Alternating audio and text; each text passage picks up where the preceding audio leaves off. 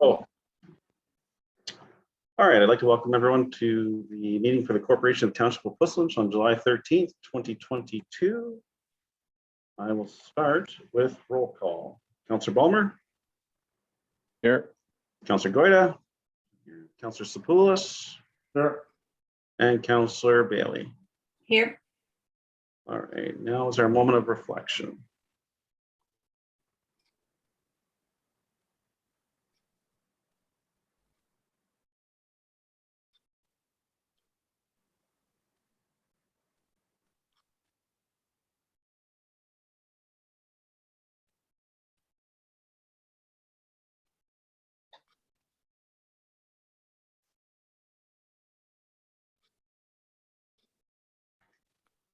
Okay, that concludes our moment of reflection. Ms. Whitefox, do you have a resolution for the confirmation of the agenda, please? The council approves the July 13th, 2022 agenda and addendum as circulated, and the council approved the addition to the agenda as follows. Consent item 6.1.6, questions received from council seeking additional information and the corresponding responses provided by staff. All right, thank you. Can I get a mover for that, please? Councillor Bailey, seconded by Councillor Sapoulis. All in favor? Councillor Balmer. In favor. Councillor Sapoulis. In favor. And Councillor Bailey. In favor. All right, that's good. All right, any disclosure of pecuniary interest today? Seeing any? All right, Ms. Whitefox, you have the consent agenda. At the consent agenda items listed for the July 13th, 2022 council meeting be received for information. Can mover for that, please? Councillor Sapoulis, seconded by Councillor Balmer. Yep. All right, any items to be removed? Councillor Balmer. Nothing, thank you. Councillor Sapoulis. Yes, 6.1.2, June 15th council meeting minutes, 6.8 and 6.9 dealing with the More Homes for Everybody's Act, 6.10 shadow municipal government, and 6.20 letter from Puslinch High Speed to Minister Surma. All right, so we receive the rest of those. So all in favor, Councillor Balmer. In favor. Councillor Sapoulis. In favor. And Councillor Bailey. In favor. Councillor Sapoulis, I'm going to go to the delegations first, because we're close to that time, and then we'll circle back with your consent agenda items, if that's okay. Nope, sounds good. Okay, thanks, Councillor Sapoulis. Ms. Whitefox, is our first delegation in the gallery? Yes, Mr. Dawson McKenzie is here and I'll just move him over.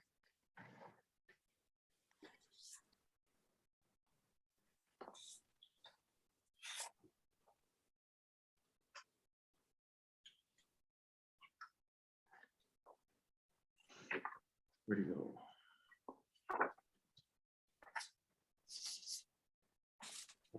Welcome, Dawson. And good morning. There, I see ourselves now.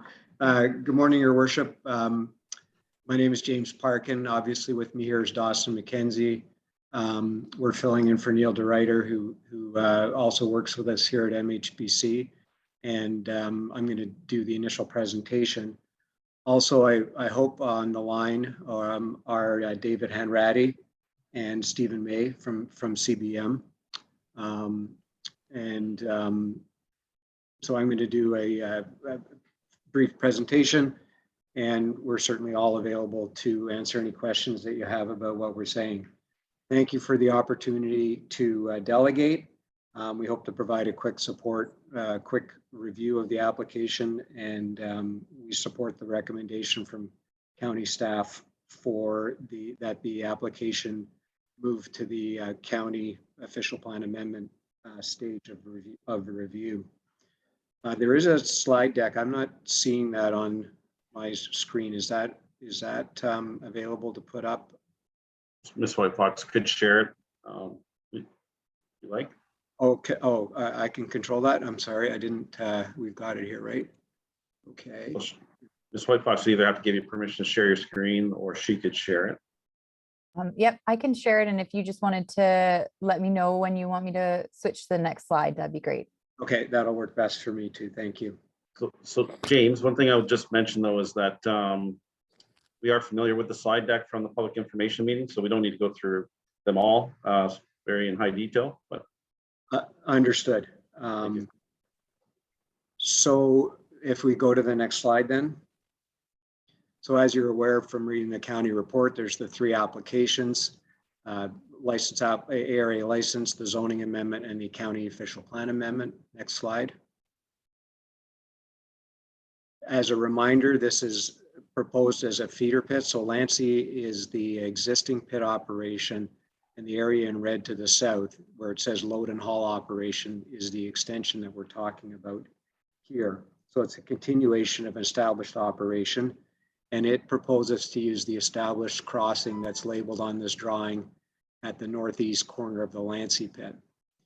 The other crossing that is referred to in the township staff report is the McNally Newbuyer crossing, which is located several hundred meters to the east, and it's visible in the corner of that Newbuyer operation.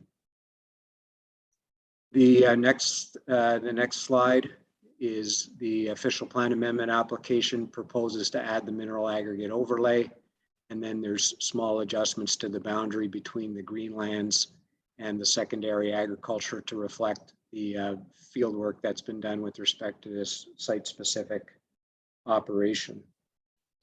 The next slide shows the zoning proposed that's attached to the county staff report.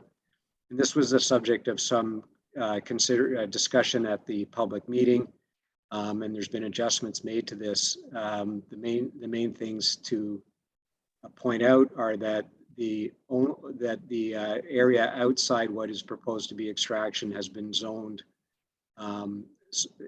put in zones that do not permit extraction, so that there's zoning control on the extraction area, and that includes the significant woodland to the south is in a separate natural environment zone, and then the setback along 25 side road on the east side of the proposed expansion would be zoned an agricultural special zone, and the purpose of that is to permit the after use of the residential use, which is something that we understood the township would be supportive of and wanted some commitments to that. So there's been work done since the public meeting with the county staff to achieve that.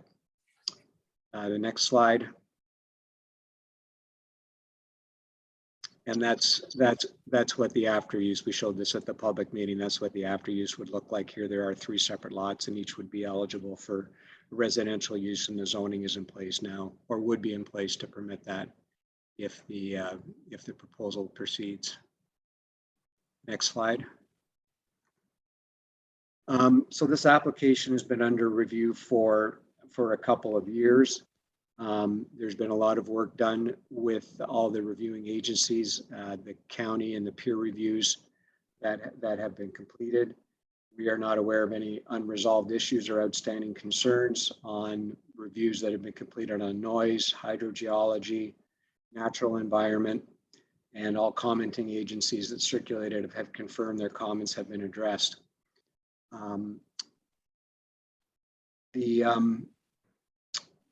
I wanted to, I think we can go to the last slide, and but I did want to address the township staff report that's been brought forward now at the 11th hour and added to this morning agenda. And what I would say with respect to that is that just that CBM acknowledges those concerns that have been raised in relation to the road crossing to the east and the ARA site plan ponds. The acute concerns about the Newbuyer McNally crossing, that's been something that's been under discussion for a while now. CBM had said previously that they would work with the township to address those concerns, and they have carried through with that. There's been a lot of discussion about what the site plans require, and as I understand it, the outcome of the discussions has been that CBM is working on plans for improvements to that Newbuyer McNally crossing, and that work is ongoing and will continue, and would respond to many of the concerns that are raised in the acute report that's been provided. With respect to the Hardin allegations regarding the discharges from the sites and the silt ponds, some of that is things that was raised years ago and was resolved. There's some new things in there, and we think those are matters that should be referred to CBM and the Ministry of Natural Resources for further review. What we were surprised with in respect to the township staff report was that these are now seen as showstoppers by the township staff. We're acknowledging that those issues warrant further discussion, but they don't, in our submission, warrant a screeching stop to consideration of the official plan by the county. The recommendation from the application staff report from the county before you is to support the OPA so that it can move to the county official plan amendment process, and we're asking that you still accept that application. And as pointed out in the county report, there's no decision being made by the township on the zoning application this morning. CBM is here to answer questions about the issues that have been raised by the township staff report.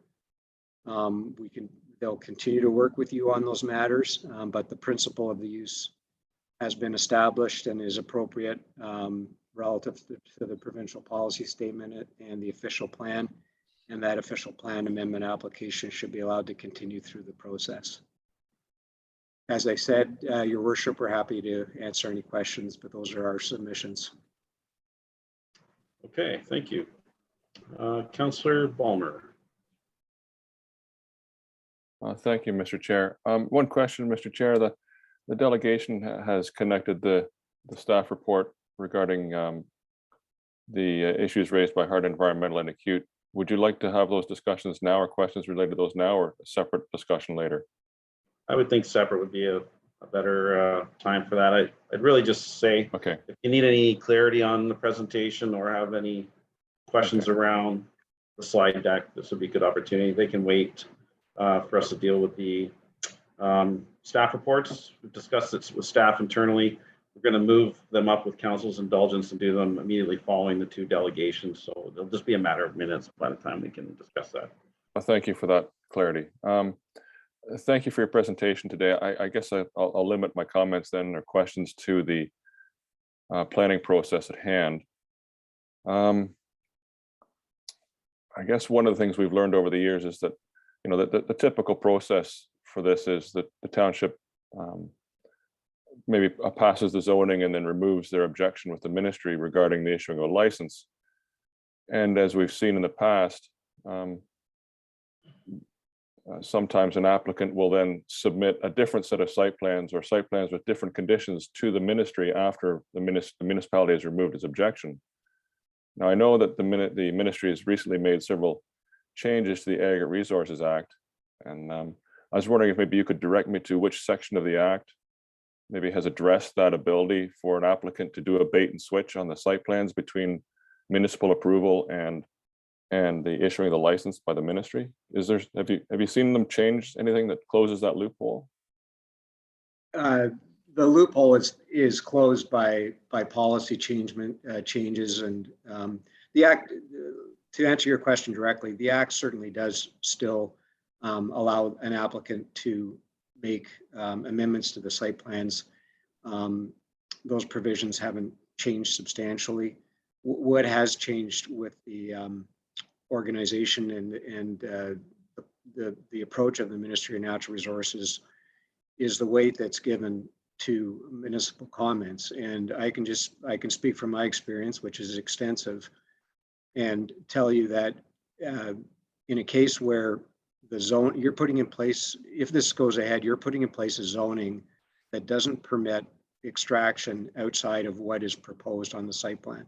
And the other thing I'll say that may be different from other proposals that you reviewed is that sometimes people will pursue a zoning approval and not even reveal the details of the site plan. In this case, CBM has put forward both applications. All the details of the site plan have been available and are tied together with the zoning, the zoning review that have been done. So everything's on the table and it's being made consistent. And just to get to the point of what, to answer your question, in my experience, there's no possibility of a bait and switch if where the zoning has limited extraction. The Ministry of Natural, if CBM went and tried to change that to say we wanted to extract a significant woodland, or we're going to extract all the way to the setback and not allow those residential uses, the Ministry of Natural Resources, I guarantee you, would say, no, you're not with that zoning that the townships put in place without the permission of the township. So the act is the same, amendments are allowed, but there's no bait and switch in play that can happen without township approval on that sort of thing.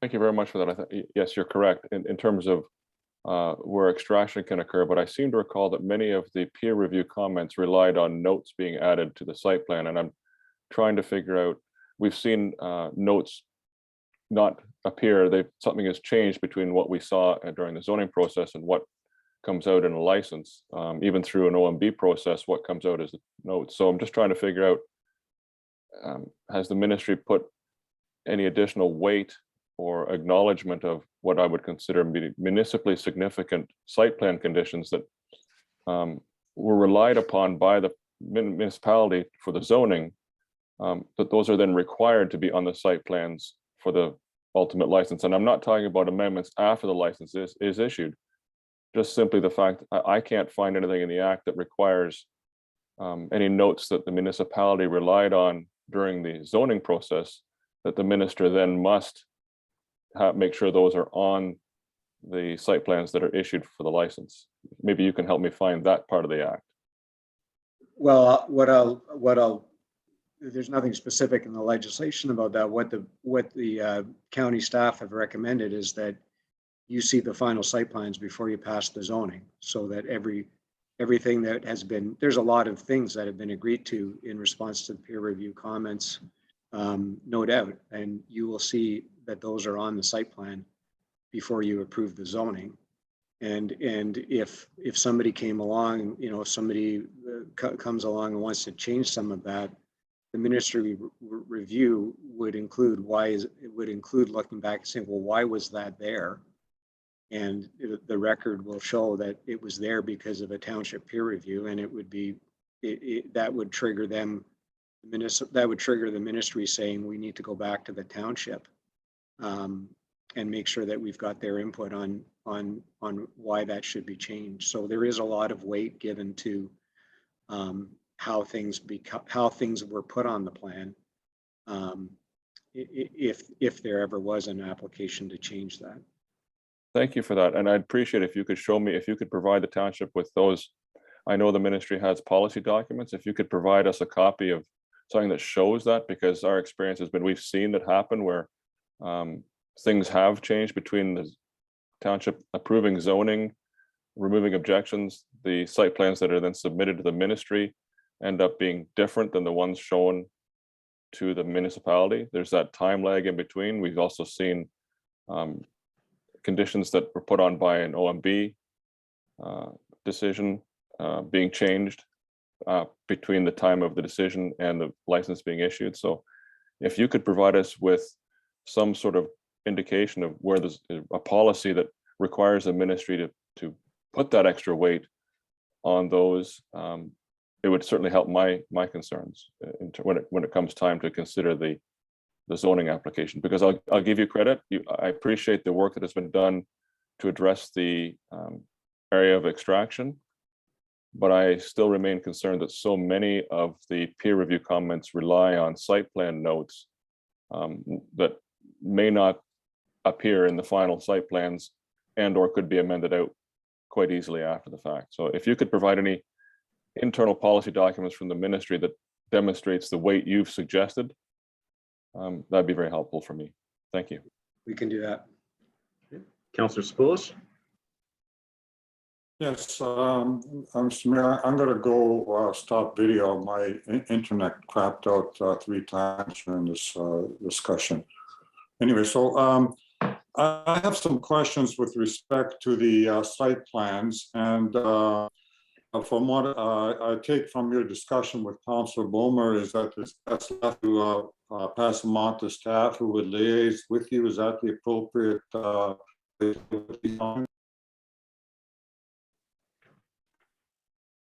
out a little bit at the end there. Councilor supposed to, did he drop?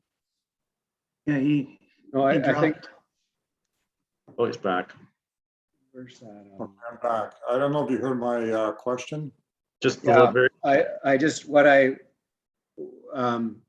I think I understand the question. I would, what the county staff have said at the end of their report, page 13 of their report, is that prior to approval of the amending zoning bylaw, council may wish the following items to be addressed. And the first one is the update of the ARA site plans to make sure that everything that's been agreed to is included. Okay, that's great. That answers that question with respect to the site plan comments I have. The general questions, how long will the pit be active? Is David Hanratty available to answer that question? What did we say?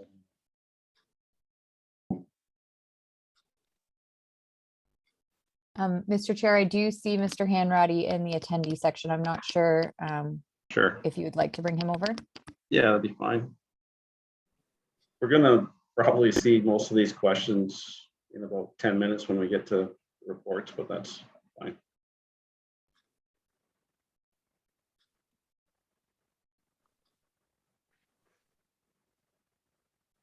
Let's see. I'll ask the next question. Once the extraction is finished, who's going to be responsible for the lake? Okay, that's a CBM question. Is there we are. David's on now. David, you're up. Thank you for the opportunity to answer the questions. My name is David Hanratty. I'm the Director of Land Resource and Environment for North America for the company, just as an introduction to who I am. With respect to how long the pit will be in operation, it's obviously market driven, but if the tonnage estimate that we have is maximum, if the maximum is taken out of that per year, then we would anticipate that it would be about 5 years of extraction out of there. And you had a second question with respect to the lake? Yes. Who will be responsible for the lake extraction? So post-extraction responsibility of the lake, that would be, I'm not quite clear as to what you mean by responsibility for the lake. Do you mean like the upkeep of it, the quality? I'm not quite sure if you can just clarify that part of it. Basically the upkeep. I assume you're going to retain ownership of it, and I assume is it safe to assume you'll retain the upkeep of whatever conditions are imposed to keep that lake in state of good repair, so to speak? As long as we are owners of the lake, yes, we would be looking at the upkeep of the lake. We've looked at opportunities to improve the ecology of the lake, as we have done with the McMillan pit to the west of this site, through introduction of potential fish farming into the lake, which helps the ecology establish a lot sooner. And of course, once we are not owners of it, then it would be the individuals who would be surrounding that lake that would be responsible moving forward. Okay. The next question is hours of operation. The way I read the site plan drawings for the existing site, there are 7-day operation. Is it necessary to have a 7-day operation for this extraction? We're looking for consistency with the existing site. So that's what we've applied for. And again, most of the time, the extraction happens for, during the Monday to Friday time period. There's potential for the need to happen on the weekend, but that's not usually something that happens. It's a rarity. If something is a little bit busier, then that's what the flexibility of having that on the weekend is there for. Okay. That's all the questions I have. The rest of the questions pertain to the site plan notes, so I'll defer that to a later date. Thank you. Okay, thank you, Councillor Spillis. Councillor Bailey? Thank you. I just have one question, and it just deals with information sharing and what is able to be shared and what is considered to be confidential or sensitive information. There's some history with where this is stemming from, but I'm just wondering, data regarding pit licenses, is CBM restricted in sharing the information that they have in any way? What information in particular are you talking about? If there's anything to do with sales information, tonnage information, that type of thing, it's sensitive information that our competitors don't put out there. We don't put out there for various reasons. So that's that's pretty sensitive from our standpoint. Is there something else that you're referring to? I think it was in reference to tonnage. I know staff had reached out asking for different purposes in the past, and the response was, well, that's sensitive information. We can't be disclosed. Staff can't access certain information. If it's to be used for something, to help us understand a report, or to help us, make some decisions, not for the purpose of sharing it with your competitors, could information be accessed upon request?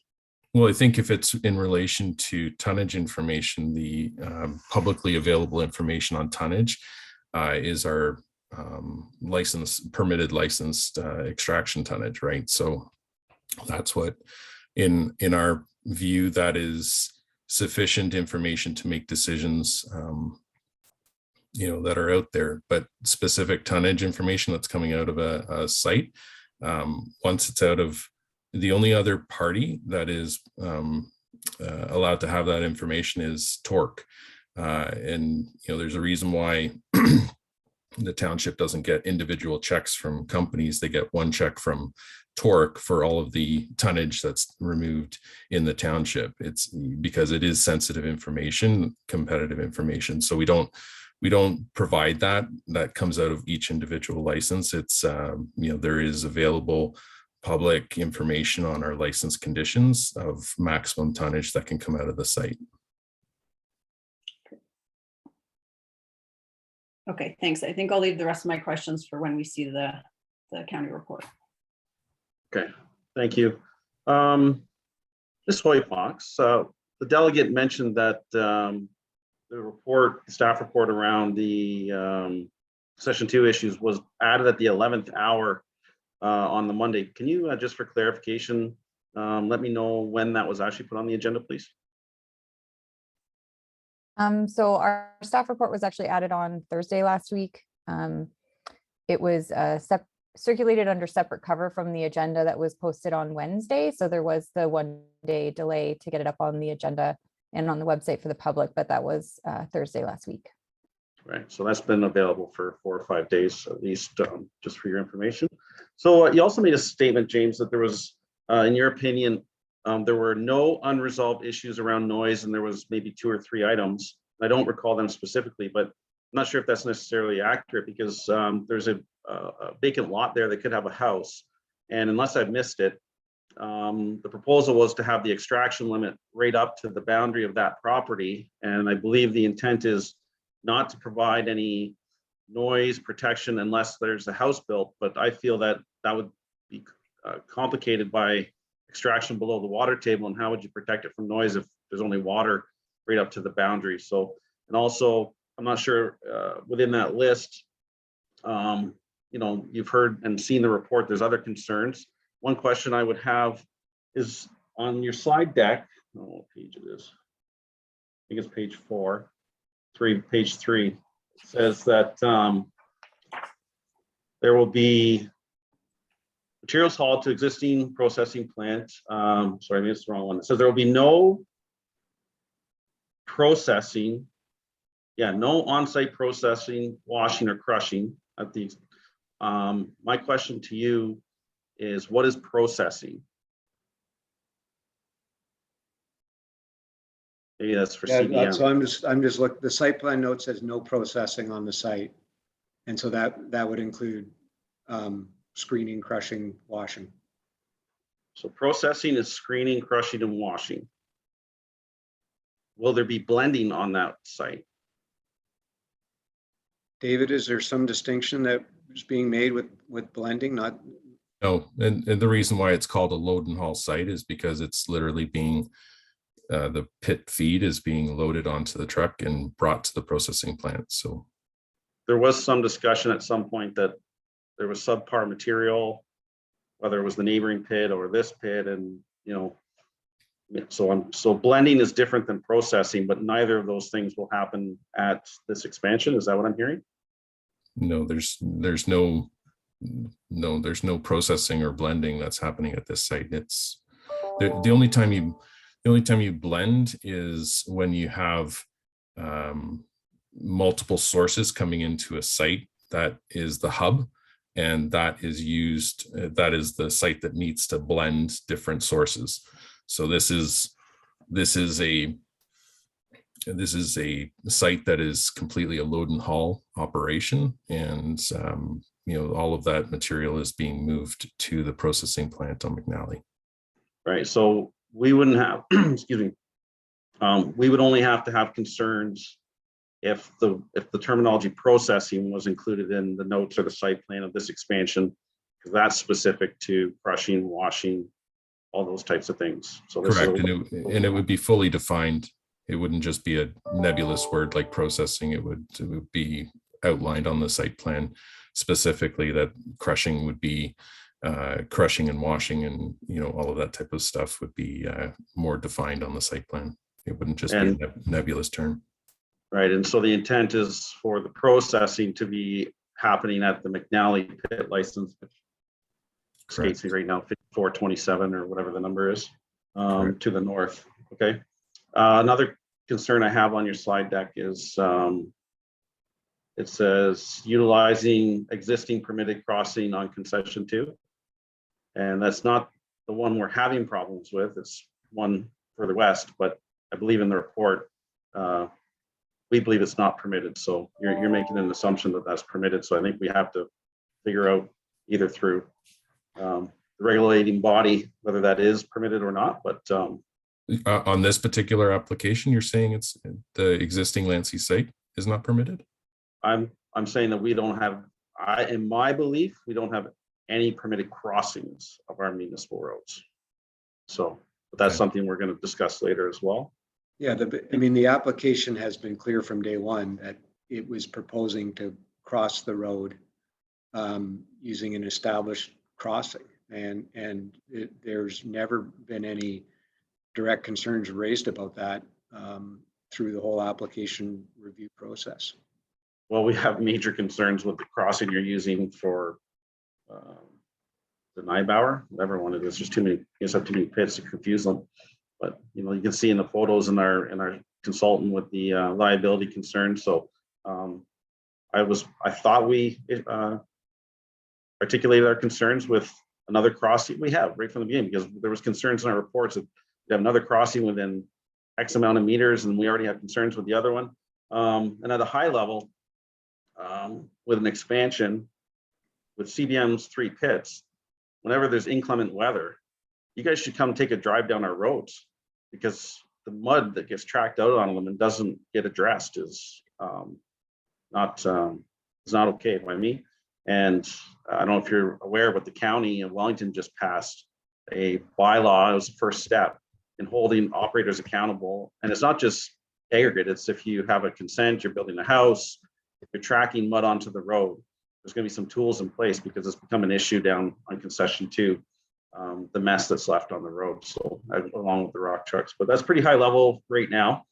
Just wanted to point out a couple of inconsistencies I felt on that slide deck, but 99% sure I'm going to ask David to come back when we deal with the staff reports to be available for questions. But what I will say is that you're not really supposed to be in, but because we need your expertise, if you interject and speak without me calling on you, which I don't think you would do, then I might have to pull you out. So all I'll say is when you're in, just wait till you're addressed to interject. And if James, you're there too, that's fine. So, but I do see a lot of value in having you both there so we can get clarity and make sure that, you know, we're all talking about the same thing. So I appreciate your delegation, and we'll get to those reports as quickly as possible.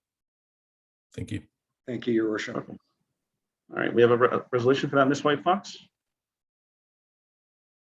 Yes, it's to receive the delegation presentation for information. You're going to move her, please. Councillor Bailey, seconded by Councillor Sapoulis. All in favor, Councillor Bulmer. In favor. Councillor, I'm messed up because Councillor Goyd is not here. Councillor Sapoulis. And, oh, where'd he go? Well, Councillor Bailey, you can In favor. favor. That's enough to get it passed. All right, thank you, gentlemen. Ms. Hoy Fox will move you back over to the gallery, and then we'll have Mr. McNee come in.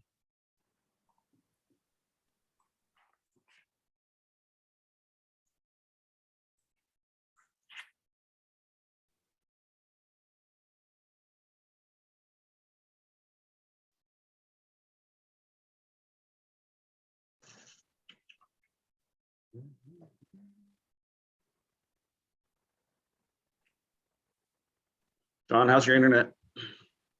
It's crapping out. It's getting sketchy. I don't know why every 7-8 minutes it seems to go out. So John, sorry, I should be more formal. Councillor Sapoulis, I'll keep my phone close.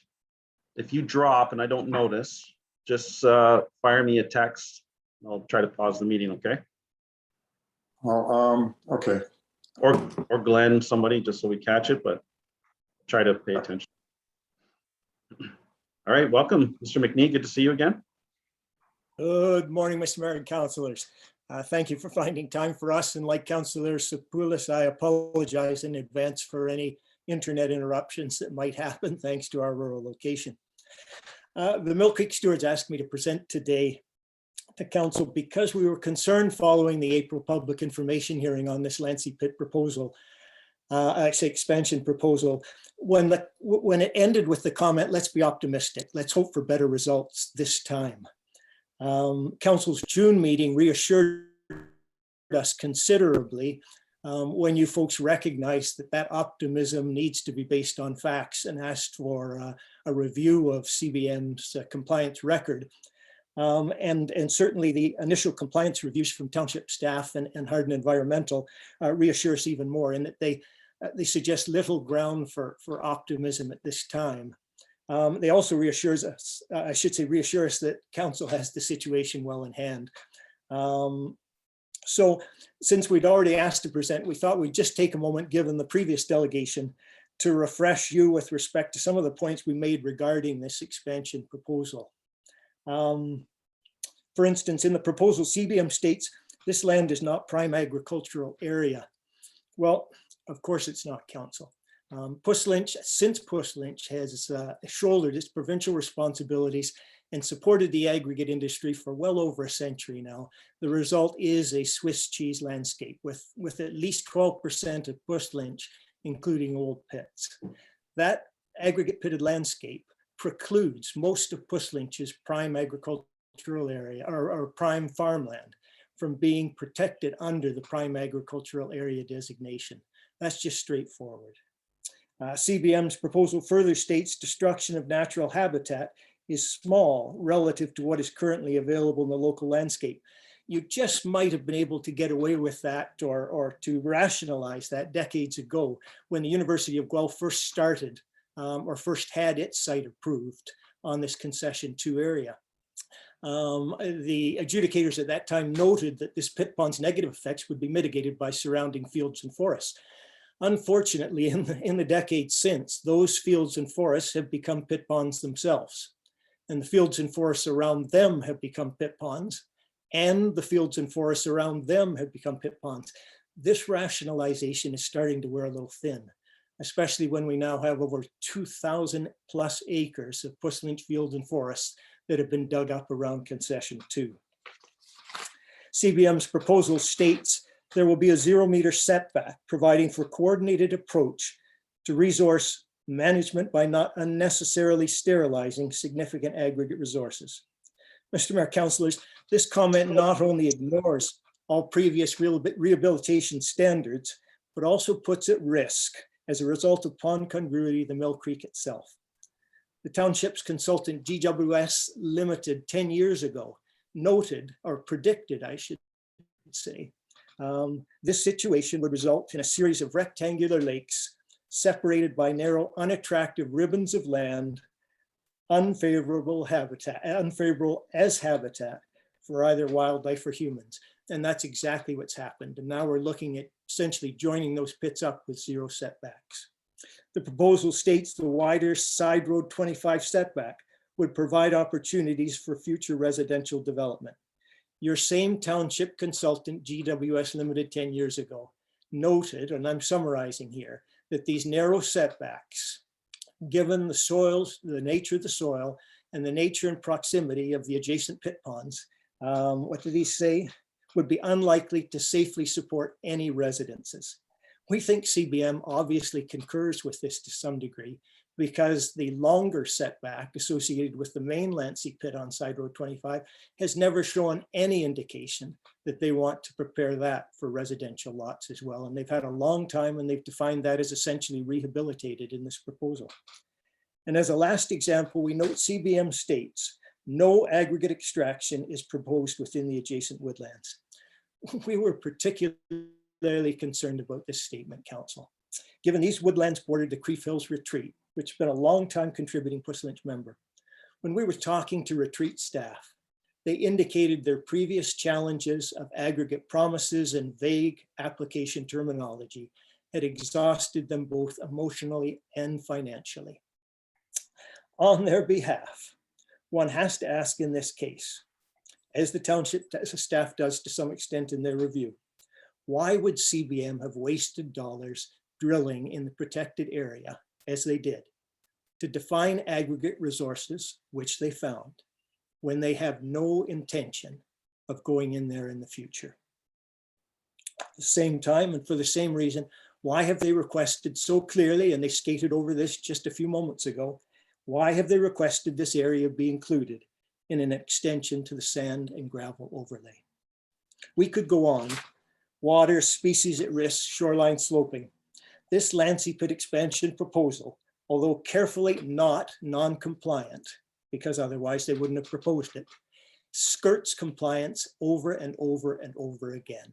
And we think what it suggests is CBM's future compliance record will no better support optimism than the past record that you're going to be hearing about from Hardin and the township.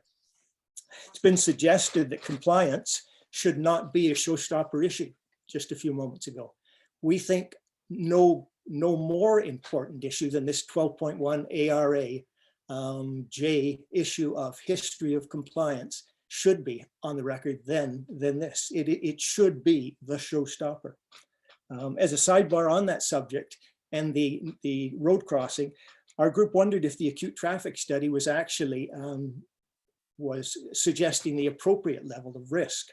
When we look at the data, their opening paragraph states that the traffic volume has actually doubled between 2015 and 2022. And yet the data they used, that they've collected, unfortunately in a window from 11 to 1, is data that suggests traffic volume less than the 2015 that Puss Lynch had suggested. So we think that actual risk of high risk that they note should be extremely, if not dangerously high risk. And that's something maybe township staff could comment on. In conclusion, Mr. Mayor, councillors, if we could use an analogy, in Puss Lynch, we love baseball. One of the reasons we love it is because it allows 3 strikes. You're allowed to screw up once, you're allowed to screw up twice, but on the 3rd time, you're retired. Somehow with the Puss Lynch umpiring, CBM has been allowed to stay at the plate for umpteen strikes. And we think it's time, or we believe it's time, that CBM was retired to the bench, at least until they've had a chance to read up about Teenship and until the township has had a chance to assess just how many strikes CBM has run up.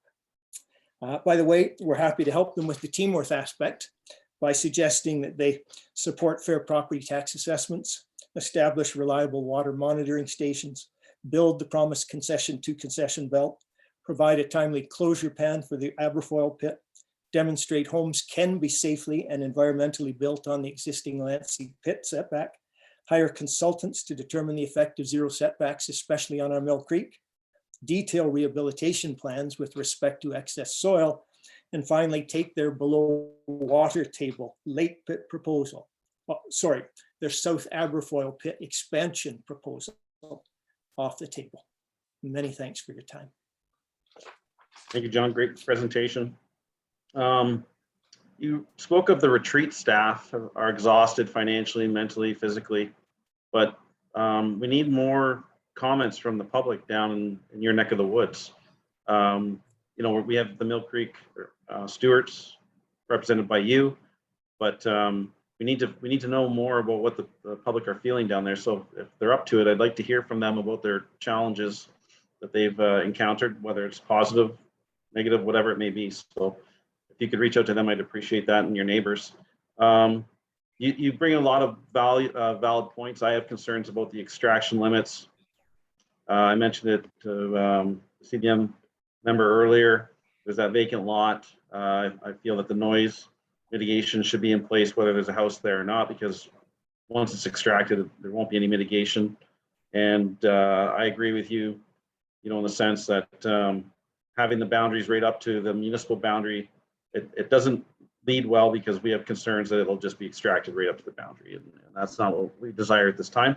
On the compliance issue, it does appear from our review, which likely there'll be more review, there are concerns.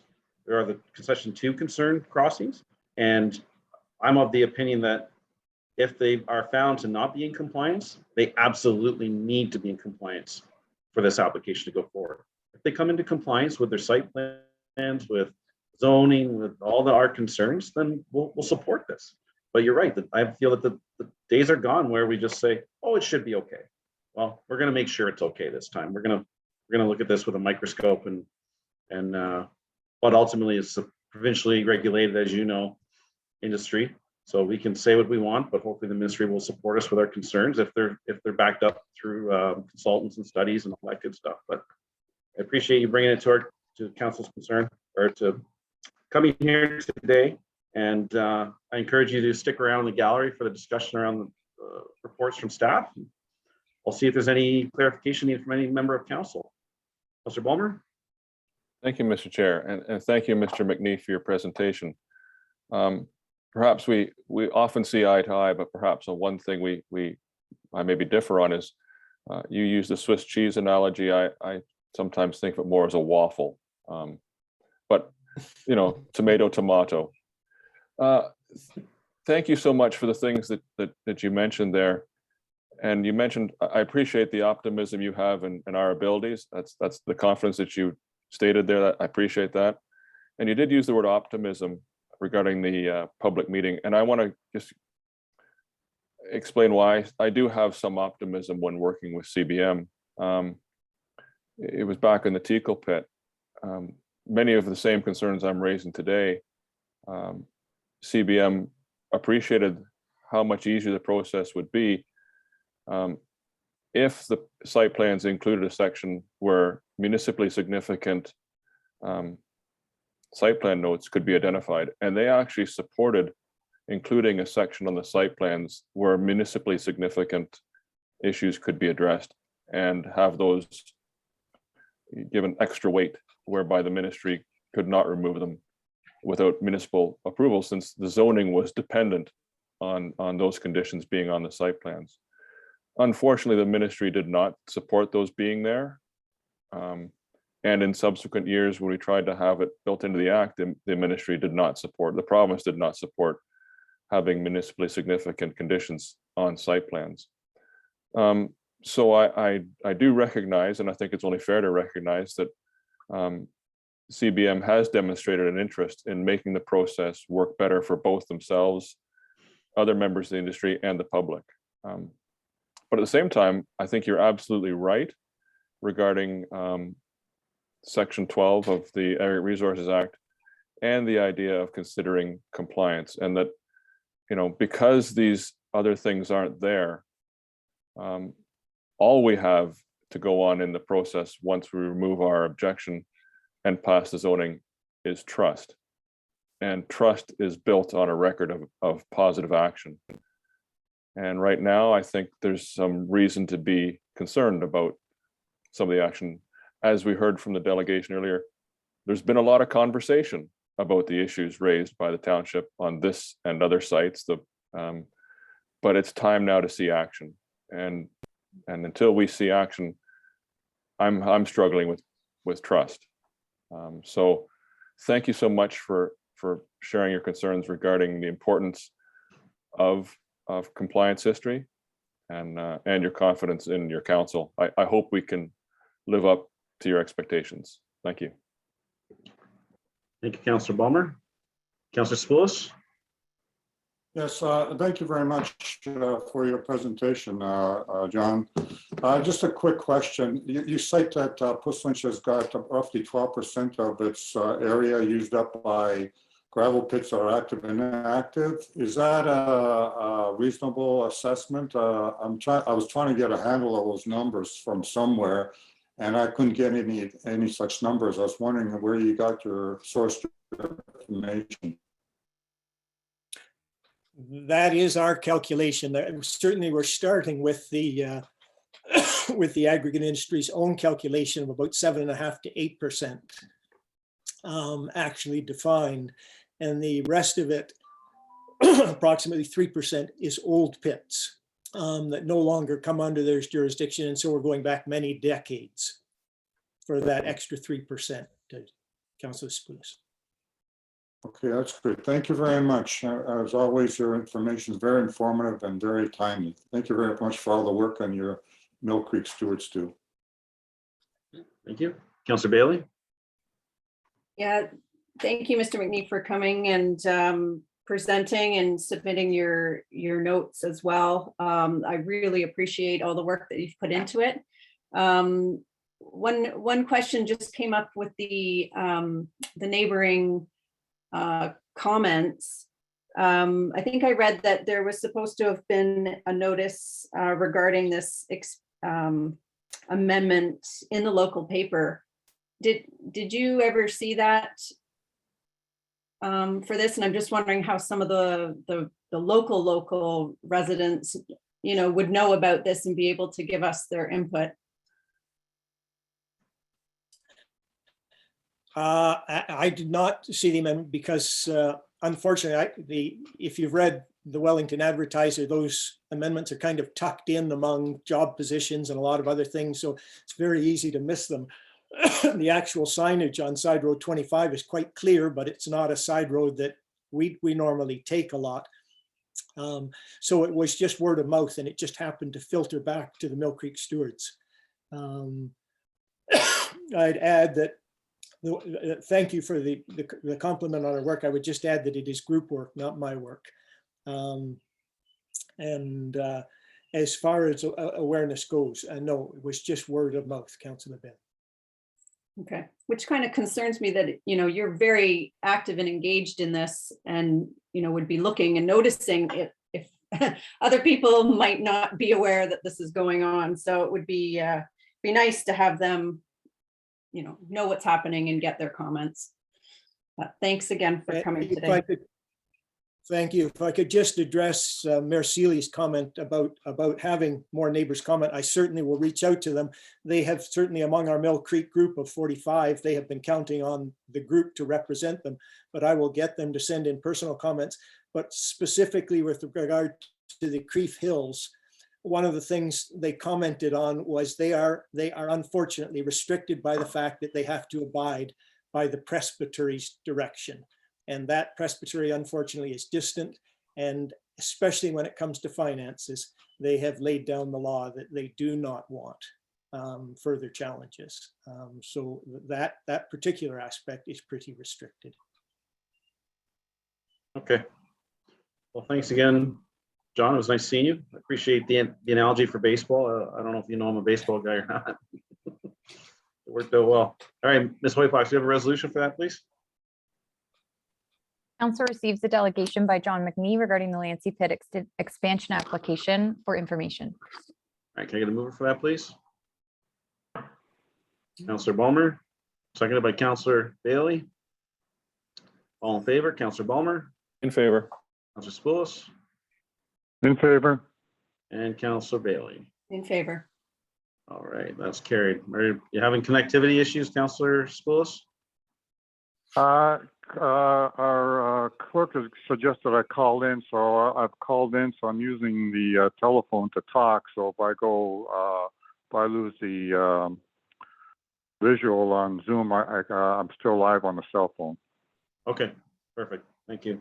All right, with council's indulgence, I believe we're going to go to 9.3.1, and we'll work through reports around the expansion, the official plan amendment, everything around aggregate. And then we'll be bouncing around a little bit, Councilor Balmer. I believe we're going to page 89 of our agenda. And I believe it's Mr. CAO, this is your report? Yes, that's correct. It was prepared by myself and our clerk, Ms. Whitefox. No real introduction. I think there's a lot of detail in there. Don't want to go over it in the interest of time, just to rehash it, but we'd be happy to answer any questions that you might have. Okay, that was quick. Councilor Balmer. Thank you very much. Thank you, Mr. CAO, for such a direct report, I guess is a good way to put it. Certainly, the hydrogeology comments from Mr. Denhout of Hardin Environmental raised several compliance concerns regarding the ultimate fate of water and silt movement around the various sites.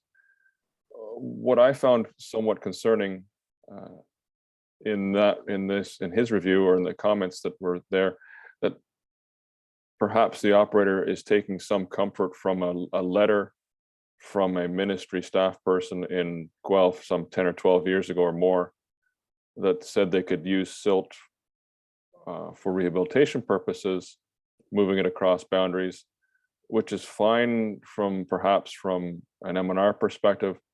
But it also mentions in this report that there was a permit to take water, which also included an exclusion of moving water across boundaries. Now, granted, we don't have the latest water taking permit there, but I don't think that a staff member in one ministry can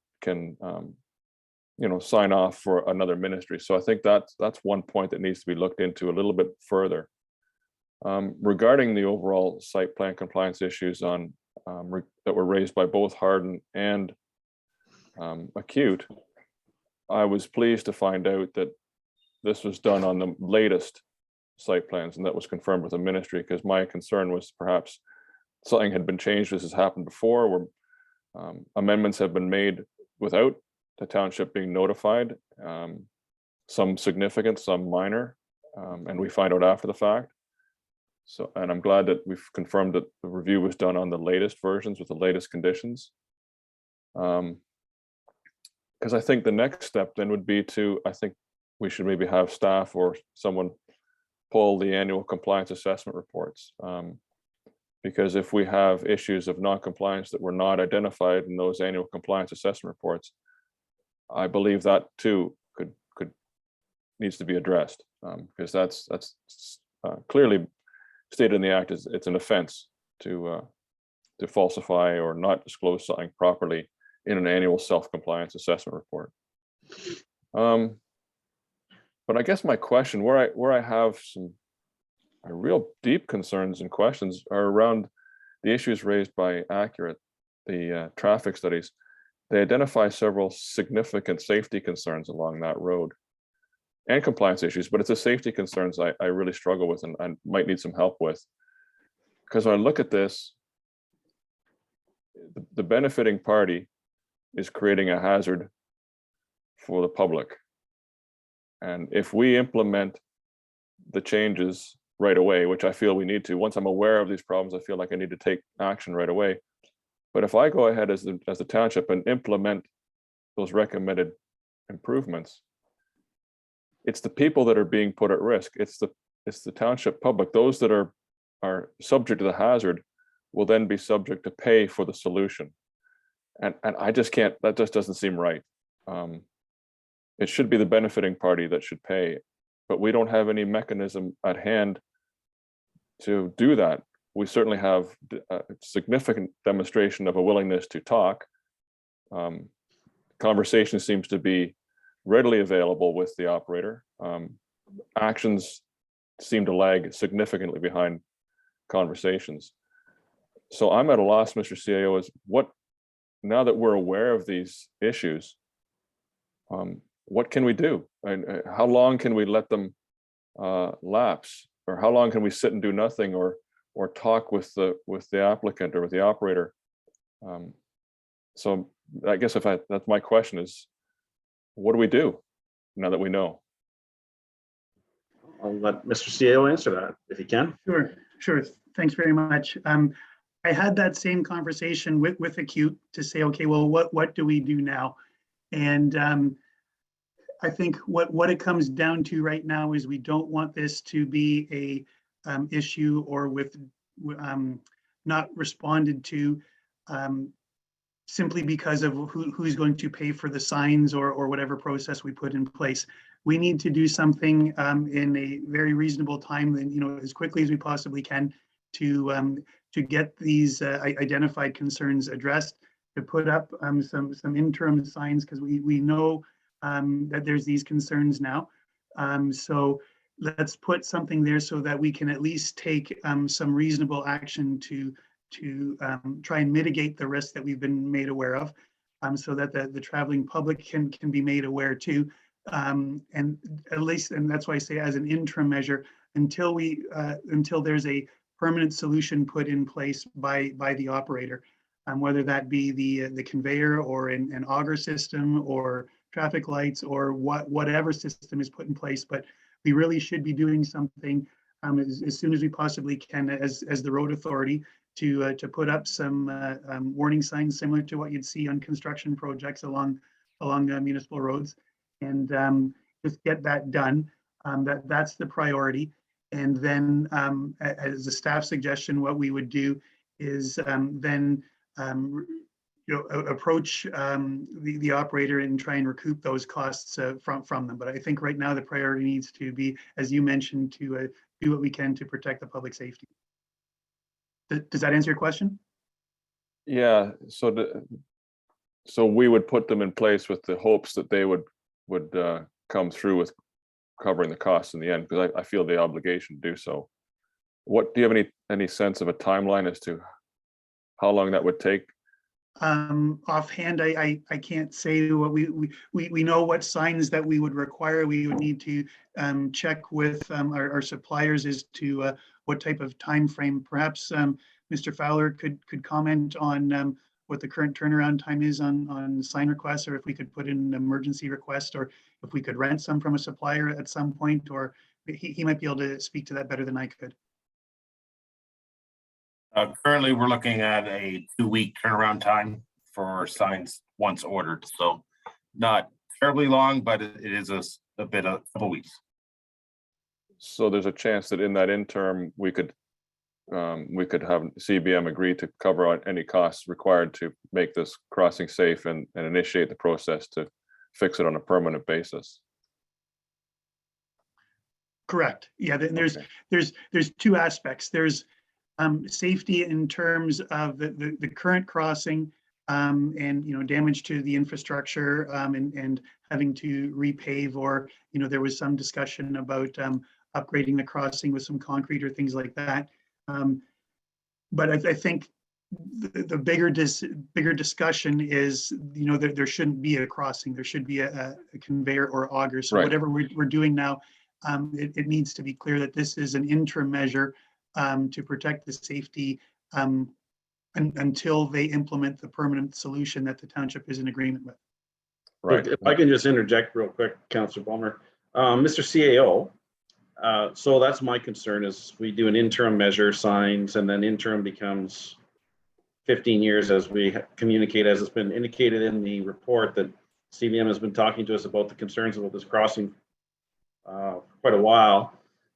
Do we have the ability, if we as a township and as a council don't want to assume the risk to the public, to close that crossing? As we've been told in the report, this is an illegal crossing. I'll call it illegal. That might be a harsh term, maybe not permitted, not a permissible crossing. Do we have the ability to say, in the interim, we're going to put up signs?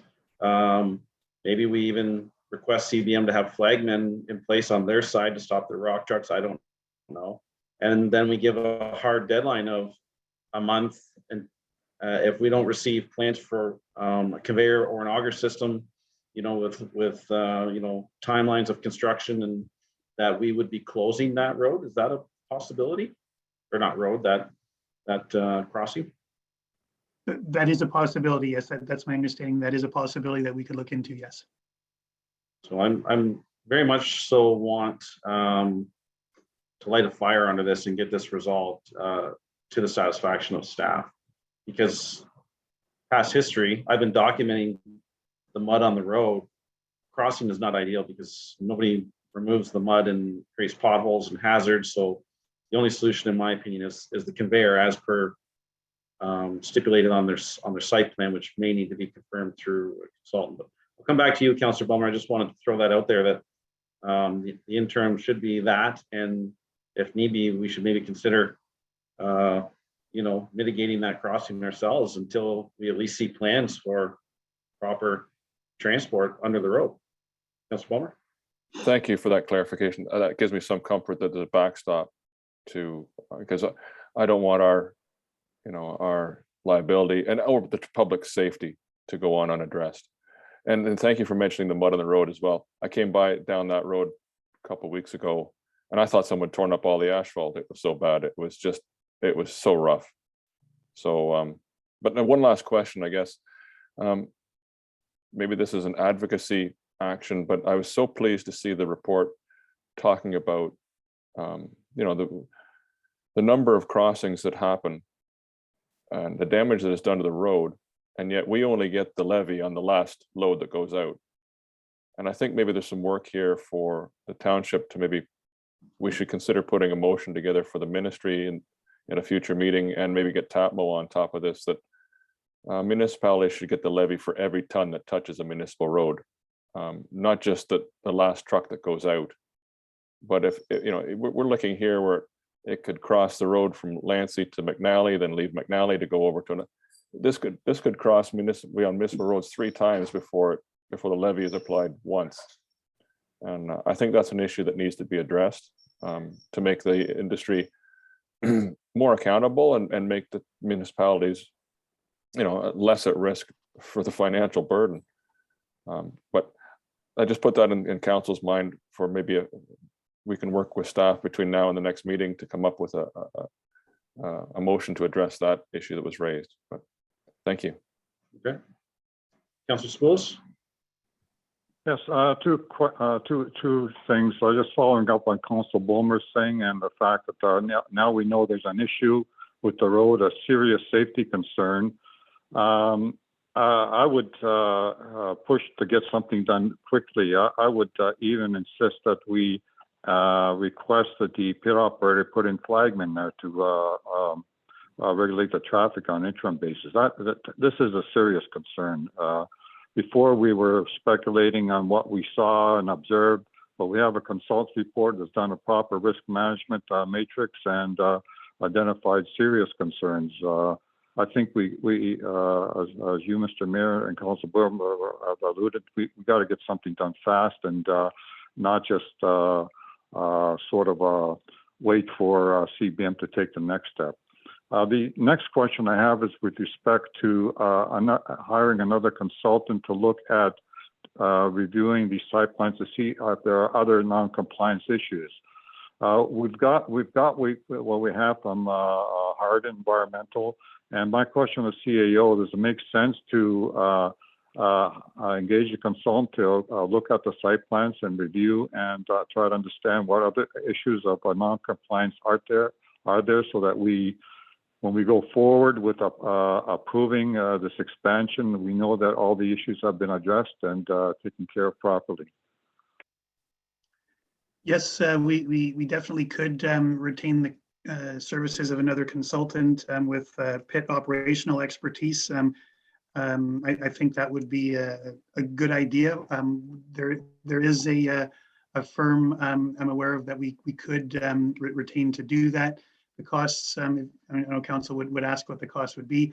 It's quite similar to the costs that we incur for ecologist review of planning, various planning applications and things. So, it's not a excessive cost or anything like that. It's in line with costs we pay for expertise on other projects. So yes, we definitely could retain a firm to do that.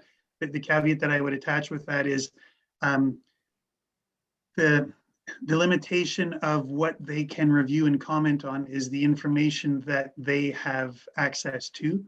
And some of that they might need access to the site depending on how detailed you would want to get into. So they could only comment on what information that they have access to. I'll just maybe highlight to that point. I guess a question, Mr. Mayor, what are your feelings on this as well?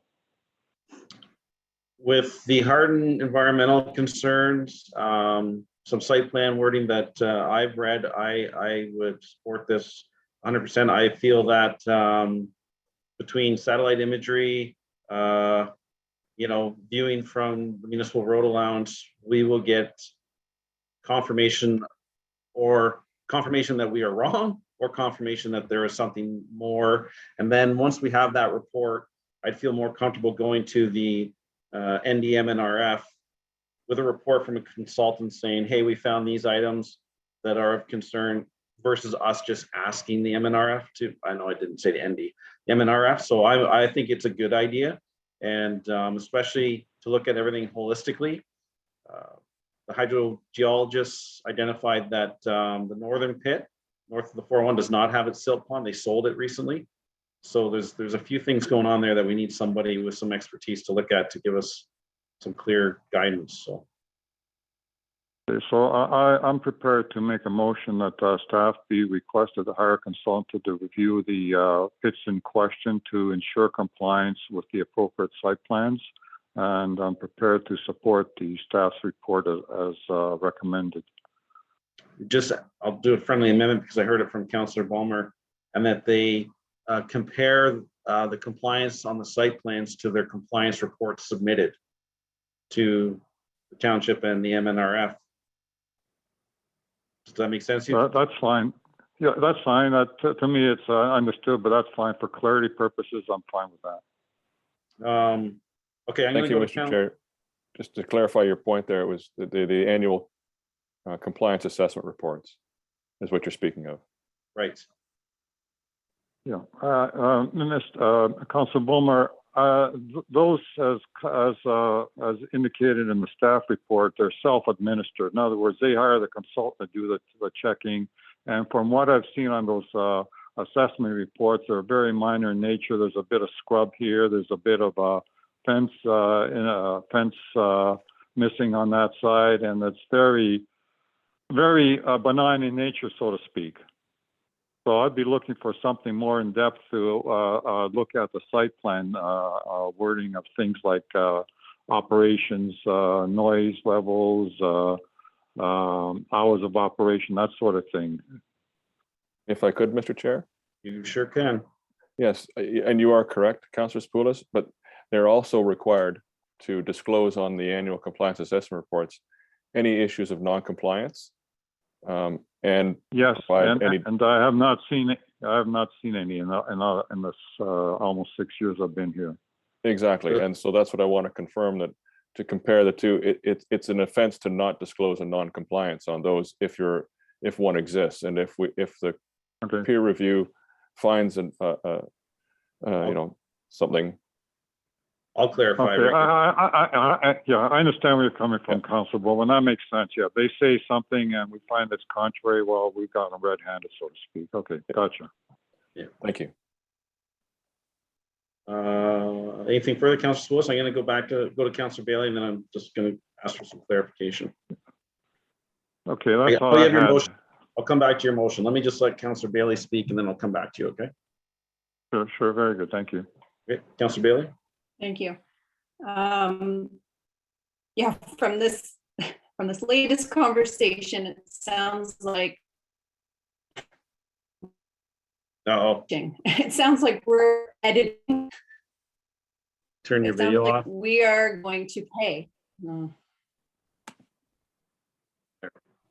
So it sounds from the sounds of this conversation have me kind of thinking we're going to commit to pay to edit what the ministry should be doing.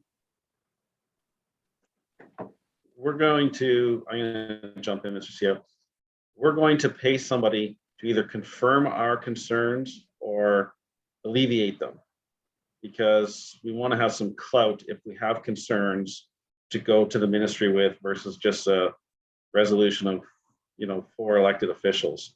So it'll just help our cause if there are compliance issues, if silt ponds are not supposed to be there, those types of things. So we just want to make sure that we either confirm or alleviate our concerns, and the best way to do that is hire a consultant.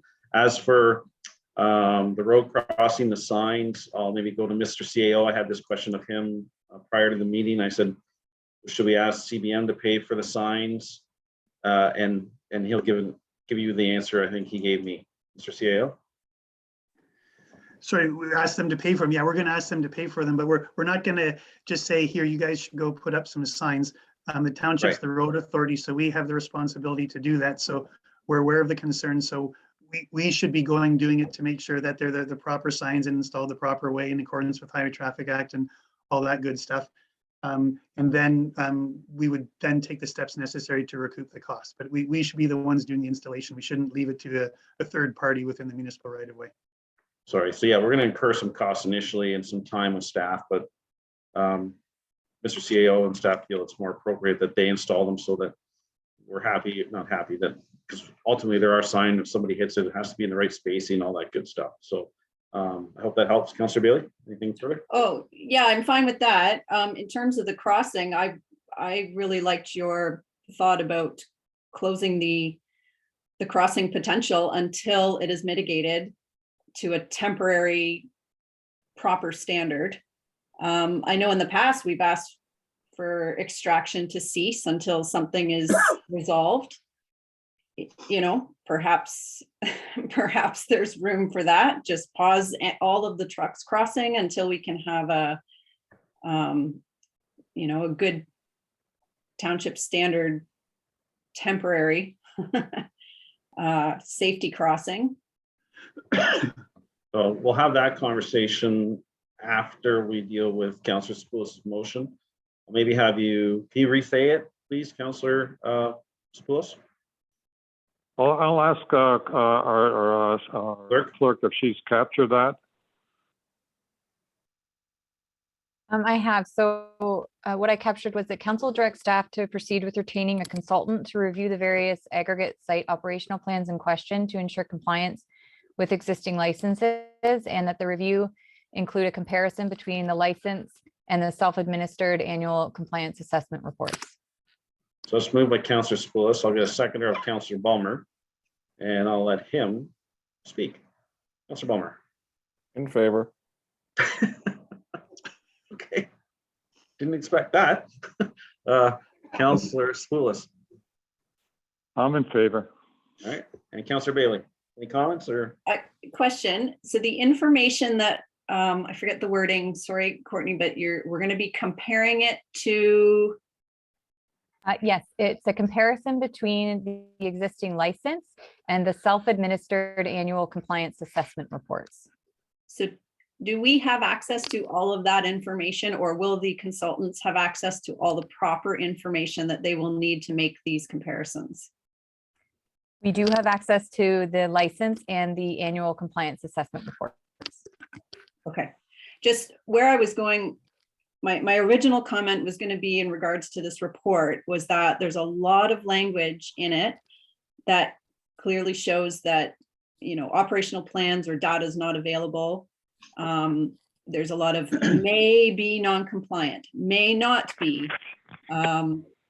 You know, data's not disclosed, staff can't access the information. And I think that leads to a really big gap in, you know, poor communication, uncertainty, puts the community at risk if we don't have all that information. So if we know for sure that we have access to everything, then I am, you know, in agreement with the motion. I would say we don't have access to everything. We don't have access to the tonnage per year, as the member from CBM mentioned earlier. We only have access to the total licensed tonnage, but those to me are not the bigger concerns. The bigger concerns are, as you see in the report, a silt pond that's not supposed to be there. Yeah. And if they didn't report on their compliance report that this is a lot of time saying compliance. If their silt pond moved, they should have, it appears as though it has moved, then they should have reported that they're not in compliance on their self-reporting reports. So Right. we're asking our consultant to review those to make sure that everything that we're concerned with, that we can see from satellite and from the road, is the way it's supposed to be. Are there things we're not going to be able to tell? Likely. You know, if there's fuel tanks there, you know, because you'd likely be required to be in their site. I don't suppose CBM or any other operator would likely allow us onto their sites, especially if we're doing a review on them. But I feel there's enough information available that if our concerns are alleviated, we could go to the public and say, we're comfortable, they're in compliance. Now we can approve, you know, the expansion. We've got the road crossing. Those kind of stepping on the steps we're going through. But does that make sense, Councillor Bailey? Yeah. I supply one extra piece that might help. I have the CAO's hand up. Let him speak, and then I'll go to you, Mr. CAO. Sure, thank you. What I would suggest is that when the consultant then prepares the report for us, there may or may not be concerns that they identify, but there will also be some items identified that we don't have access to the data to confirm or refute what the concern is. So this still needs to be confirmed by the ministry. So we could kind of segregate the report into two sections that way, that we've been able to confirm this, but this part we haven't been able to confirm. We don't have data, so the ministry should confirm this. Does that help you, Councillor Bailey? I I like like the that. Yep, I like that. And also to, if I could, Mr. Chair, to I think Councillor Bailey's raised an interesting point regarding being specific about the language, and we're actually not comparing the license to the annual compliance assessment report. We're comparing the operations to the annual compliance assessment report, because that's what they're reporting on, is whether the operations are in compliance. So perhaps the motion could be sharpened up a little bit just to address Councillor Bailey's concerns about proper language and being as clear as we can. Ms. White Fox, do you understand that? I did. So I think if I'm hearing it correctly, the motion could be revised to say that the review include a comparison between the current operations on the site and the self-administered annual compliance assessment reports, rather than having it say the license, because the license and the Right. reports may match, but that may be very different than what's actually going on site. Exactly. Should we mention the operation notes, or That's okay. We should got it. Yeah. no, you don't think it needs to be mentioned? Councillor Bowman? That's part of the site plan review. Okay. I'll just capture. But yeah, Councillor Spillis? The notes are all as part of the site plan. That's the big Yeah. concern, is the site plan.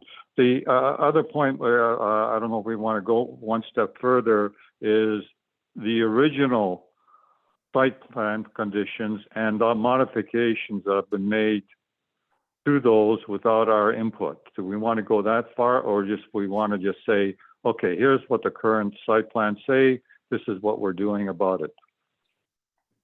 I think the current ones, Councillor Spillis, because if the ministry did it without acknowledging us, that I don't believe they'll backtrack.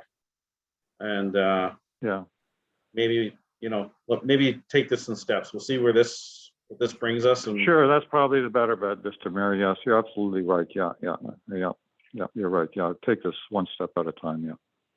Councillor Bowman, are you comfortable with that still? Yeah, all right, Councillor Bailey, Yes. you all in favor or not? Still, yes. Will you, Councillor Bailey? In favor? Yep. No, Councillor Spoulos, still? In favor? All right, that one's carried. So now let's talk about this road crossing. Staff, is there appetite to have a one or possibly two rock truck crossings crossing our municipal road? What's the preferred or only, if I can plant that seed, way we would like to see the aggregate moved across our municipal roads? I don't know, Mr. Bell or Mr. CEO, you discuss that? I'm not sure I understand your question. You're saying like, what's the best case scenario? Is that what you're asking? Like what we would like to see as part of this application? Is that what you're asking, or? I'm asking you what you would permit. Are you entertaining still having rocks across the road, or is our position that the site plan states conveyor and we want conveyors across the road similar to other operators in the township and the province? Or That would be the ideal, yes, because there's, like you just mentioned, there's a similar operation in very close proximity to this, and there's a conveyor that goes underneath the road. There's virtually zero impact to the municipality or the traveling public. A lot of people don't even know it's there. There's no chance for interaction between traffic and construction vehicles. There's no tracking of mud or debris onto public roadways and all the hazards associated with that. So that would be the ultimate goal, so that we have a clean and safe public road. There's two concerns. There's the interaction, I'll say three concerns. The interaction with the traveling public and construction vehicles, as outlined in their report. Those are vehicles that aren't really designed or meant to be interacting. One's for a construction site, one's for a public roadway.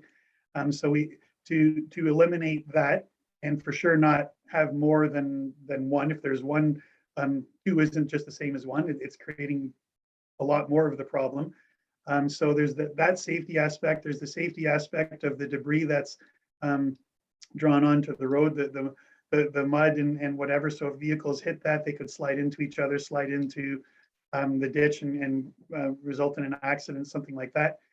So there's those safety concerns, but there's also the concerns, just the ongoing cost to the municipality of the damage created to the infrastructure of the rock trucks crossing the road and the damage it's doing to the asphalt.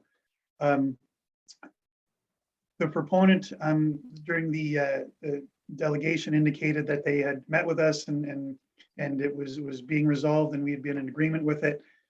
The nature of those discussions was that we were not satisfied and we're not going to accept the continued damage to the municipal surface of the road. So what was indicated was they were proposing to, instead of asphalt that doesn't have a long life expectancy under that type of use, they were proposing to put concrete there. So all that we said, we didn't give approval to that. We told them and we indicated to them that our view is that the crossing should be eliminated through the use of a conveyor, or if a conveyor can't be used, an auger like other industries use. But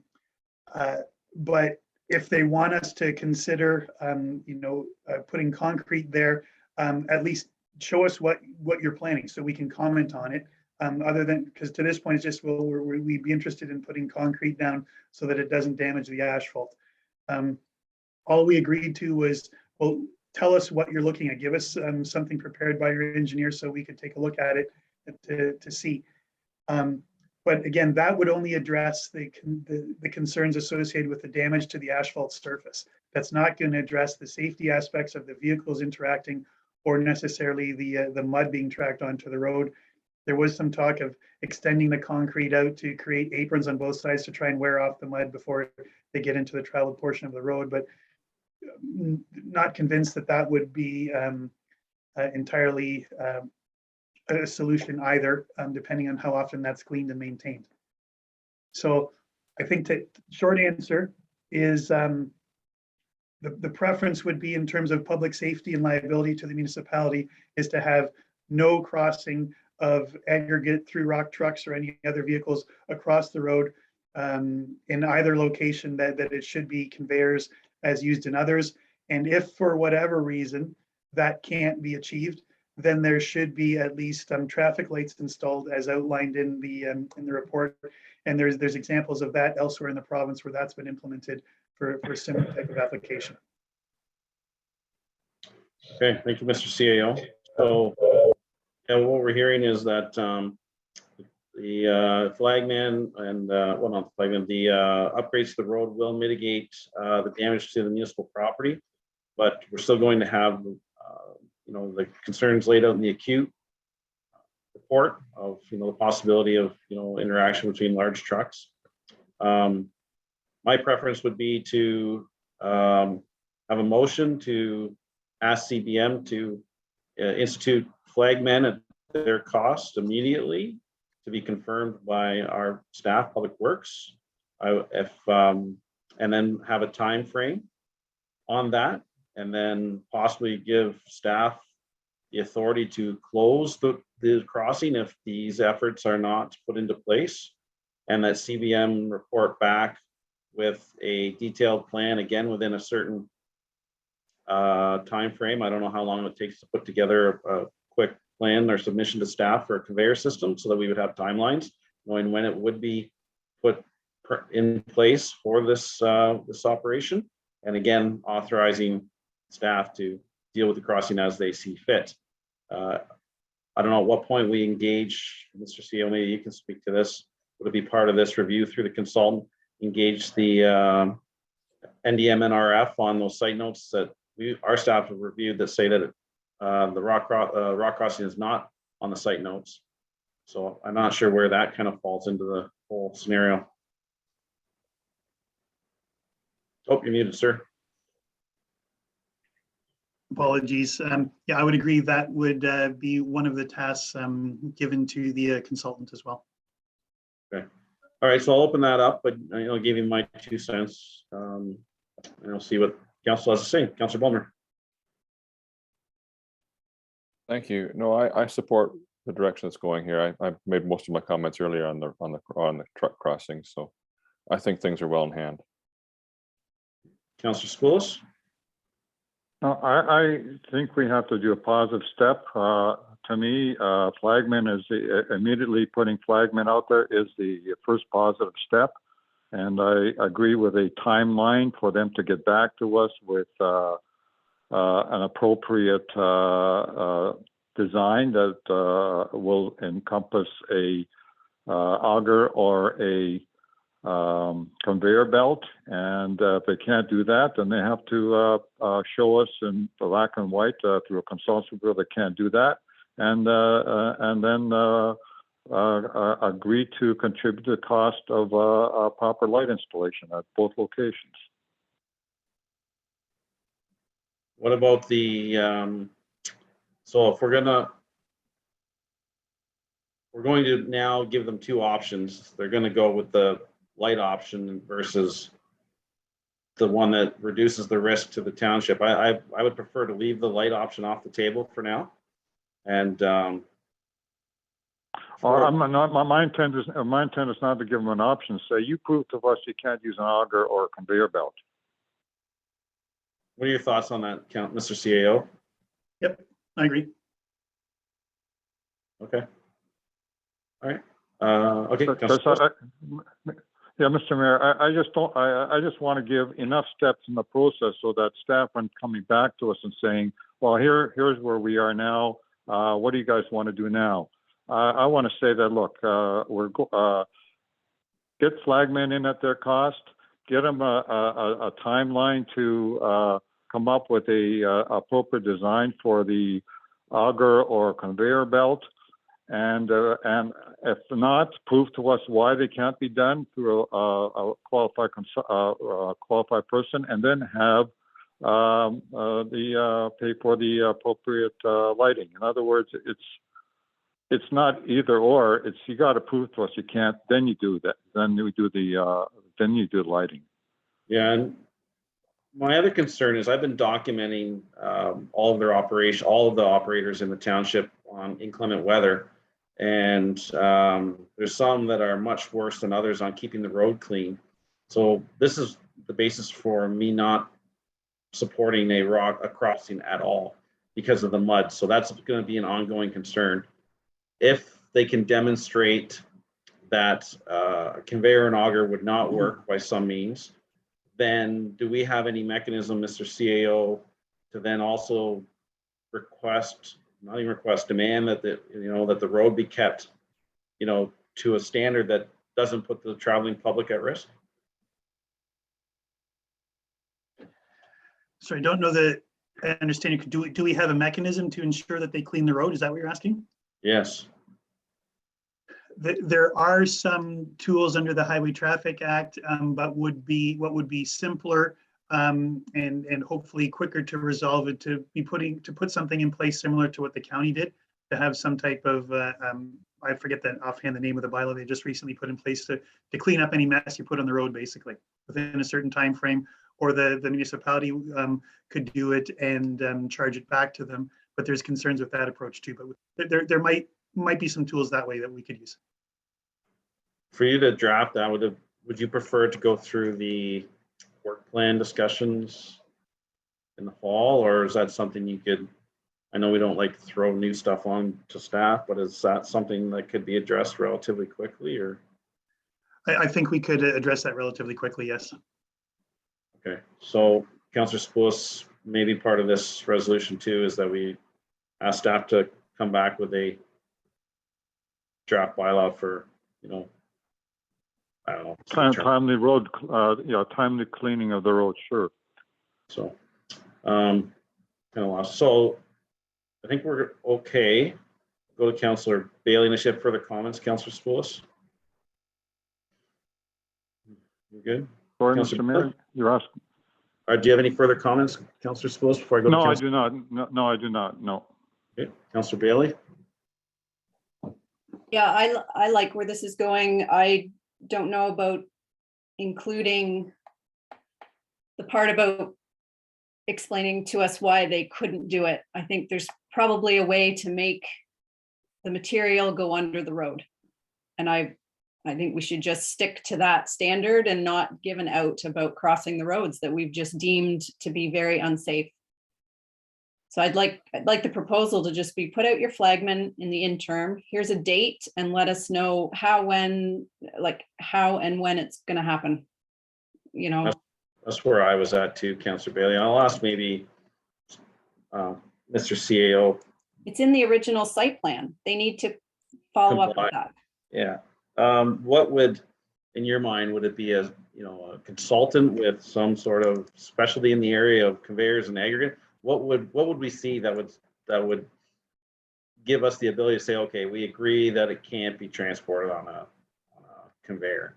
Because I'm not in favor of it. I want to see it under the road. Well, indications that we've had in dealing with the proponent to this point was that based on the gradation of the material, there being more fines and it being a substandard material, that's what was indicated to us at the time when we raised the concern, was that it would gum up a conveyor. So that was why they didn't want to do it. It was a safety concern for their operations and their personnel. So they have elected to use the rock trucks. That being said, I know for a fact that there's other operations around that can move material that have a lot of fines and have a lot more moisture content, and it's simply using an auger. It's basically a culvert installed underneath a roadway with a large auger in it, and then that can be used to transport very fine grain materials. Even if it's wet and in a slurry form, you can still get it across, move it from point A to point B without there being any impact on the road surface. I think if we put it to them in that way, that they need to provide some type of design for mechanical conveyance, and in that way it's up to them, whether it's conveyor, auger, whatever, mechanical conveyance underneath the roadway for the township and our engineer to review, then we go from there. But there are applications that do it. Councillor Balmer? Thank you, Mr. Chair. To Councillor Bailey's credit and the CAO's points there, as Councillor Bailey said, the idea of the conveyor on the road was on the site plans. If we're talking about the Nybar pit, it was on the site plans right from the beginning. And they knew the material was fine grained right from the beginning. That was why it took so long to get the Nybar pit approved. Everybody knew there was the quality of the material. There were no surprises. And, you know, here we are talking about site plan notes at a time when we're being told to believe the site plan notes, trust the site plan notes, don't worry, what's in the site plan notes will address your concerns. And here we are, how many years later, looking for a conveyor that was part of the site plan notes. If this doesn't just demonstrate the hypocrisy of this whole bloody system, so sorry, I regret, or no, whatever, I'm You're fine. I'm done. Also, I believe in one of their presentations, some of their justification for the expansion was the high quality of the aggregate. So that would contradict. So maybe the Neubauer had silt, but where they're proposing the expansion will have high quality aggregate. And so I'm a little confused, but is there any appetite to leave off the second option, Councillor Skoulas? I'm good with leaving it off. We're having a fulsome discussion, and I can see the logic of going full bore and asking for what we think is the right solution. All right. I need to have this discussion with council. It's a little heavy-handed, but I feel it might cause things to happen in a more expedient fashion. Will we permit Public Works if we don't see track? You know, maybe we could, instead of authorizing Public Works to put up Jersey barriers to close the crossing, that the staff just report back to us at the next meeting on the progress. I think maybe that's a more appropriate, but it's a little bit of a warning shot over the bow that we need to get this resolved. We can't continue to just talk about it. So are you comfortable with that, Councillor Skoulas, and just have staff report back on the progress? Yes. Do we have still agree to a motion about implementing, asking a pit operator to provide flagmen, and then come back with a reasonable time frame for the installation of a mechanical conveyance under the road? What would you consider a reasonable time frame? I'm not an engineer or a planner. I don't know too much about conveyors, but put a culvert in, it shouldn't take more than 3 months to put a culvert in. You can get precast culverts these days, but I would leave that up to the CAO and his expertise. I'm not supposed to be an engineer anymore. I'm retired. I was more leaning towards how long do we give CBM to come back with a plan? How long would it take to put a plan together? At least if we receive the plan. Well, I would think next council meeting should be more than enough time for them. It's pretty tight, but Mr. CAO, do you feel that's too tight, or otherwise it's September? Yeah, I think normally that would be a reasonable time frame if they fast track it, but I think to be fair, it is summer holidays, and who knows, their consultants might, be short-staffed right now as well, or have some people away. Building on what council has talked about to this point is we're looking at the interim measures of flag people, plus there's the interim measures that are identified in the recommendation within the staff report. So we can take care of stuff in the interim with that approach for now. So maybe if we give them, but if we say come back with your plan in 2 months, I think that would be reasonable, or for the meeting in September. I think that would be appropriate. So and sorry. And then I think we could have some comments available for recommendations to council at that time. That would be my suggestion. So I'm going to muddy the water even further. Sorry to do this, but we're talking about interim measures just being the flag persons, and maybe we should expand that we also request them to do more cleaning maintenance on the road, because it does, especially during inclement weather, and that they pave the approaches to the concession 2 in the interim as well.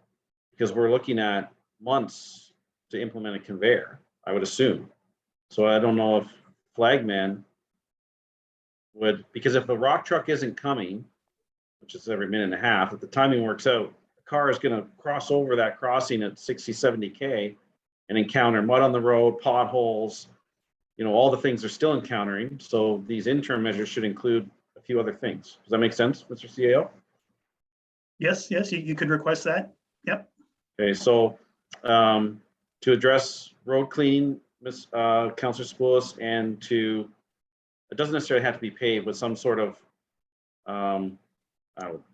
measure to limit the mud tracked across concession 2, i.e. paving the approaches. Could we amend that motion to include those two things? Sure, absolutely. Yes. No problem at all. So it would be that the pit operator be requested to provide flag persons at both road crossings and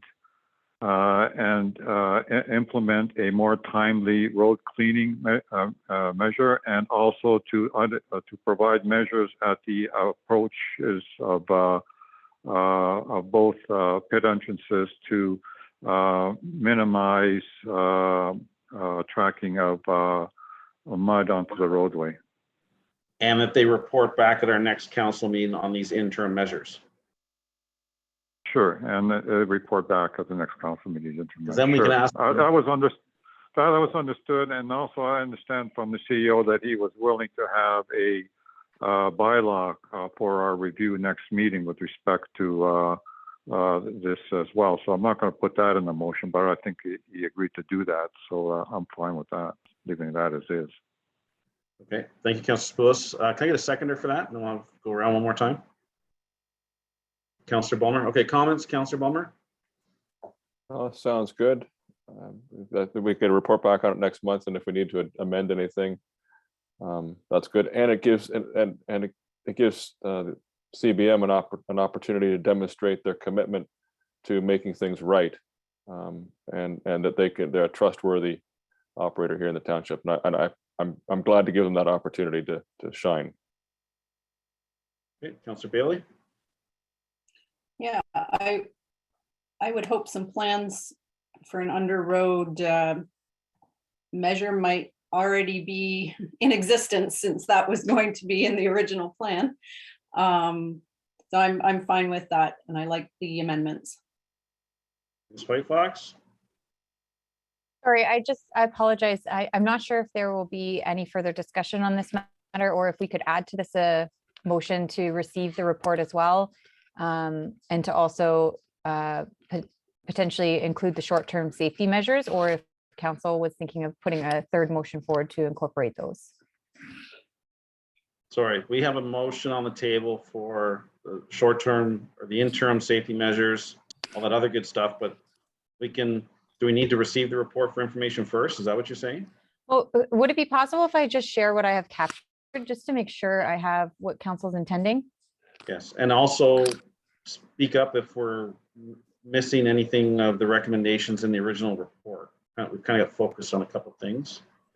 So if there's any staff of...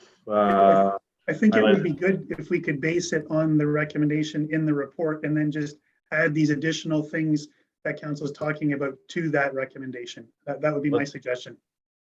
That works for me. Can you do that, Ms. White Fox? Certainly, and maybe I'll just share. So we had a previous motion about the comparison between the license and the assessment reports. I've captured from the recent discussion just that council direct staff to request CVM to establish flag persons at the road crossing, increase the frequency of road cleanup and maintenance, and to pave the road approaches of the entrance and exits onto township roads to mitigate risks associated with the crossing at the Neubauer pit. And that the pit operator be requested to confirm a reasonable timeline to have a permanent solution implemented for the road crossing that includes a conveyor system or auger system or other acceptable mechanical conveyance system to transport material under the road allowance. And that staff report back to council at the next meeting regarding the progress of this request, and that the township, being the road authority, undertake the identified short-term safety measures and take all measures necessary to recoup costs from CBM.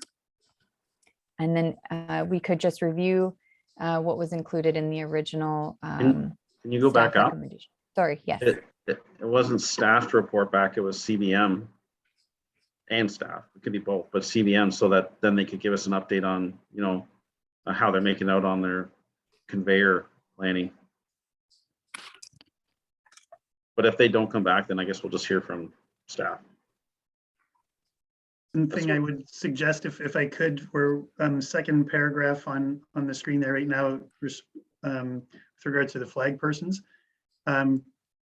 I think to make it very clear, we should say establish and utilize flag persons at all times when vehicles are crossing the road or something along those lines, not just that they have it there for 2 hours a day and then they go away. Like anytime, anytime the crossing is operating, flag people need to be present. Something along those lines. And is the intent that the flag people stop public traffic or their own traffic? Oh, I feel they should be stopping the rock trucks. Yeah. What are your thoughts? yes. Absolutely.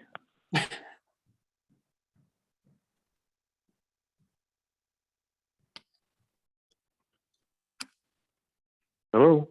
Yep, Can't sorry, we hear heard you. you. Sorry. Sorry, I'm, Courtney's typing.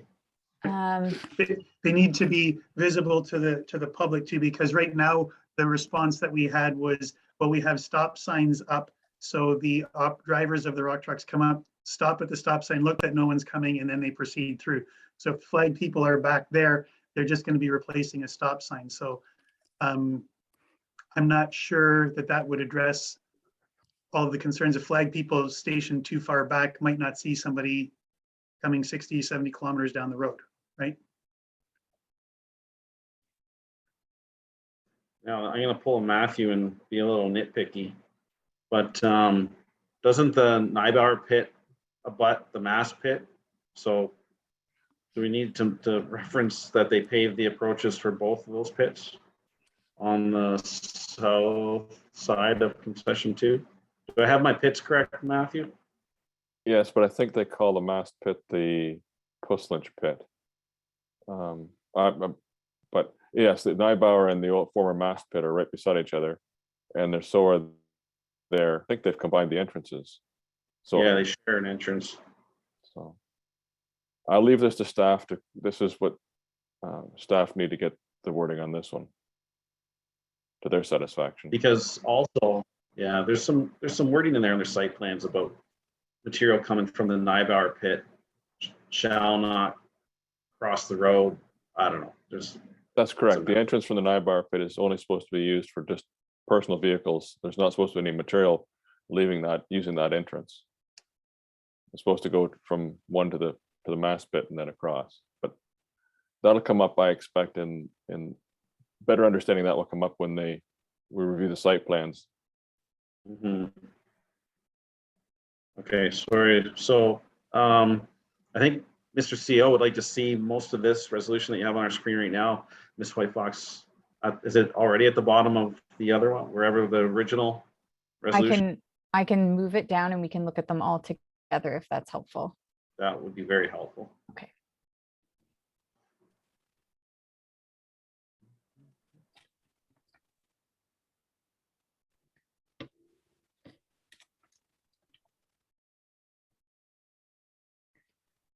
Okay, so maybe we can just start.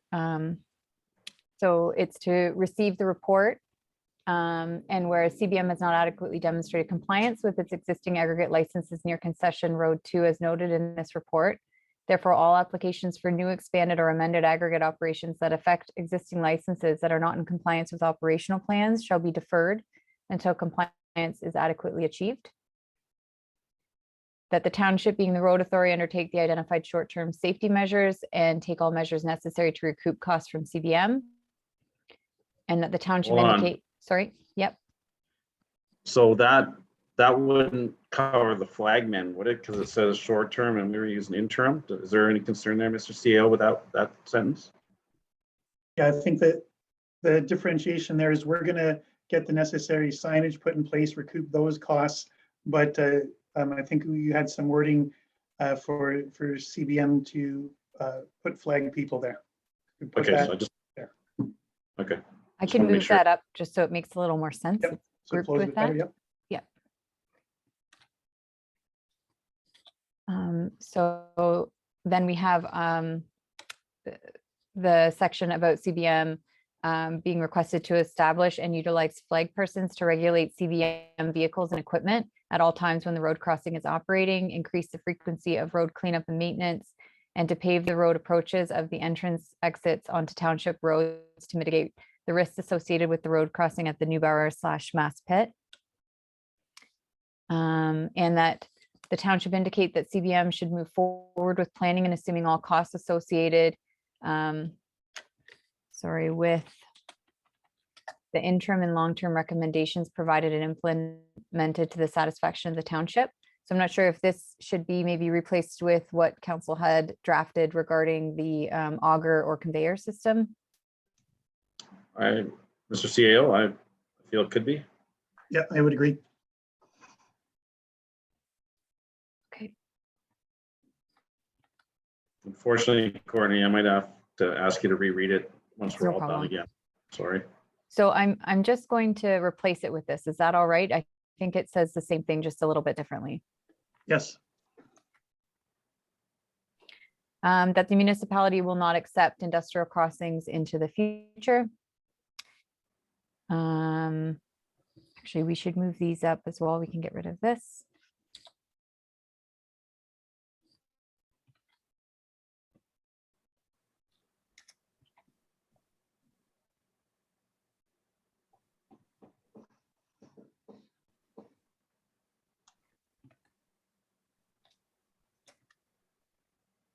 That the township should formally notify the MNRF about the identified safety concerns and all compliance issues, including concerns related to hydrogeology and movement of water, and request the MNRF to actively enforce the requirement for a conveyor for the existing operations and in no way consider at-grade crossings such as this for any future site approval moving forward.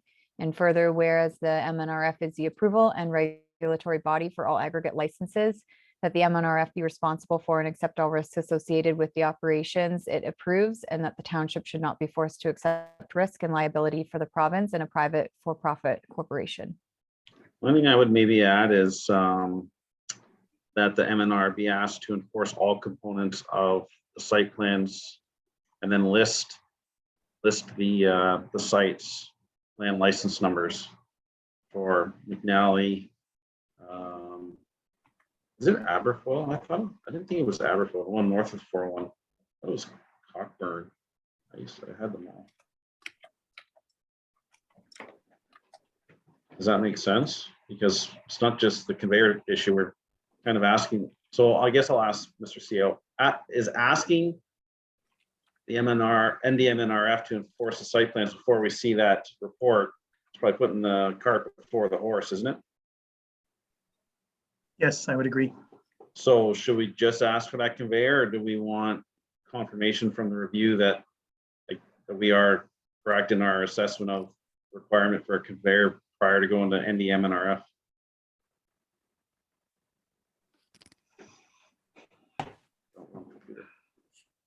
Well, dealing with the MNRF and dealing with the province, various ministries often takes a lot of time. So I would suspect that their determination of this, they'd want to do their own internal review. There's no harm in doing them parallel to each other, right? Because it might be very simple for the MNRF to come and say, well, yes, we agree it's required. And, then they'll take the necessary steps. And then, we could still have our consultant working towards it so that even if the MNRF says, no, it's not required, and if the consultant identifies something that shows that it is, then we have something to go by. I don't see a problem with having both of them go parallel.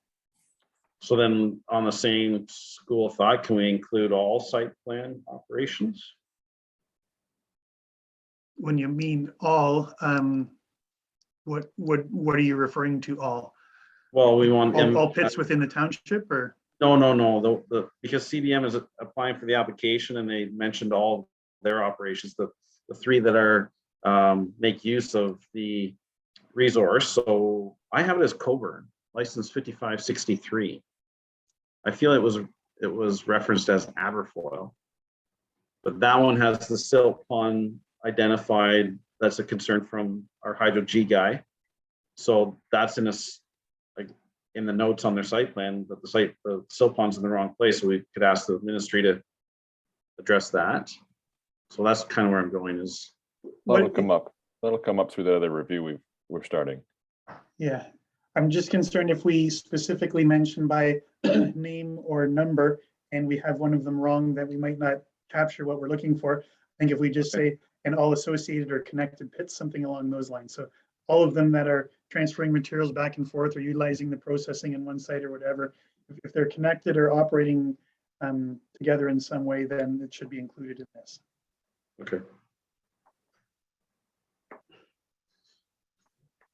Oh, man. All right, so Courtney, do you feel that we can read it one more time and we're accurate? Yep, for sure, I can do that. Um, Before you start, I will just ask any counselors if there's anything that we've missed that you want to put in before. So Councillor Balmer? Well, I just wanted to rehear the one, I think it was a second or third regarding the township will not support any, and I don't remember what the language was. Could you read that for me, Industrial please? crossing. No, not that's crossing. It had to do approvals or, Expansions. yes, was it- sorry, I'm just finding that here. Right Therefore, there, all app- therefore. Yep. Sorry. All applications for new, expanded, or amendment aggregate operations that affect existing licenses that are not in compliance with operational plans shall be deferred until compliance is adequately achieved. The last paragraph on the bottom of your screen, Courtney, the last section of it deals with what Councillor Ballmer is referring to. no, and just what she said there too, I just wasn't sure. When she's approvals, are we talking, the only approval we actually give is the zoning. So I just wanted to make sure that's what we're talking about there. So We could- basically, sorry, Courtney, I'm not throwing you under the bus. It almost sounds like that paragraph is denying the OPA approval, is what I think Councillor Balmer is picking up on. Yes, We're going to have that discussion next. separately, yes. So we don't have a zoning application in front of us, which we do That's have right. control over, so maybe that is not necessary. at this No, it point. is. It's perfect. I just wanted to make sure that we're clear that we're a commenting body on one and an approval authority on the other. So I just wanted to make sure. I couldn't remember what the language in there was. So you're comfortable with that language as is? Yeah, it talks about approving. Councillor Balmer, I did add the word all planning applications for new, expanded, or amended aggregate. Does that change it anyway for you, or should I remove the word planning and just leave it as it was? Oh, no, I was fine with the way, it's fine either way. I just wanted to make sure, I just couldn't remember what came after the word approval, what kind of applications it was talking about us approving. That's all. No. I didn't want to cause any confusion as to what we actually approve and don't approve. No, I think we're okay there. We're fine. Yeah, we're fine. Thanks. Okay, Ms. We're Whitefox. Sorry, Councillor Spoulos, any comments before we have her read it one last time? No, I don't have any comments, no. Okay, Councillor Bailey? Yeah, the 5th paragraph down there is the intention to ask the pit operator to confirm a reasonable timeline, or are we setting a timeline when? I'm just not clear if that was the intent for there. I think the intent is for them to come back to us and say, we're gonna have the flag men in place, the paved approaches for X amount of time. And at that point, we can make a decision whether that's a risk we are willing to take. If they say it's gonna be a 4-year project, or if they say it's gonna be 4 months, it's a very different conversation. That's So it's up to my them. understanding of it. All right. Okay, all right, so Ms. Whitefox, if you can read that, please. That the report entitled Concession Road 2 Aggregate Review be received, and whereas CBM has not adequately demonstrated compliance with its existing aggregate licenses near Concession Road 2 as noted in this report, therefore all applications for new, expanded, or amended aggregate operations that affect existing licenses that are not in compliance with operational plans shall be deferred until compliance is adequately achieved. and that the township, being the road authority, undertake the identified short-term safety measures and take all measures necessary to recoup costs from CBM.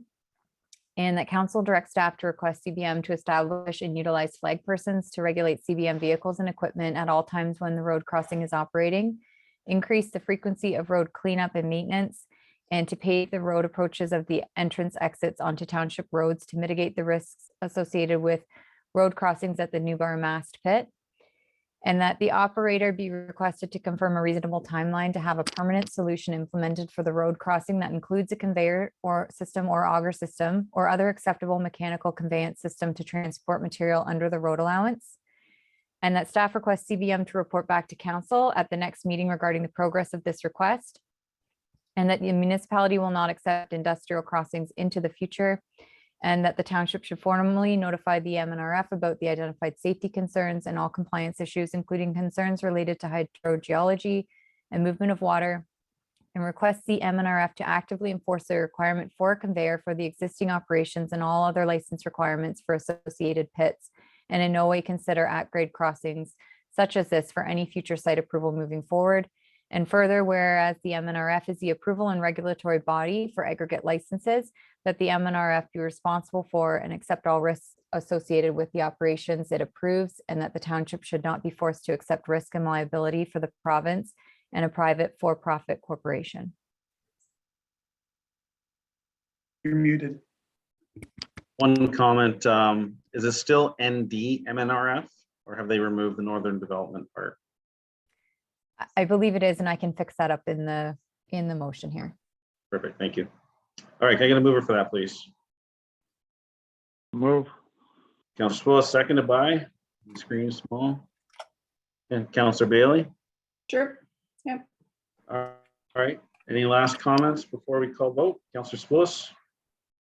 No, I'm good, Oh, thank you. sorry, I goofed that up. I skipped Councillor Bummer. Councillor Bummer, any comments? No, thank you.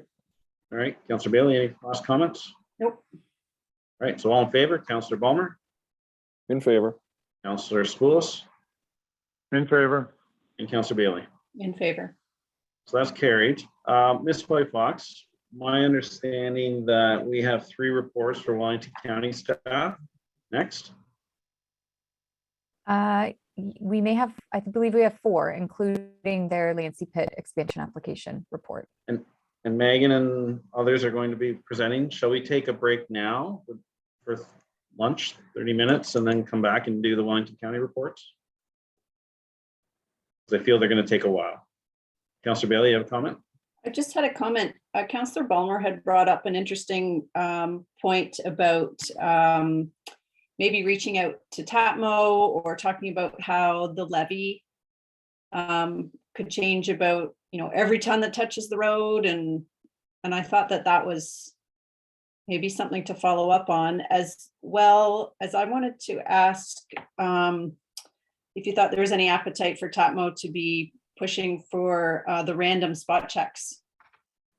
Of operations. Yeah, Problem is it's regulated and enforced through NDM and RF. So that one, no. We don't have the resources or, we could always ask NDM. And so a resolution asking TAMO to ask NDM RF or TAMO to support requesting NDM and RF to do more inspections and enforcement, as well as address the haulage of aggregate multiple times and only collecting the levy. I would take that forward to TAMO, and it'd be good to do that resolution now, and we could have it on the August AMO. perfect. Just what you Agenda? said. Well, if I could, why- Mr. Chair, Giver. my concern is that I'm not sure how it actually works, and I'd like to know better about how it works before I put a motion forward. That was my concern, is that I don't know if there's no scale on these sites and we can't know what's coming off them. I don't understand exactly how it works for feeder pits. And I think I need to better understand that so that we can make the proper request. I don't expect whether we get into the AMO or not is going to make a difference in the short term. But I'd like to be more prepared for preparing a resolution, if that You makes know, we sense. could, you know, what we could do is we could either ask OSCA ourselves, Yes, or we could ask TAMO to ask OSCA, which might help the TAMO-OSCA relationship. yes, I would support that. And because I don't know how many instances in the province it happens, if we get what we want, then we're gonna eliminate one. It'll be on conveyors, right? I believe in our situation, it gets processed and then it would go into a truck for retail consumption. So it would only be on the road once. So yeah, why don't we do a resolution asking TAPMO. TAMO to contact OSCA for some clarity on that topic, how many instances that the material is hauled more than once in vehicles before processing. Something like that. Does that work? Actually, I could propose the motion be that we request TAPMO to clarify how the levy is calculated generally on what materials are included, what materials are not, and how material going from feeder pits to a central processing hub, as they described, as the applicant provided. How is Okay. that managed, right? Yeah, I'm gonna change gears here. Because when you say TAMO, what you're doing is you're basically saying county staff. Because that's Okay, who- then that's right fine. now. then. Hold on, I got another angle. Why Torque? don't we, yes, why don't we ask Torque, Sure, just let's as do a that. council? Ask Torque, and then whatever answer we get, we'll then figure it out. Yeah. Okay, so now we're gonna have a resolution asking Torque for clarity on that issue, which Ms. White Fox captured perfectly, right? I think Is I've it- got it. So we're going to ask Torque to clarify how the aggregate levy is calculated generally and how material going from a feeder pit to a central processing pit is managed and worked into that calculation. That's If correct. when it leaves the feeder pit, it impacts municipal roads. Just so they're clear on what we're asking. So to expand it a little earlier on in the resolution, it's what materials are included, what materials are exempted, what products are exempted, what projects are exempted. There's some language in the regulations regarding some projects that are not subject to paying the levy on the material they use. So it'd be great to get a full clarification, understanding of that. So if we have a concern or residents have a concern, we have something on file that staff can point to that says, nope, look, this is it. This is what's in, this is what's out. Does that make sense? Yep, I have that captured just to clarify the inclusions and exemptions based on material and projects and get all of that from Torque. All right, that's moved by, who moved it? Councillor Bailey, seconded by Councillor Balmer. Any further discussion, Councillor Balmer? No, I'm in favor. All right, Councillor Spoulos? In favor. All right, and Councillor Bailey?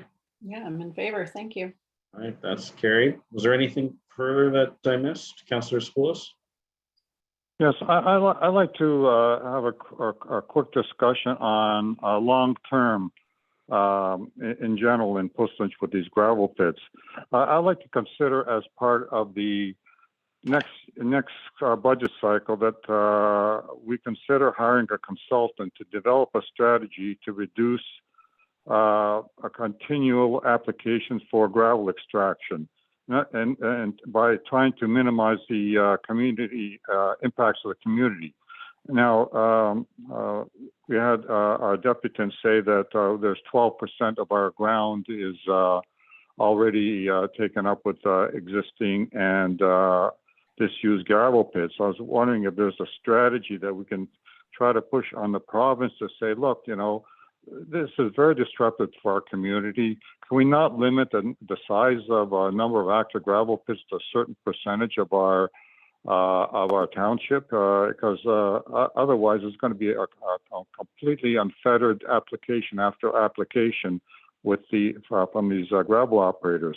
Perhaps a total amount of extraction is another way of looking at it. But certainly, I think there's got to be a limit on how many gravel pits we should be expected to absorb at one particular time. Now, I would think something like that would want to touch base with Tatmo to see if they are receptive to something like that as well for the municipalities, and also to see sort of a quick discussion with ministry staff if they're receptive to something like that, because this is going to be very disruptive. We got, as Deputy said, we have over 7% of our ground taken up with gravel pits. What's the reasonable number? There's got to be a limit to it. We can't have 25% of our ground being actively mined for gravel. So, Councilor Spose, I agree with you, and I feel as a chair of TAPMO, the priority right now has been obviously the taxation assessments. And in my mind, if I'm the chair going forward, the next big one is the licensing and regulations around aggregate pits within the township. I think that's a great place for TAPMO to go, considering TAPMO recently raised their fees fairly significantly. And we have the resources as a group to advocate for those things too, the NDMNRF and you know, all the approval agencies. I think that should land on TAPMO's desk. But as I just stated, I mean, the tax one is priority right now, but that should be resolved. I believe first quarter next year is when the final appeal from the industry will be dealt with. And then we will be where we are with the taxes. We'll know our answer. So I don't know if it's beneficial to champion it as Puss Lynch, but I would definitely be interested in hearing the discussion around the budget and whether we hire a consultant, or maybe it's as simple as we advocate to TAPMO to take, you know, that direction. But I feel that's where TAPMO should be going next anyways. And I don't know, did that help at all, or? Sure, yeah, no, I'd like to ask staff just to bring it up at a budget discussion, and we can discuss at that time. I think it's important that we address it for long term, because it's not sustainable, this gravel pit upon gravel pit. And Mr. McNeese, or the Mills Creek Stewart's presentation contained a ton of that, as you're familiar with too, the reference to all those numbers. And then we had the moratorium resolutions going around, which is essentially touching on what you're talking about, is, well, when's enough Exactly, enough, yeah. right? So Yeah.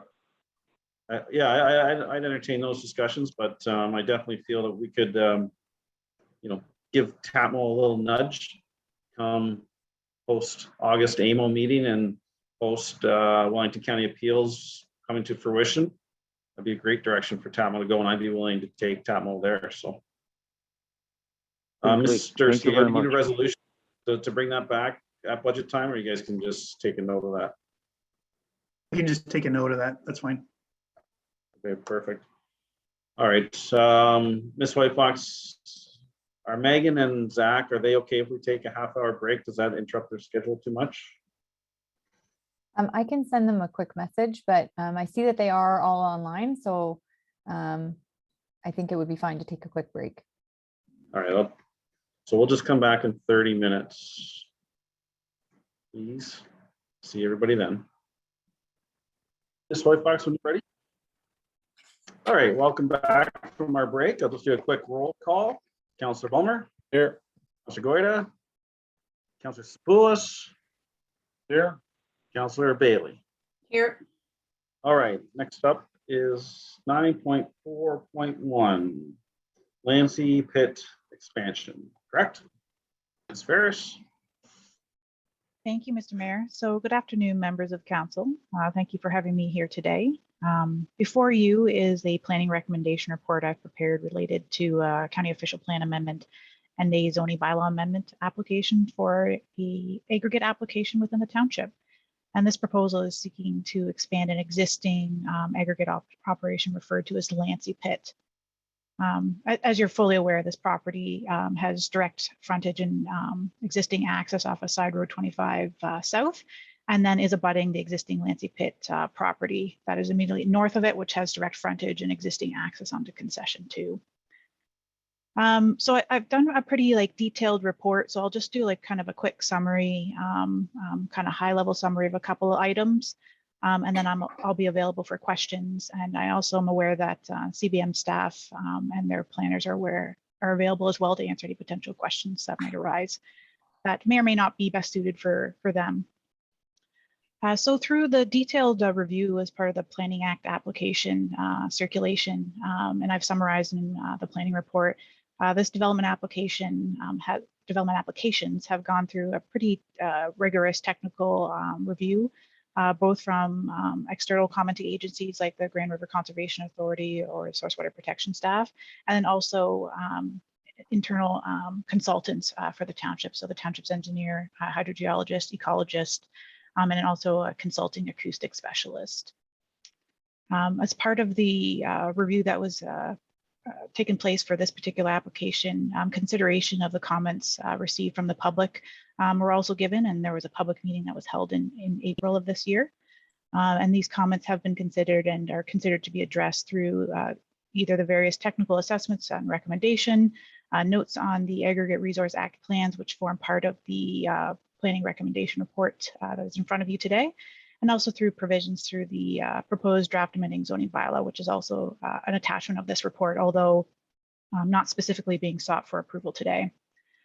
I just note, as through other discussions that occurred earlier in this council meeting, I just would note and reemphasize that planning staff have specifically included the Aggregate Resource Act plans and their updated versions of these plans as part of the planning report and made reference throughout the planning report to really emphasize that the review and the support related to this application has been related to the various updates to this plan that have been made.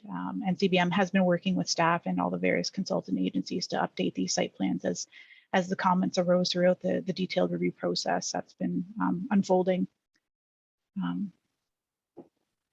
So when looking at this in terms of the planning so we're dealing with it from like the planning perspective and under the Planning Act, planning staff have reviewed these applications, both the official plan and zoning, on their individual merits, and overall planning staff are satisfied that the development proposals are consistent with provincial policy in the county official plan, and that comments from the public have been considered.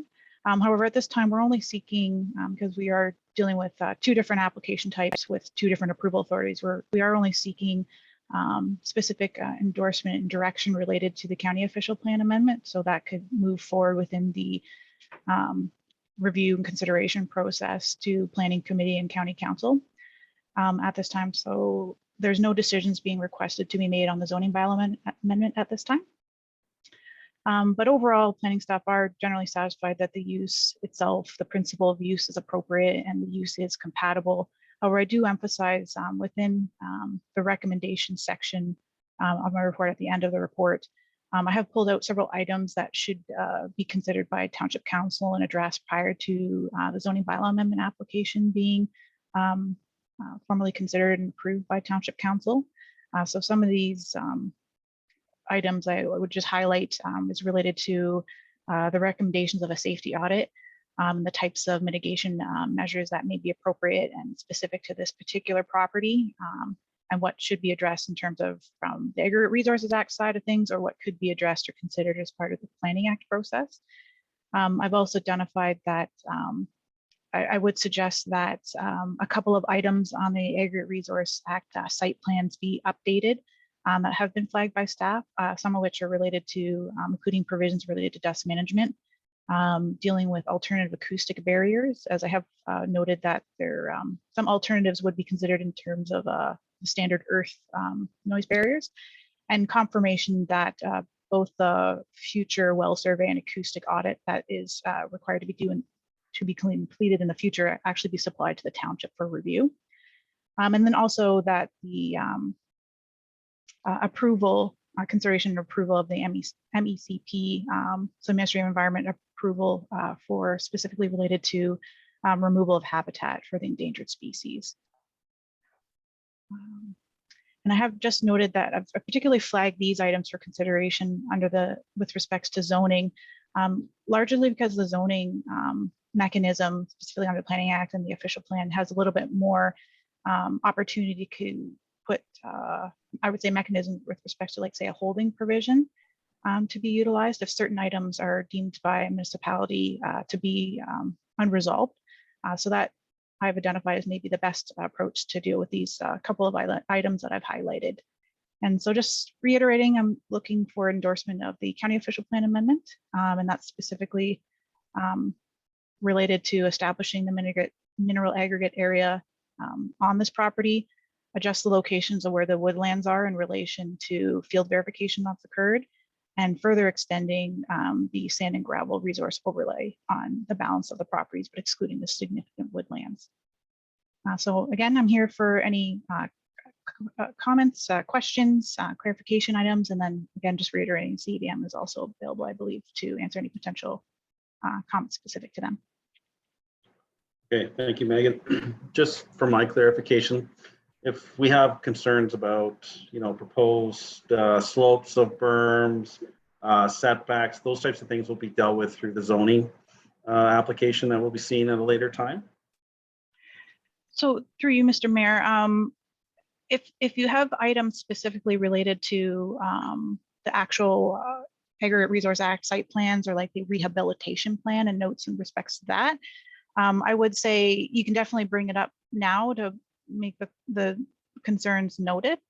But I guess what I'm saying is it could be considered prior to Township Council giving any final approval on the specifically related to the zoning. So yes, it could be considered in more detail at a later date. Okay, so I have some concerns, but I just don't want to get into the weeds in the inappropriate time.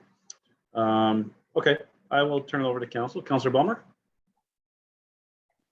Thank you, Mr. Chair. Thank you for presentation and extensive report. Appreciate that. Just a few questions. We've got two issues before us here today, or two matters on the report: the official plan amendment and the potential future zoning bylaw amendment.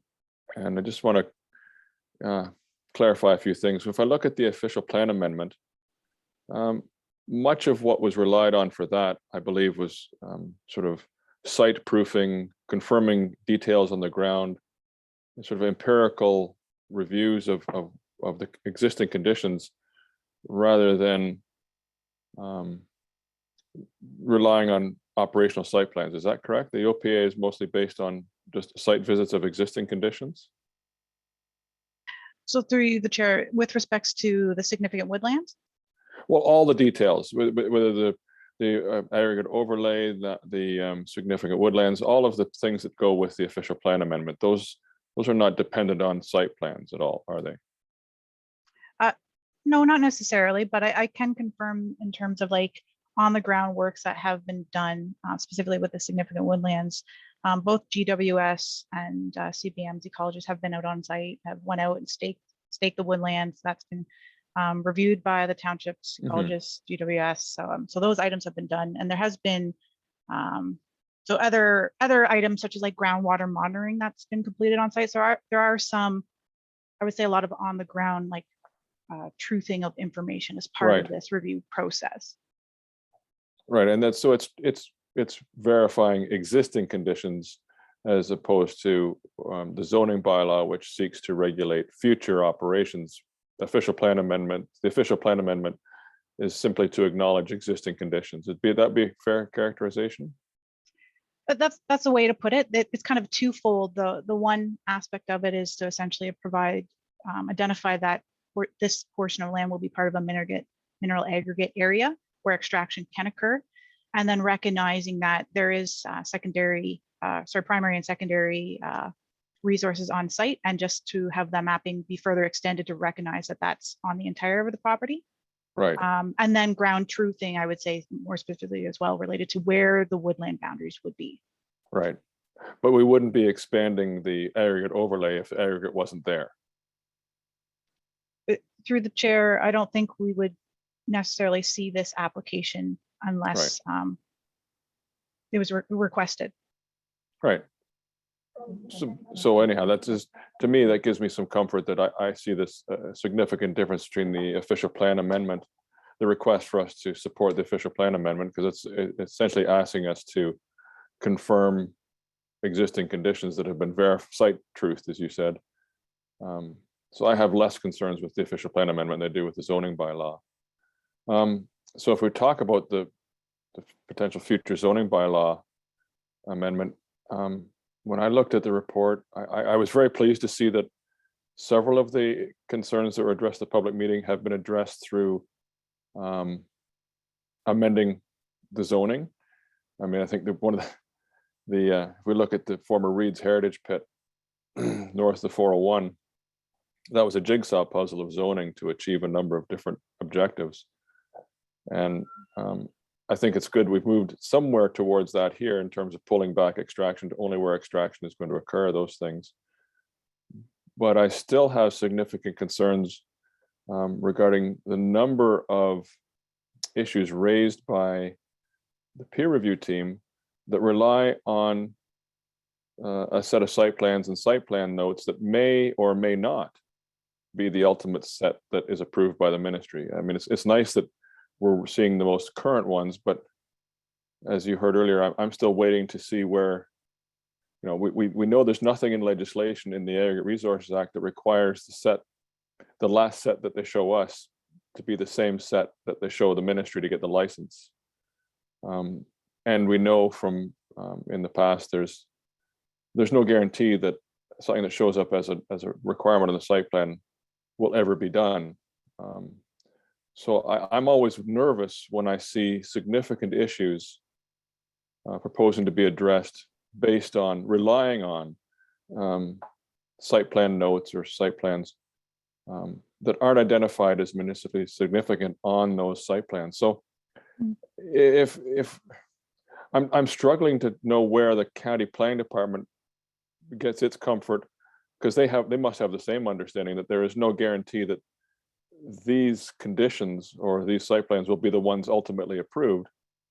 I'm struggling to see where our planning professionals can take comfort in that these may or may not be done and to address these concerns. If we can't address them through zoning, how can we put comfort in a document we have no control over? Do you have specifics or a specific, an example you could use that was it? Oh, sure. Well, you mentioned extraction or what? Oh, sure. We're talking about noise mitigation, dust mitigation, well surveys, all these things that will come into play after the zoning is in place, after the license is in place. It may or may not happen, but we're taking comfort in creating a planning recommendation that noise is being addressed because, and the noise consultant says, if this is put on the site plan notes, then we're okay. But, you know, I think at some point we have to recognize that there's no guarantee that that will actually be on the site plans. And how does the planning department put weight on that? How do they score that, knowing it may or may not be there? So through you, the chair, it's a big question, because I think the reality is not just the planning department, but how does any of the consultants take any comfort knowing that this is a process that's outside of the municipal approval process. And I think the reality is, and maybe like it's a double-edged sword, it's a challenge, is that this is the system and the framework that exists. And I guess we have seen in the past, it doesn't always work at optimal levels, one would say. And there's definitely times where perhaps there's expectations that the system should function a certain way, and it doesn't always follow through in such an expected way. But I think the reality is, when we're dealing with, you know, a Planning Act application, we're looking at it in terms of they've submitted all these detailed studies. There's a detailed assessment. The comfort is taking that we're trying to marry what the assessments as part of both the Aggregate Resource Act and under the Planning Act are saying, and then trying to marry them together into one physical document that's considered and ultimately approved by a separate ministering body. I think it's really just that's what we have to work with. And I just think to this application, nor in any other future applications, like none of it's going to necessarily resolve the fact that this is a process that is completely administered by a separate regulatory body that has a lot of discretion under the Aggregate Resource Act in terms of what they approve. what site plan amendments might occur. But I think the reality is what we take comfort in is that we're making clear statements in public planning documentation that the approval is based off of these assessments, and there's comfort taken with the fact that there's notes being added to these plans, understanding that's not a perfect system, but that this is the system that we live within. And I do note too that the county has issued, and we standardly do, a letter of objection as part of the ERO posting related to this application to let the ministry know that, we're going through an active planning application. And then until that other related process is done, we will have concerns with it. And then here we are with our planning recommendation report being and re-emphasizing that we've done this rigorous review. It's been reviewed by multiple technical minds and professionals. And it is important to us, both the county and the municipality, that these notes are on the plan. So there's a clear record as I see it. Understood. And I share, I would rather, I quite prefer the fact that the ministry administers this. My disappointment is the reality that is written into the act and that we're working with is there is no connection between the two. If there was some way to connect these concerns that have been highlighted by the peer review and said, these must appear on the approved site plans because this is what the zoning was based on, I would have greater comfort. And I'd be perfectly comfortable to let the ministry administer those. At the same time, if those same things that the municipality relied on to achieve the zoning were identified in the plans as being municipally significant and would require some additional, it would require the municipality to sign off on changes to those specific things. Again, we'd have something that the ministry could still administer, but we would feel we'd have an honest process that I could say to the public, look, these conditions that we've relied upon, our consultants, our staff have relied upon, we know they're going to be there. And my biggest concern is we don't know that the way the process is now. And so I understand it puts you in a box, but I at the same time, sometimes I wish we'd just run the process how it's written. And that is that we typically cannot put any weight on whatever's in the site plans. We have to consider it a black box. And if we can't address it through typical planning and zoning matters, then we can't address it, we can't approve it. And that's not our problem. We didn't write the process. We're just dealing with the process as the province has designed it. But anyhow, that's a whole nother discussion. Last question, you mentioned the use of holding provisions. This has come up in the past with regard to aggregate, and I seem to recall at one time we looked at doing this with another application, and we received correspondence from the ministry suggesting, well, that's nice, but they don't recognize a holding provision because they consider that to be regulation, which would violate Section 66 of the Aggregate Resources Act. So when you come back with the final recommendation report regarding the zoning, if you could clarify what parts, what can we and can't we do with holding provisions when it comes to aggregate operations, that'd be very helpful. Okay. Because I wouldn't want to rely on something, again, that we end up finding out later we can't rely upon. Much like we've learned with vertical zoning, we couldn't rely on that. The ministry completely ignores that as well. So that'd be very helpful in future reports. Thank you. Thank you. Councillor Schools? Yes, can you hear me? Yep. Okay, great. So my question is of you, Mr. Mayor.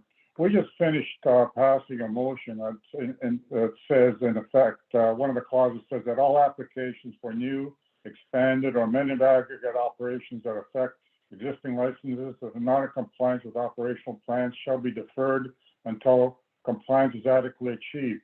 So my question to you is, shouldn't we be deferring this report, asking to come back at a later date once we achieve compliance with the issues that we've identified in the previous discussion?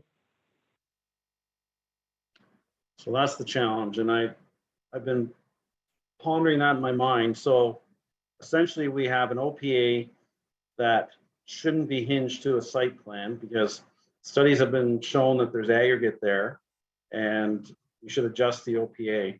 But we have an operator that appears to be not in compliance. So it's difficult for me to approve an OPA amendment for an operator that could be operating without compliance of their site plans. So we would be facilitating this non-compliance. So my question, I guess, would be to Megan. And the difficulty is the planning report supports the approval. So if we were in a residential situation, and I believe we had one recently where they had multiple dwellings on a property, and they were looking for a consent. And to get that consent, they had to bring their zoning into compliance because they weren't compliant. And then they got their consent. Why is that thought process not transferred to the aggregate industry, that an OPA will not be approved unless you're working within compliance of your site plans? So through you, Mr. Mayor, it's a bit of a complicated question because I think, and as I understand it, when I review the acute report that's been prepared, it's essentially talking about safety issues, but the safety issue is in part being created by the fact that there is an understanding that there is a compliance issue with an operations plan, a note on an operations plan.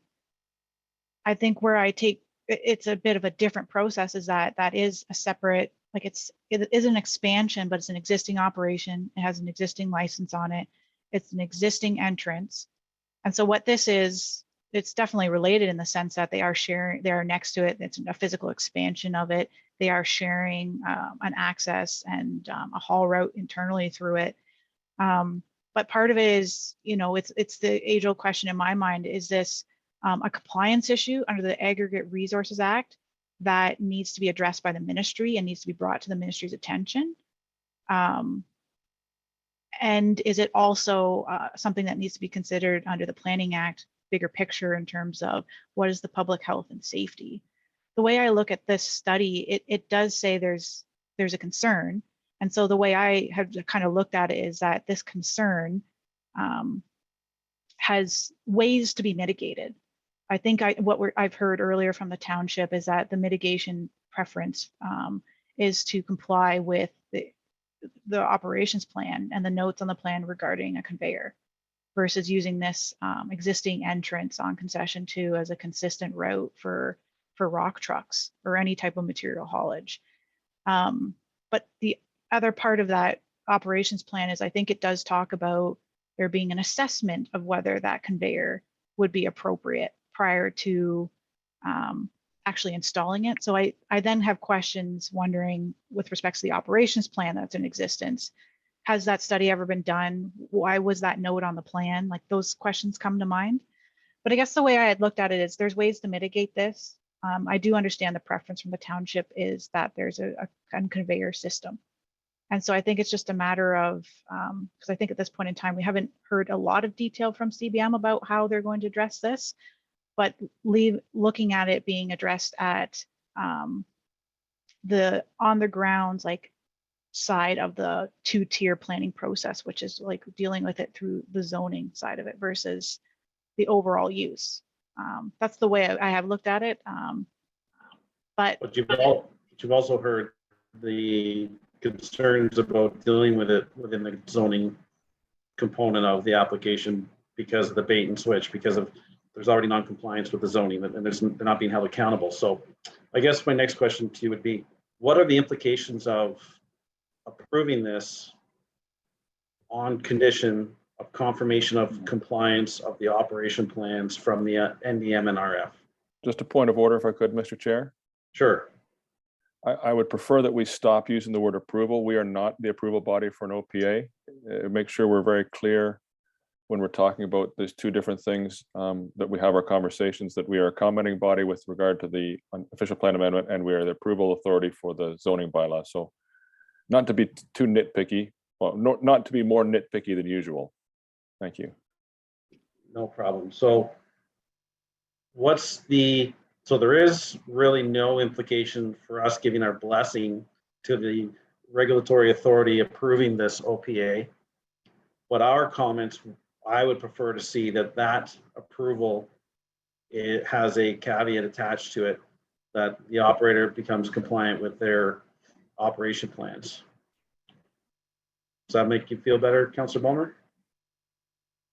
So if I were to paraphrase what you just said, we could provide a sign off to the, an indication to the county that we would support the official plan amendment, provided the county included a condition that the existing operations come into compliance, or associated operations come into compliance with current licenses. Is that what you're trying to say? Yes. Maybe through you, Mr. Chair, just to say, like, so there isn't necessarily like a physical condition process when you're dealing with policy. You'd have to write something into the physical policy to say that there's like a requirement to be met, in my mind. The way you would deal with like a more of a condition like that, in my mind, is if you're looking at it from the zoning side, traditionally, I'll have to look into section 66 a little bit better. Traditionally, you're dealing with it from like a holding perspective, or not actually making a final decision on the implementing zoning, which is the a large factor and component of allowing this use on this property, in addition to like the policy side of it. But I'm wondering if maybe what, just to kind of maybe retweak what you're saying, Nerceli, is it maybe something along the lines of providing a comment back to myself, the county, and before we actually proceed with bringing this forward to planning committee, that you're recommending like there's a general acceptance of the plan or of the proposal, but there's a concern with compliance and safety issues that you want to be addressed before the implementing policies are Well, hearing what you said first, processed. I'm hearing, well, that from what you said, I feel our comments should be that the OPA should be declined until there's confirmation of compliance with the operation notes on the current license, because you're saying it has to get into policy and changes. So essentially you either have to approve the OPA or decline it. So it could be we're not giving our endorsement to it. Sorry, Councillor Bulmer, I'm not trying to say for these reasons here, county, here's our position. And you know, then it's in your hands. But I'll go around the table here and see what the other councillors' appetite is. Councillor Schools? Mr. Mayor, I would like to just simply move that this report be deferred until such time that our CAO is comfortable that it comes back to our council. Right now, we're getting into very fine details of what we should be approving, not approving. Right now, we just passed a motion that we're not going to entertain any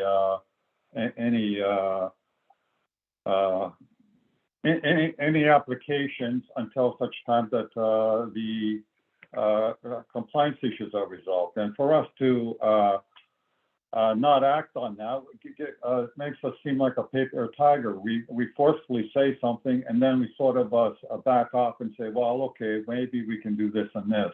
I'm going to move right now for a vote that we defer this county report until such time our CEO has the appropriate, can advise the planning staff at appropriate time to bring it forward back again. Councillor Spillis, can I just ask staff what the implications are of not approving it and what we would potentially see? I'm not applicant? approving, I said deferring it. There's a difference. Well, I'm worried that deferring is similar to declining. I'd just like to hear from staff what. No, it's not. It is not, Mr. Mayor.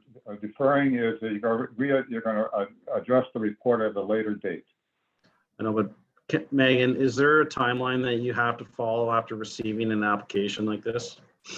Through the chair, yeah, so under the Planning Act, when we're dealing with an official plan and zoning bylaw amendment, there is a certain timeline that has been far exceeded at this point in time, because we have been working with CBM, and CBM has been working with the township and the various consultants and the GRCA, Source Water Protection, to go through this detailed review process. So the standard time frame that we would typically deal with these particular items has passed, but their appeal rights still remain. They could appeal non-decision on an application, both the county and zoning. But to the point that Councillor Sapoulis is saying, just for clarification, so what I'm asking for today is an endorsement from from the township on the official plan. So an opinion on it essentially. So do you support it? Do you want Yeah, to we can't defer it. refuse it? Or you can say you don't want to make a decision on it at this point in time. There is 3 options in my mind. I would need some sort of decision. Usually it's like a refusal or an approval to actually proceed to planning committee to say, this is the opinion of the township.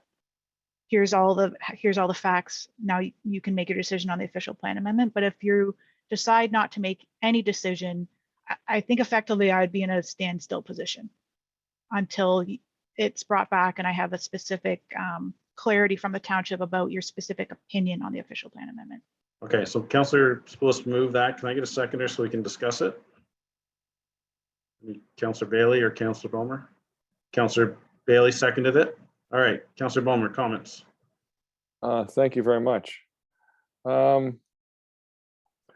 I don't have an issue with supporting the official plan. I see it as different. It's not an application currently before us. I perhaps to some that's a distinction without a difference, but there is no official plan application before us. The previous motion was quite specific. It was about we would defer any applications. We have not received an application for the official plan amendment. The county has. We'd simply be commenting on it. But I understand Councillor Sapoulis's concerns. I'm not trying to dismiss them at all. And I'm also hearing Ms. Ferris's concerns about being stuck in limbo. And perhaps Councillor Sapoulis might consider a friendly amendment that it be deferred until September, that's when we expect to hear back on the applicants' ways they're going to address all this. This gives Ms. Ferris an opportunity to take something to the planning committee saying that we're neutral on it, we're agnostic on it for now until we see some direction.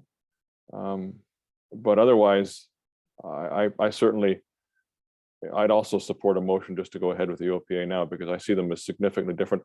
It doesn't mean in my mind, the official plan amendment does not say okay to this operator. The official plan amendment says okay to the fact that this is where the woodlots are, this is where the aggregate resource is. But those are my comments. Thank you. Okay. Councillor Spillis.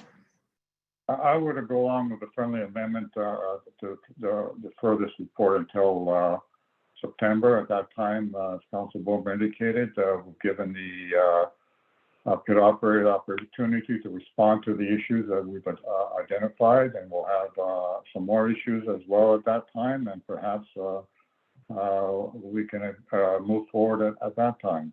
I would like to ask our CEO his opinion on deferring this till September, see what his thoughts are. We can try and get that information. We'll compile this as quickly as we can. We'll get the information to CBM and try and implement this as per council's direction for the resolution they've just passed. I can't guarantee, with it being summertime and people on vacation, and we can try to get the responses. I think that's the best that I can promise at this point. Do you have an opinion on the deferral, Mr. CAO?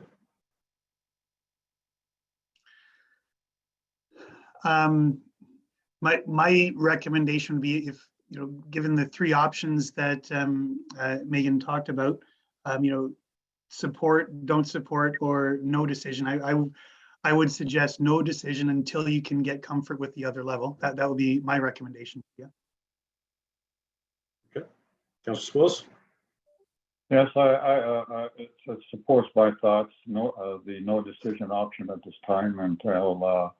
And I'll go along with Councillor Bomer's suggestion to be brought back in September type of thing when we have more information and we know where everything's going. Okay, thank you. Councillor Bailey. You're muted, Councillor Bailey. Just stop my video here. Before I weigh in here, Megan, I just have a question for you. What is sort of the bigger ripple effect in the big picture of deferring the decision today, and would it send a message to the ministry that there are concerns that maybe they need to be looking into? Through the chair, well, if there's no decision being made, the ministry wouldn't be notified of anything. So we wouldn't rescind our objection letter. So I don't know that they would be monitoring and be even aware that we're still holding off on a specific direction with respects to the official plan amendment. I think from my perspective, it's just, and I'm not depreciating like the concerns related to the operation plans or like the public safety concerns. I'm just looking at it from the lens that there's a lot of other items that have been addressed to say that the use itself could be permitted as per like the changes to the official plan amendment, and that these items could be considered prior to the enabling zoning bylaw being actually implemented by township council. Like there is an opportunity, I think, to kind of parse out the issues. But I understand like the detailed discussion about where, and I just keep coming back to it, like it's related to these operation plans, and the challenge is really that these operation plans aren't necessarily something that typically a municipality would typically monitor. It is supposed to be the Ministry of, I can't remember their full acronym. I'll say Ministry of Natural Resources because it's easier on the tongue.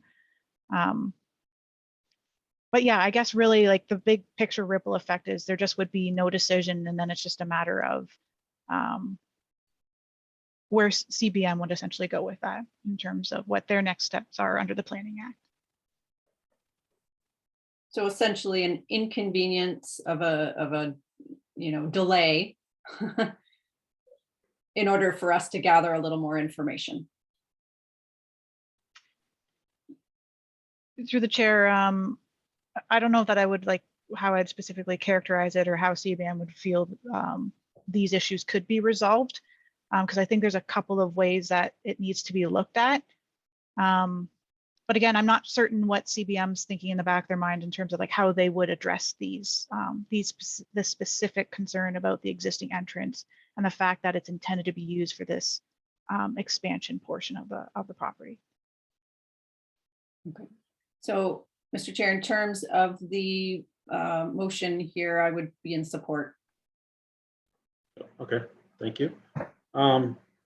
Ms. Ferris, is this the time where we would have concerns around the delineation of the extractive zone?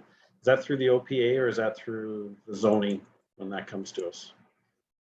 Through you, Mr. Chair, like I think you can voice any comments that you want, but really what the official plan amendment is doing is it's not related to where exactly the extractive zone is. That to me is what I've tried to delineate in consultation with CBM in the zoning bylaw itself, and tried to more accurately reflect the operation in the proposed zoning. But if you wanted to talk about zoning, like it's definitely here for discussion. It doesn't have to be decided upon, but if there's questions or statements that want to be made now for future consideration, that can be, there's no harm in that. You know, I would prefer that there be limits set on the extractive zone so that there's, like a 12-meter wide berm versus the proposed 5.5 with a 1.5 slope, which is pretty steep, and it's challenging to have vegetation take hold, and and aesthetically it's not that pleasing. Also, the noise mitigation for the vacant lot, I believe that needs to be in place prior to construction of the house, because I mentioned in the previous discussions, if they extract down to the water table, then they won't have an opportunity. Not in support of tractor trailers as noise mitigation. I was quite surprised to see that as part of the recommendation, considering we don't allow that anywhere else, and it's not ideal CCANs. So those are my high-level comments. I'm supportive of a deferral because it is a month and a half, September, and we can have some more information. I would like the deferral to have some explanation included in it, that if you take the deferral to planning staff, not just simply say Pleasant deferred until their following meeting in September.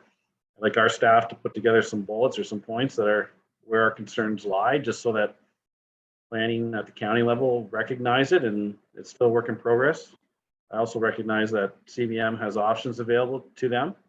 I would hope they would work with us to get this through, but I'm sure they've been working on this file for quite some time. So I am in support of the deferral, so I'm going to call a vote on it. So all in favor, Councillor Balmer,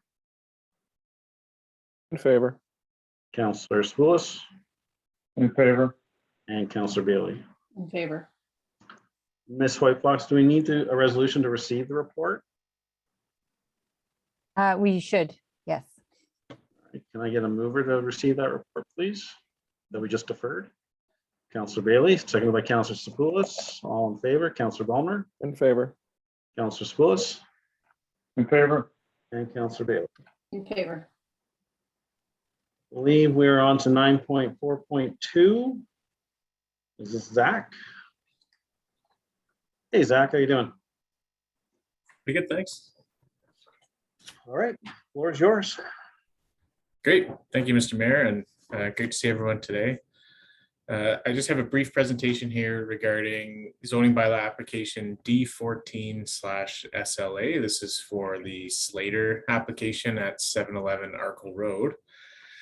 Council may recall a public meeting was held on April 13th, 2022.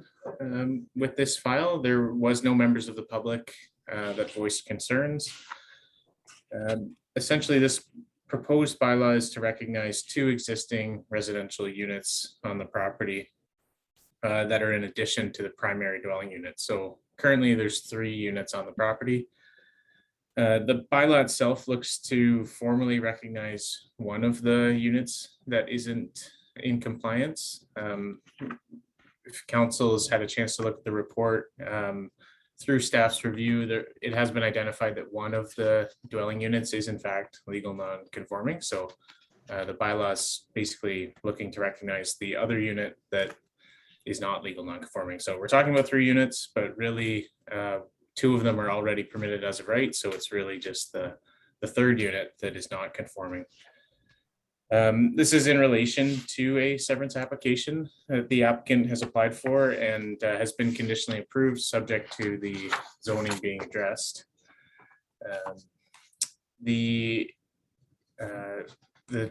structures on the property include an existing primary dwelling, which is a designated heritage building. There's an existing stone barn, which is also a heritage building. The secondary residence, which is the legal non-conforming home, which was constructed in 1980.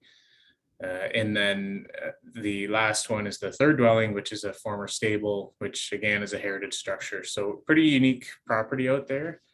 It's also next to the Starkey Hill Conservation Area on Arkle Road. Regarding some of the planning policies that are in place, planning staff considered the former stable, the 3rd dwelling, as an additional residential unit. So it doesn't quite meet all the policies in the township zoning bylaw as an ARU. It is larger than what's permitted in the zoning bylaw. However, it has been in existence for quite a long time. And it is located a little bit farther away than what's typically required. And that's 52 meters as opposed to 15, although the council did hear at the last council meeting about some proposed changes to the ARUs. So one of those changes was increasing the distance to 40 meters. So really just amending that section to recognize the existing 52 meters rather than 40, subject to whatever happens after this report regarding ARUs.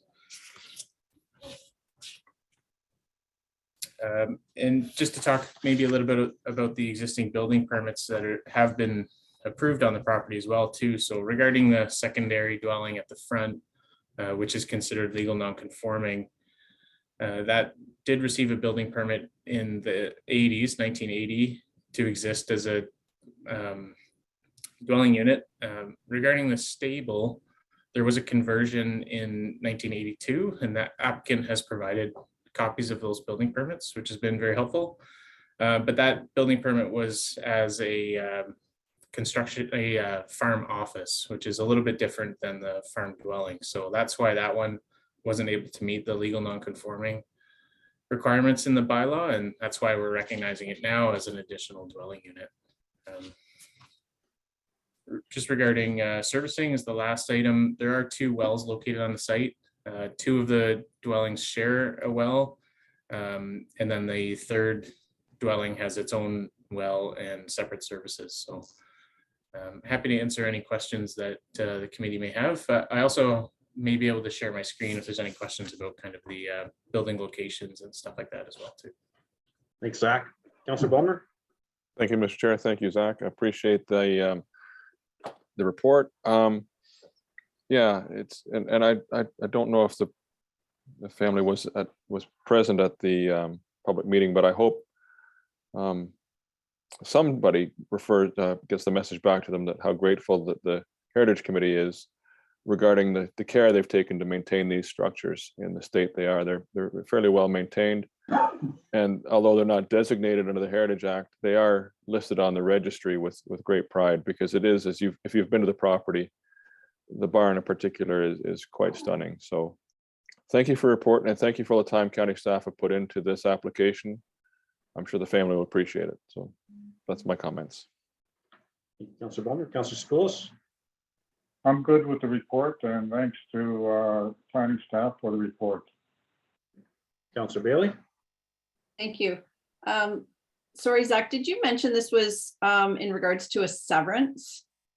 And if so, is that affecting the driveway or the shared, or what's the story there? Through the chair, yeah, the severance is on the corner of Arco Road, so it is. I'm not exactly sure the exact distance, but it is set back from this kind of building cluster that's on the property. So it's closer to the Starkey Hill Conservation Area. And it's just a vacant residential lot, which after the zoning is complete and the severance process is complete, then someone could build a dwelling on that lot. Great, thanks for that clarification. I have no other questions. Thanks. All right, Ms. Hoyt, why don't you read the resolution for that one, please? The council received the County of Wellington Planning Recommendation Report for 711 Arkle Road, a Slater application, and the council give 3 readings to bylaw 2022-031, being a bylaw to amend the Township Zoning Bylaw 23-18 as amended, to approve the amendment for 711 Arkle Road, Slater. Thank you. Can I get a mover, please? I'll move. Councillor Ballmer, seconded by Councillor Spoulos. All in favor? Councillor Ballmer? In favor. Councillor Spoulos? In favor. And Councillor Bailey. In favor. All right. Zach, 9.4.3 on our agenda. Thank you, Mr. Chair. Similar to the last application, this is another recommendation report for a zoning bylaw amendment. This application file number is D14/HUT Hutton, and the address is 6547 Wellington Road 34. This bylaw amendment, similar to the last one, is recognizing an existing situation on the site. So the crux of the application is there is a former main dwelling which is seeking to be converted into an accessory apartment. There's also a principal dwelling on the site which has been constructed since 2014. And then lastly, there's a second accessory structure which is seeking to be recognized as partially as a home business. So regarding the former main dwelling, which is located 73 meters from the principal dwelling, and that former dwelling is located in the natural environment zone. So the zoning bylaw recognizes that existing situation and recognizing the existing distance as well. As I just mentioned, 73 meters, that exceeds the distance that for an ARU typically in the zoning bylaw. Also, the area of the former dwelling is approximately 206 meters squared, so a little bit larger than the existing provisions in the zoning bylaw. But it is, again, an existing situation. So this former main dwelling, when the principal dwelling now was constructed back in 2014, there was a building permit issued with the condition that that main dwelling be converted into a recreational type use. It's unclear if that conversion ever happened or if it was converted and then converted back, but either way, the condition of that building permit wasn't met. The standard process in that kind of time period and currently for the township would typically be to remove the dwelling on the site. If someone wanted to construct a new house, they would typically be required to remove the existing house. So only one main dwelling is on the site. That didn't happen in this case, and it's continued to kind of function as two dwellings since that time. So just a little bit more background, there was a minor variance application that was in front of PDAC in 2021, which sought the same relief to recognize this former dwelling. Planning staff recommended at that time that the zoning bylaw amendment process would be more appropriate, and PDAC agreed. And this also has kind of been waiting for council's decision until council could discuss the ARUs as a whole, which has happened in the last few council meetings. Further, with the changes to the county official plan through OPA 112, and I didn't talk about this in the last application, but similarly affects this file, it does allow for more dwelling units on a property, and including those dwelling units outside of the main dwelling.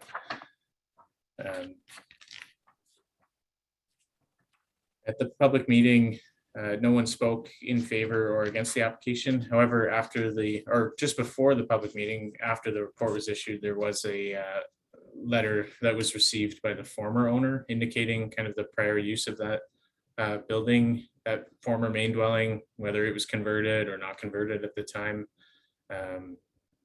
which has been included in our staff report as well too.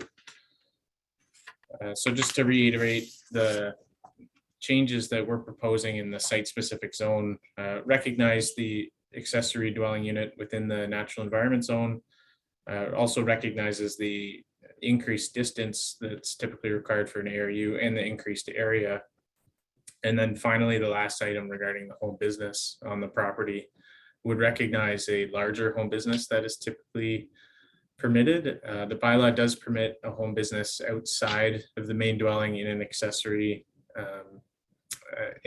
structure, provided it's 50 square meters, and the proposal is for 86 square meters.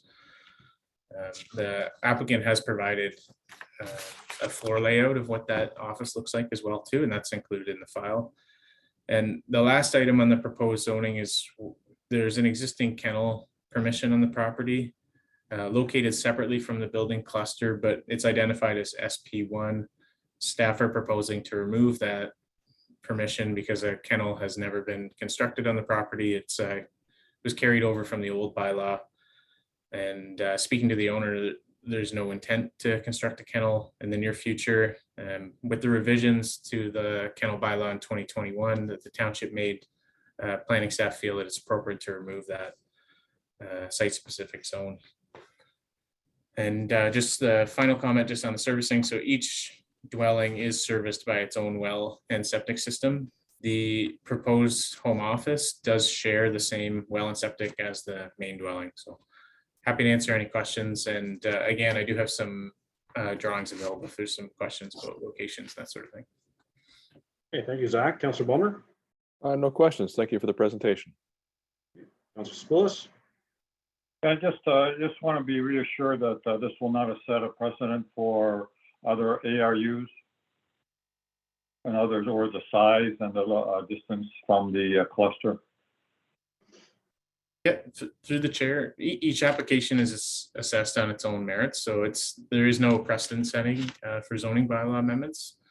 The ARU provisions that council discussed at the last meeting and is also going to discuss after this presentation is what will set the standards for ARUs going forward.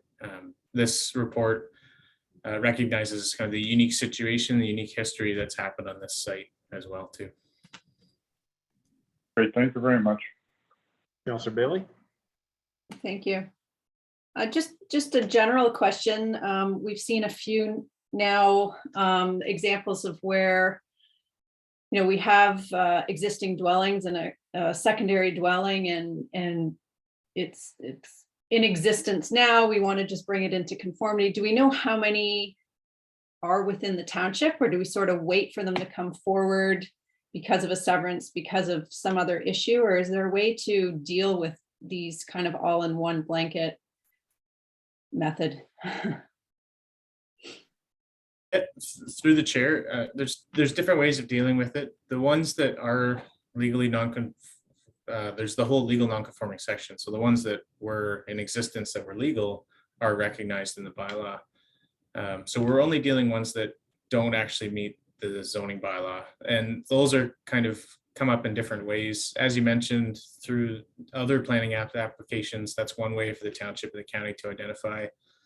Township also has their bylaw officer now, which assists in that enforcement of the zoning bylaw. So when complaints arise and that sort of thing, it's hard to recognize, and staff probably wouldn't recommend recognizing kind of situations that don't conform to the bylaw in a blanket kind of approach. So kind of more dealing with it on a one-on-one type case. Okay, thanks. I have no questions about this specific one. Thanks for your report. Okay, thanks.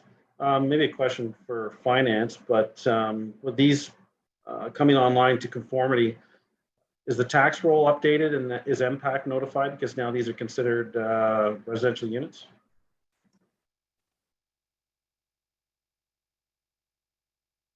Mr. San, who would look after that? I can get further clarification from MPAC after this meeting, if you'd like. Yeah, as we see these ARUs come online, I just want to ensure that the tax roll is being updated and being captured appropriately. So Yeah, so as long as there's a building permit associated with the ARU, that's how MPAC would get notified through building permit reporting that we provide them. So this one doesn't have a building permit. And the previous one, the building permits were issued in the 80s. So maybe MPAC needs to be notified about these two specific ones. Is that a fair statement?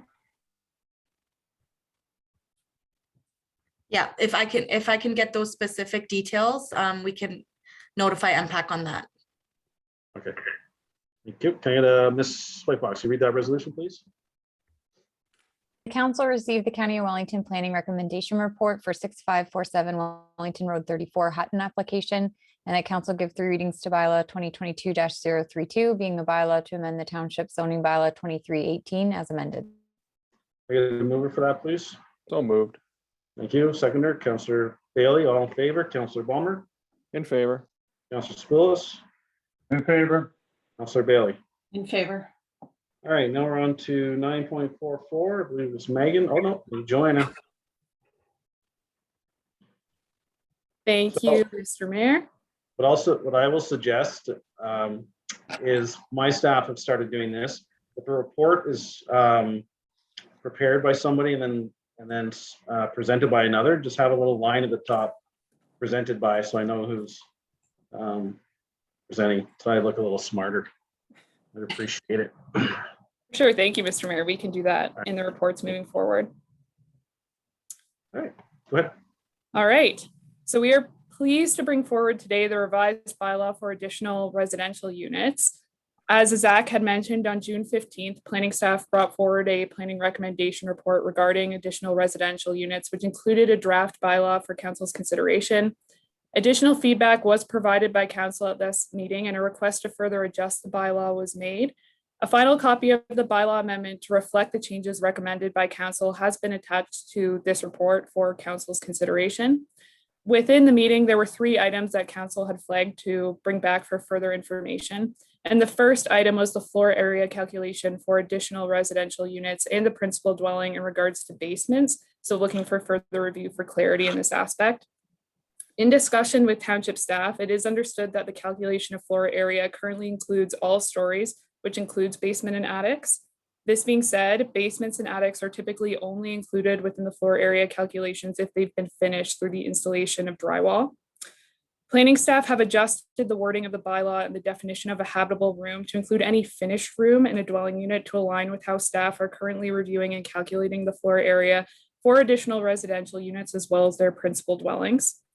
The second item we received feedback on was the wording specific to the siting of an addition for an attached additional residential unit when exterior alterations to a principal dwelling are proposed. Planning staff have modified the wording to require the siting of an additional residential unit that's attached and includes exterior alterations to not be located in front of a principal detached dwelling on a lot of 0.8 hectares or less, unless it is buffered and or screened from the street to the satisfaction of the township. This allows for larger parcels over 0.8 hectares to have flexibility in the location of an additional residential unit. And it also requires smaller lots where the unit is proposed in front of a dwelling to provide buffering and screening from the unit to decrease its visibility from the street. It also requires additional residential units to meet the requirements of the zone in which it's situated. So they still have to meet things like the front yard setback when they're proposing these kinds of additions. The third item was the addition of specific wording referencing conversions of an existing principal dwelling to an additional residential unit when a new principal dwelling unit is constructed. So wording has been added in the general provisions section that relates to all additional residential units, so whether they're attached or detached. And the wording states that an existing principal dwelling unit may be considered as an additional residential unit once a new principal unit has been constructed, provided that the unit still meets all the requirements for an additional residential unit in the zoning bylaw. And then I'm just going to share my screen here just so you can visually see what those changes look like. So here I have the draft bylaw that came to council for consideration in June, and then what's before council today on July 13th. So in terms of changes, there's a change in the definition for habitable room where we've introduced this term of a finished room. And then we also have here the change in terms of that floor area calculation for in the general provisions. So this would apply to both detached and attached additional residential units, and just confirming that the calculation of floor area shall include any part of a dwelling unit that meets the definition of a habitable room. So again, this is just to reflect how staff are currently calculating the floor area for additional residential units as well as the principal dwelling. And then in terms of the other changes, so again, within these general provisions that apply to both attached and detached additional residential units, we have the clarification here about conversions as well. So it says an existing principal dwelling unit may be considered as an additional residential unit once a new principal dwelling unit has been constructed, provided that the existing dwelling unit meets section 4.2. And then finally, the last proposed change is in regard specifically to additional residential units that are attached. And this orange wording is the new additions here. So the requirement for when an existing alteration to a principal detached dwelling unit are proposed for an attached additional residential unit, the following applies. And it shall comply with the minimum required yard standards of the zone in which such building is situated, and shall not be located in front of the principal detached dwelling on a lot with a lot area of 0.8 hectares or less, unless buffered and or screened from the street to the satisfaction of the township. So that concludes the changes that are being proposed to reflect the feedback that we received from council at the last time that this was before council. And myself and Megan Ferris are here to answer any questions that you may have at this point. Thank you, Joanna. Great job with it from everybody. I will skip Councillor Bummer and we will go right to Councillor Bummer. Any comments, Councillor Bummer? Thank you, Mr. Chair. My compliments to the chef. I must admit, this cake has turned out very well. I know it's been through several iterations here. The council has taken several shots at it, but I really appreciate the time and thoughtfulness that planning staff have put into really making this something that I think is going to work well, both from a planning perspective, but also for our residents. I have two questions. One would be, if we approve this today, which I think we're going to, is there a 20-day appeal period that we have to wait before someone could make an application with a building permit, or is it instantly tomorrow they could submit a building permit under this? So I can jump in here through you, Mr. Chair. There's still an appeal period associated with the amendment itself. There are restrictions in terms of additional residential unit policies that are appealable essentially. So my understanding is that appeal period would still occur, but there are limits in terms of the appealability of the actual provisions before council. So people would have to wait 20 days from today to submit the building permit application, or they could do it tomorrow? So my understanding through you, Mr. Chair, is they would have to wait the 20 days. Thank you. And then my second question, I think it's more for municipal staff. I think we heard earlier in an earlier presentation that to facilitate this different order of operations or different ways that people could come to having the detached ARU, either through converting an existing house to being the accessory residential unit and building a newer, larger house, or any other permutations and combinations that people may come up with. Staff have those tools in place, or will they be in place 20 days from now, so that once the appeal period is up, people can submit an application for a ARU? Yes, Sorry. thank you, Councillor Balmer. We do have a process in place that it includes working through those types of applications and also tracking them. Excellent, that's great. I'm so pleased that everything's going to come together. Hopefully, so the day 21, I wouldn't be surprised if we receive a couple of applications for these. So thank you very much. Councillor Spoulos. No, I'm good. Thanks, staff, for a job well done. Councillor Bailey. Thank you. I guess this is also for Puslinch staff regarding the tax, excuse me, regarding any getting some of these ARUs onto the tax roll. Is there a sort of a method in place for that if there is no building permit? Councillor Bailey, I will just work with planning staff at the county and Courtney just to confirm this, and I'll also contact our MPAC representative to see how these types of development would be added to the tax roll. Great. Because I'm aware of it being added through the building permit process, but perhaps there's another method that we can do it through planning as well. Okay, great. Thank you. And yeah, thanks to the team for this. That's great. Great work. Ms. White Fox, you have a resolution?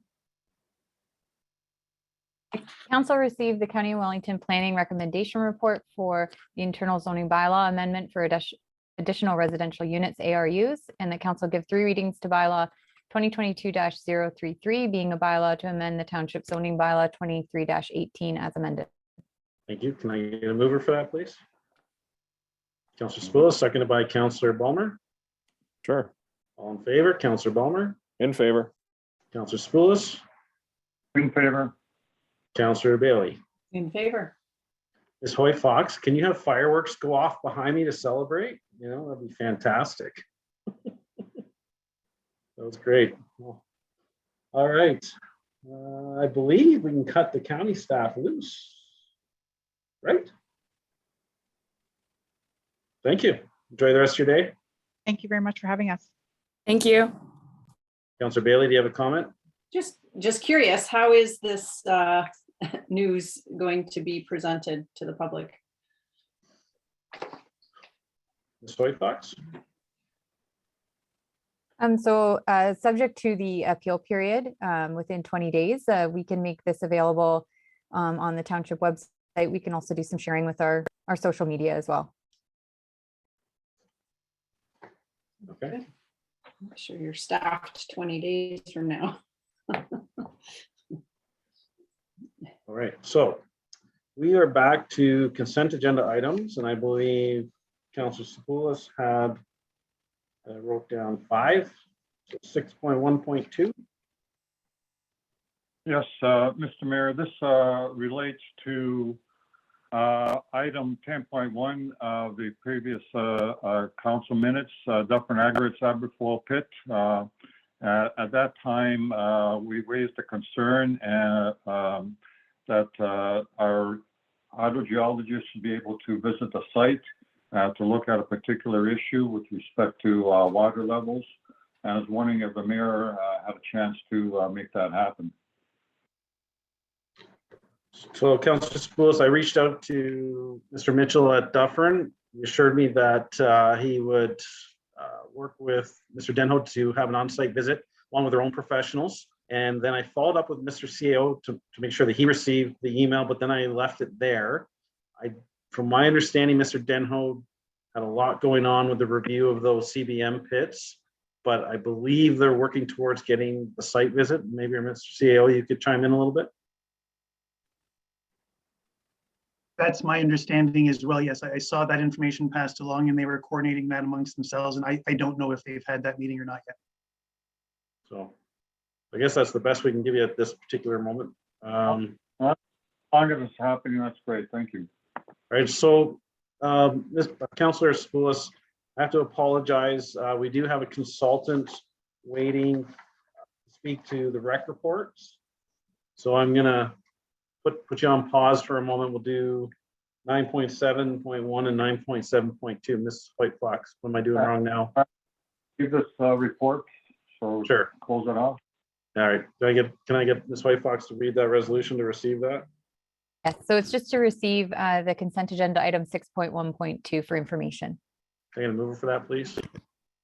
I'll move. Councillor Spoulis, seconded I'll by second, yeah. Councillor Balmer. All in favor? Councillor Balmer, In favor. Councillor Spoulis, In favor? and Councillor Bailey. In favor. All right, sorry about jumping around. Page 220, Councillor Balmer of our agenda, for everyone else's indulgence. Presented by Mr. Fowler. Ms. White Fox is the consultant here for both? Or 9.2? Mr. Smith is here, I believe, for the park concept. So it would be the rec report 2022-012. Which is 9.7.2 Yes. and page 226. And I'll have you move over, Mr. Smith.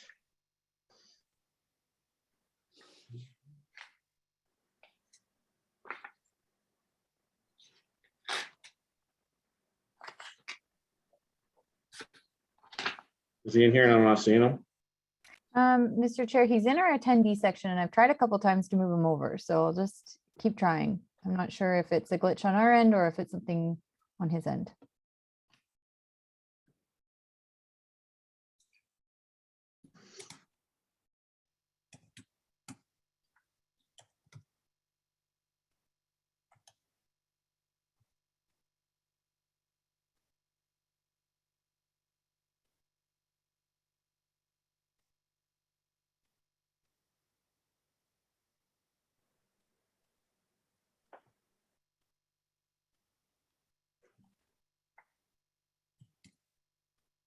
All right, well, maybe we'll carry on with the consent agenda items.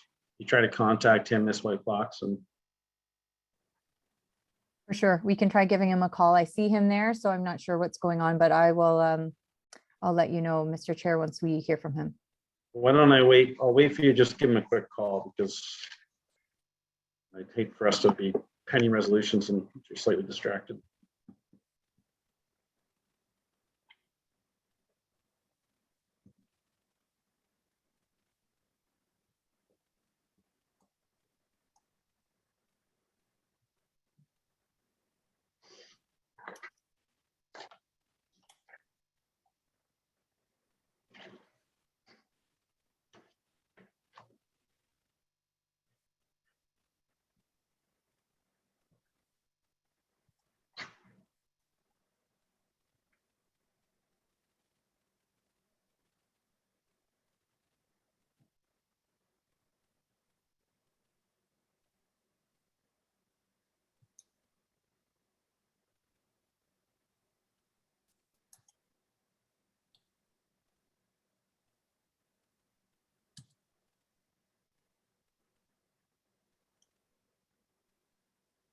Welcome, Brad.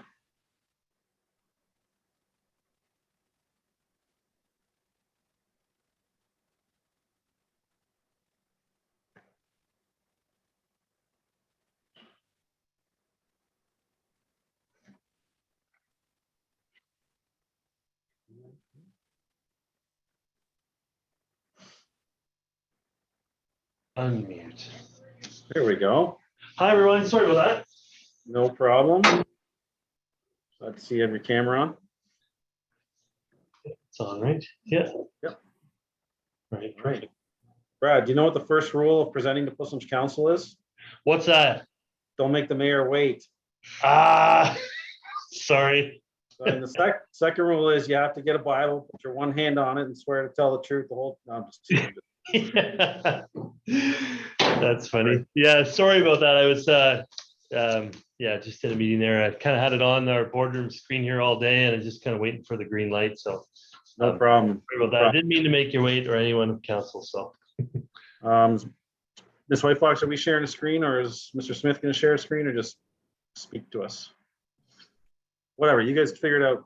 Floor is yours, Brad. okay, I don't mind sharing our screen. One sec. I think I had it up, right? Yeah. Yeah, I can. One sec here. You can see this, correct? Yep. Okay, so yeah, thank you, Mayor, members of council. Appreciate the opportunity to present our concept designs today for Puslinch Community Center Park and Boreham Park. I'm going to, we're all familiar, you've seen this package, I believe, in advance. Yes. We're all familiar with the park spaces, the existing conditions, et cetera. So I'm going to kind of breeze through that relatively quickly, focus in on the concept parts, and then we can answer any questions, of course, at the end, if that works. So again, I won't spend too much time on the site condition, the existing site condition, other than to develop the concepts that we've shown here today. We've had to really consider two primary aspects with each design. First being, how the existing studies and existing master plan influence the design of this space and what the existing infrastructure is. So by that, I mean, we have a program that's been identified in the master plan that was completed, I think, late 2019, identifying, creating our landscape amenities and our landscape program for us, bleachers and parking lot upgrades, paving upgrades, site furnishings, soft landscape, built form, reworking the tennis courts, etc. And then really looking at a lot of the existing infrastructure. I'll slip back here quick as we prepared our concept. So, tennis courts aren't moving. Obviously the community center is not moving, the existing parking lot's not moving, ball diamonds not moving, soccer fields aren't moving, and so on and so forth. So it's another way is it's not a blank slate. We're not just wiping everything out and creating this new park amenity. We really have to look at how we create the new park amenities as they relate to and complement the existing infrastructure that's already there. So as that relates to plan one, what we then focus on is, okay, pedestrian circulation, pedestrian safety, all those aspects become important as we lay out the new amenities as they relate to the old amenities. So we've prepared two concepts. Both are very similar in price. One has some extra enhancements with them that I'll get to in a second, but we're limited with what we can do, parking kind of southwest corner only, and how we reconfigure that is kind of what sets each concept apart. So what we've done overall is with both concepts, we have an enhanced playground structure in the front of the site and off the parking lot, nestled kind of in between the ball diamond and the existing parking lot. So it's easy access for families and residents that want to visit the site just for that playground. Same goes for the tennis courts. So we're not moving them, we're not relocating them, we're just resurfacing them, making them, there's a lot of cracked asphalt in there right now. So improving that function of the tennis courts, and then layering on this circulation pattern throughout the site. So navigating around the back of the community center, how do you navigate north of the ball diamond, and work your way around the site in that regard. So we've proposed, I believe it's 88 or 80 cars. I'll get to it in a sec. I know the exact number in a sec, but 80-car parking lot in the southwest corner, access off the side street. And then we've really included bleachers at the soccer fields, pavilion at the soccer fields, kind of drawing people to that space. And then with both concepts, we have this goal, okay, how do you bring people, people come to the front parking lot, the east parking lot off Brock Street, to visit the community center, go to the playground, play tennis, etc., go to the library. What brings people back to the rear part of the site, the western part of the site, other than, just to play soccer, play baseball? And so we really wanted to create this central gathering node, this play precinct that was identified in the master plan, and nestle it kind of right between this horse paddock area and the ball diamond area. And if you go, I'll kind of flip back and forth between A and B here a little bit, but concept B, very much the same. We've kind of reconfigured the parking lot to be kind of more in line with the soccer field, which allows for just a little bit bigger gathering space between the ball diamonds. I played minor baseball growing up, and there's always barbecues and 100 parents and events like that, and after ball tournaments and all kinds of stuff like that. Same with soccer. So really creating this space in the western part of the site that serves as a gathering function where people can, you're not on a field, you're not in a parking lot, you have some area kind of that you can enjoy the park and all the amenities that are there. And B is very similar pathway, throughout the site. We can't really, we're not relocating any of these amenities again. So you really kind of, from the tennis courts to the horse paddock, you're kind of going in between the soccer field and the ball diamond and whatnot. So we've included, as part of the design, we've included netting along the baseball diamond, some increased buffer planting. So, for fly balls and things like that, really, focusing on pedestrian safety kind of as our first and foremost. So that's the two concepts kind of at a high level. The differences, again, between the two, slightly reconfigured parking lot, just kind of rethinking that a little bit as it can relate more to the soccer field as opposed to the ball diamond, and then just some enhancements. Both concepts we've prepared for both parks, unless I've been misinformed, I think are within budget. So it's just taking concept B for Putchins Community Center Park and just adding some, maybe we can have a shade structure that's a little bit bigger, or with lighting, or an enhanced gathering area, and so on and so forth. So that's really Putchins at a high level. Boreham Park, again, very similar. We're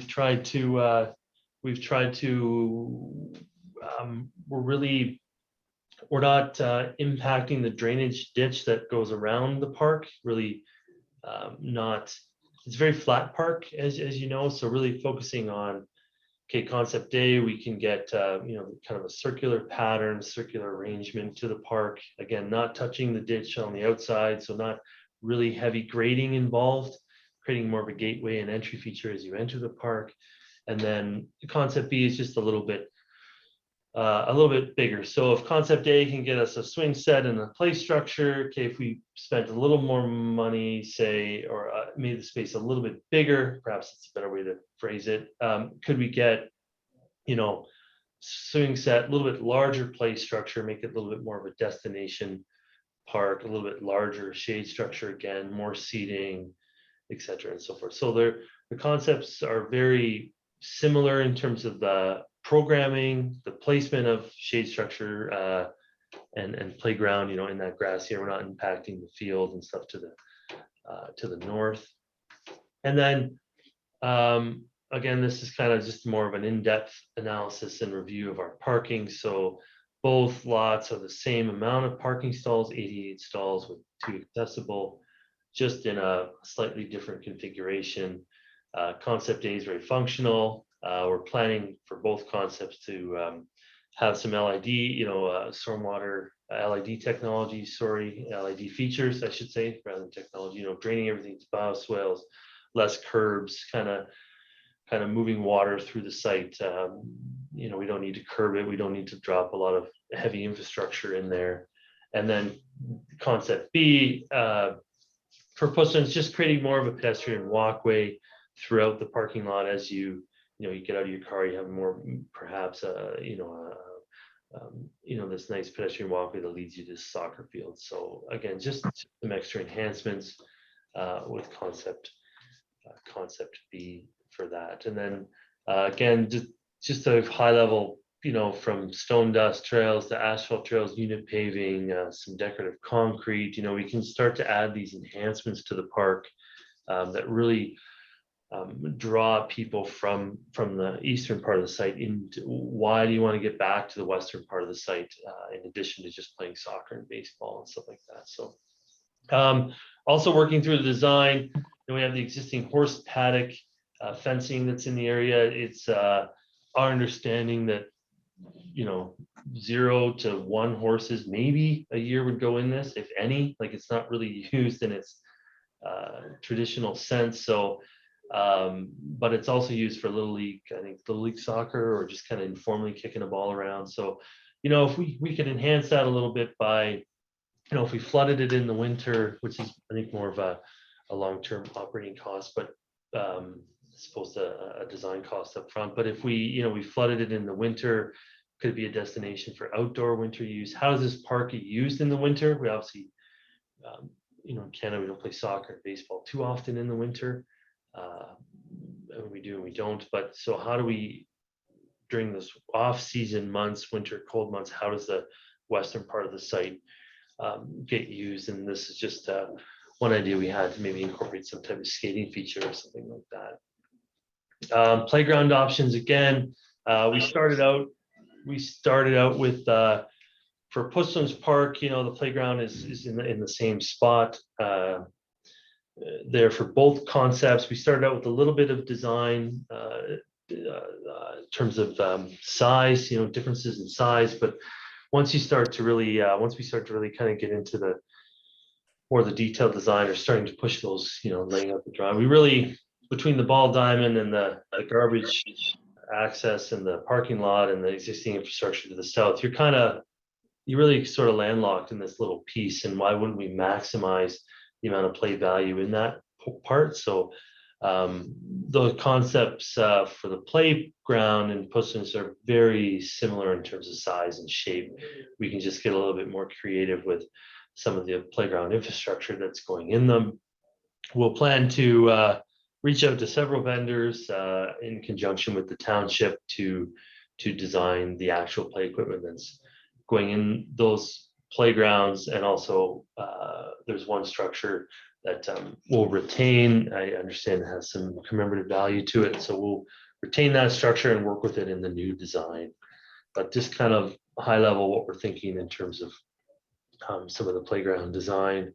And then again, like, we were tasked with to have a look at this maintenance shed storage building over by the ball diamond, and how we could kind of come up with some improvements of that. And it could be something as simple as just having a local public artist paint a mural on it, kind of beautifying the space, adding some color, again making it more of an exciting space on the western side of the park. So just quick renderings to show you what that could be, or what that potential could be. It doesn't have to be expensive. It doesn't have to be a brand new building. We can just kind of freshen it up in a way. And then our palette of site furniture, pretty standard aluminum bleachers, gathering tables. Both concepts have lots of seating, 20+ benches, 20+ cluster tables, and just kind of that palette of site furnishings we're looking to include. Nothing crazy ornate, but nothing super high modern, just very robust, very nice structures in that regard. I think, yeah, that's it. I think in terms of a high level overview of both concepts. I'm not sure if anyone from the township, Mike, if there's anything to add. If not, thank you for your time, and we're happy to answer any questions that you might have. All right, thank you, Brad. I appreciate the presentation. I'm very excited for this. It looks, all looks amazing. I'll just turn it over to Council. Councillor Bulmer. Thank you, Mr. Chair. Thank you for the presentation. Yeah, I just have a few questions on some of the differences between the layouts, and you'll forgive me, I'm relying on having these drawings described to me, and perhaps something I may have missed something. Regarding the path from the parking lot to the back, I'm glad you mentioned the importance of pedestrian movement. And you suggested that the path, I believe there's one supposed to be sort of at the north end of the community center going past the tennis courts from the parking lot to the back. But you, in your presentation, it sounded like it was only in option B, but I seem to recall it was in both option A and B, but it was enhanced in option B. So, and you also mentioned a choice between stone dust and pavement. Can you confirm, is that path shown in both? And what is the construction different in the two plans? Well, thank you for the question. So you're talking about moving from the tennis courts up here down through the site, say over to the parking lot. Is that? Yeah, there was, apparently I understood there was a path from the front, from the east parking lot, from the front parking lot, as we'd call it. Yep. Past the community center, past the tennis courts to the back. Gotcha. Yep. So what we've, it's the same in, sorry, it's the same in both concepts. Okay. What we've done, so we have in concept A, we have a path, an asphalt path. We're still working through the, 2-3 meter wide asphalt path, the main pathway that would take you from the tennis courts around the back of the community center to connect to the seating area in the rear of the community center, between the soccer field and the ball diamond, kind of terminate at this gathering space that's between the horse paddock and the baseball diamond. And that's the same for both concepts. We've made it a little bit longer in concept B, added a little bit more planting, more seating, to increase that buffer between the ball diamond and the soccer field to the north. And then we've also have this secondary path that would come off this main asphalt path, go through the community center. There's that kind of covered garage portion, and connect up to the playground. So you have safe off-road routes to kind of navigate from playground, tennis court, and throughout the site. Is that? And yeah, that's right. That's what I'm trying to get my head around. And but neither of these connect to the Wayne Stokely Trail that's at the back, other side of the new soccer field. Yep. So both do. We've just identified that in the concept plan as more of a secondary pathway. So it's this brown pathway that kind of, I don't know if you can follow my cursor, that kind of wraps around and connects over to the trailhead on the northeast side, and then connects through between the tractor pull and the horse paddock, and then back down to this main path in this gathering area. So there is some secondary trail connections. We just identify them as a stone dust, more secondary path. One, for budget, asphalt pathways everywhere can get quite expensive, and to create this hierarchy of pathways that when you're on asphalt, you're kind of on this main circulation route, and then you need to go off that to accordingly. So that's great, because that's something people have been looking for quite a while, is that they'd like to be able to do. Actually, one of the requests that came in from several people was that it'd be nice if there was a loop that could be done on the site, so you could just go around it, especially if the kids with the preschool that operates in normal times at the community center, or other events, if they're visiting the library or they're visiting the market or whatever else is going on.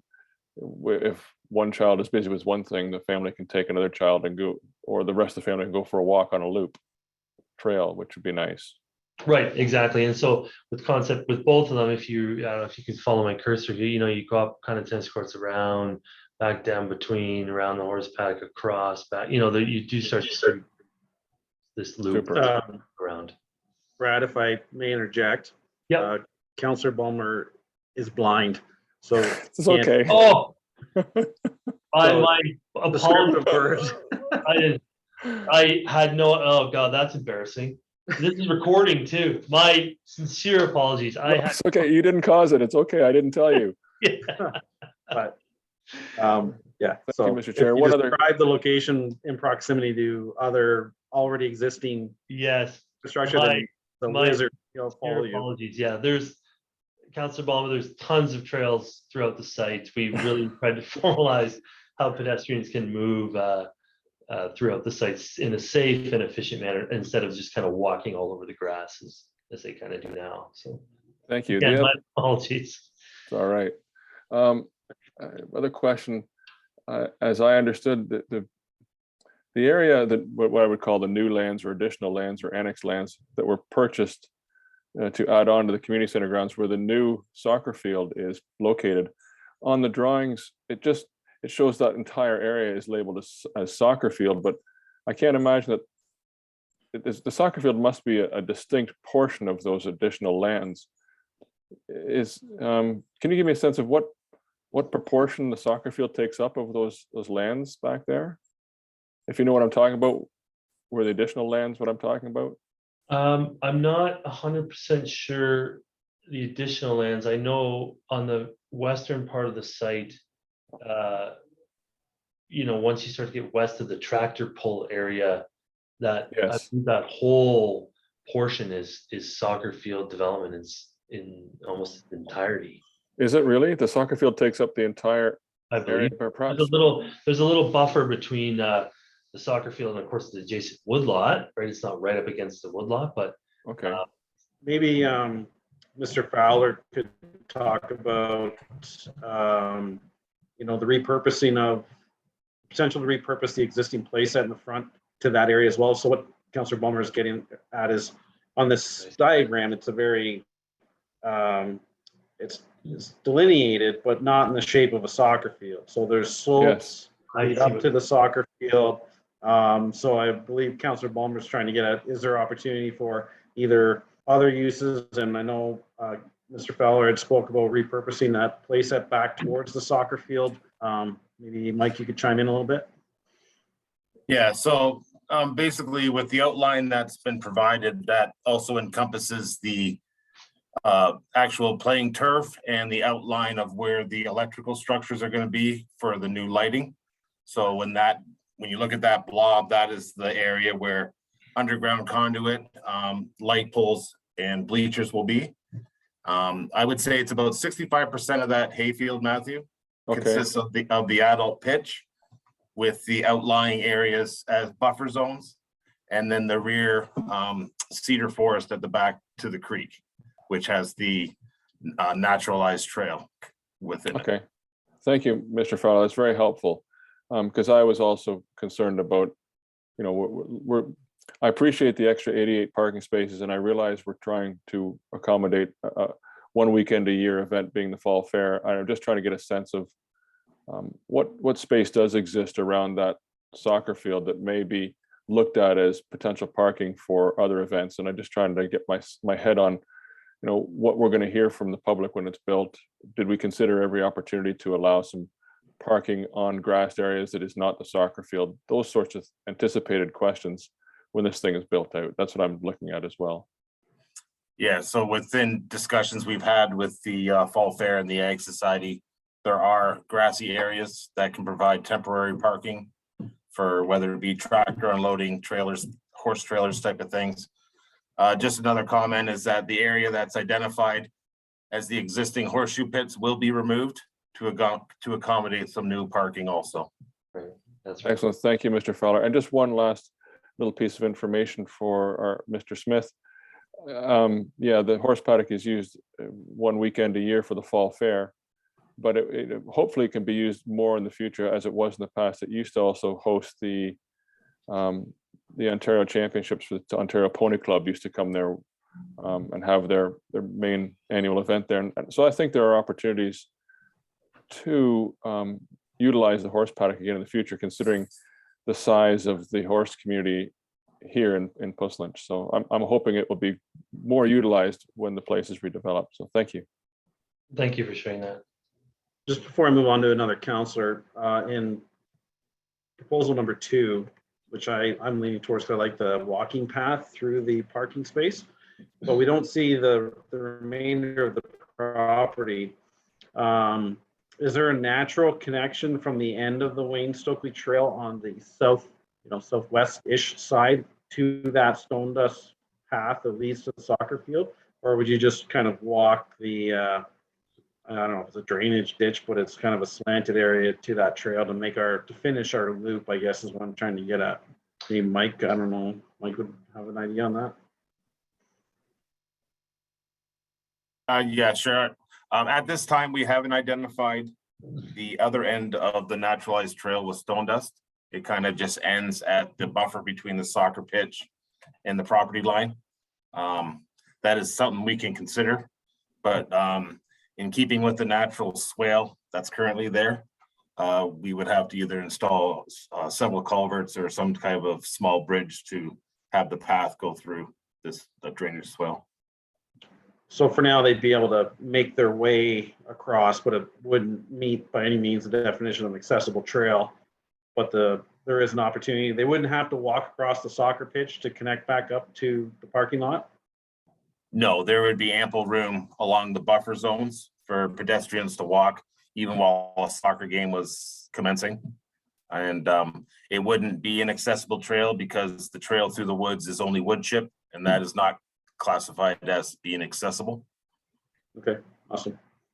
All right, Councillor Spoulos. Yeah, a couple of questions, just following up on yours and Council Wilmer's return trip from the trail. Is it not possible to try to see what the implications are cost-wise to provide a link back? I know you mentioned culverts and over the ditch. I was wondering if there's a possibility we can look at that as well, because I think that is important. Like you go on a trail, some trails you got to double back. Be nice if this could be sort of make a complete circle back to the main facility. Absolutely, we can definitely look at extending the trail. I guess Not my so only much a trail, but not so much a trail, but a return with stone dust or something that's along the soccer pitch, back of soccer pitch. Yep, absolutely. We can definitely look into that. The only concern I would have is whether it be a parent with a stroller or someone with who can't navigate a wood chip trail. I just don't like the idea of a stone dust trail turning into a wood chip trail. So we would either have to identify it as not an accessible trail, just so people don't get to the end and realize they have to turn around. That's why the other designs kind of incorporated the loops around the small soccer pitch, if we wanted like a circuit trail. Yeah, no, it'll be similar to what you have proposed on another concept. You got a stone dust trail leading to the Wayne Stokely Trail, transitions into a wood chip.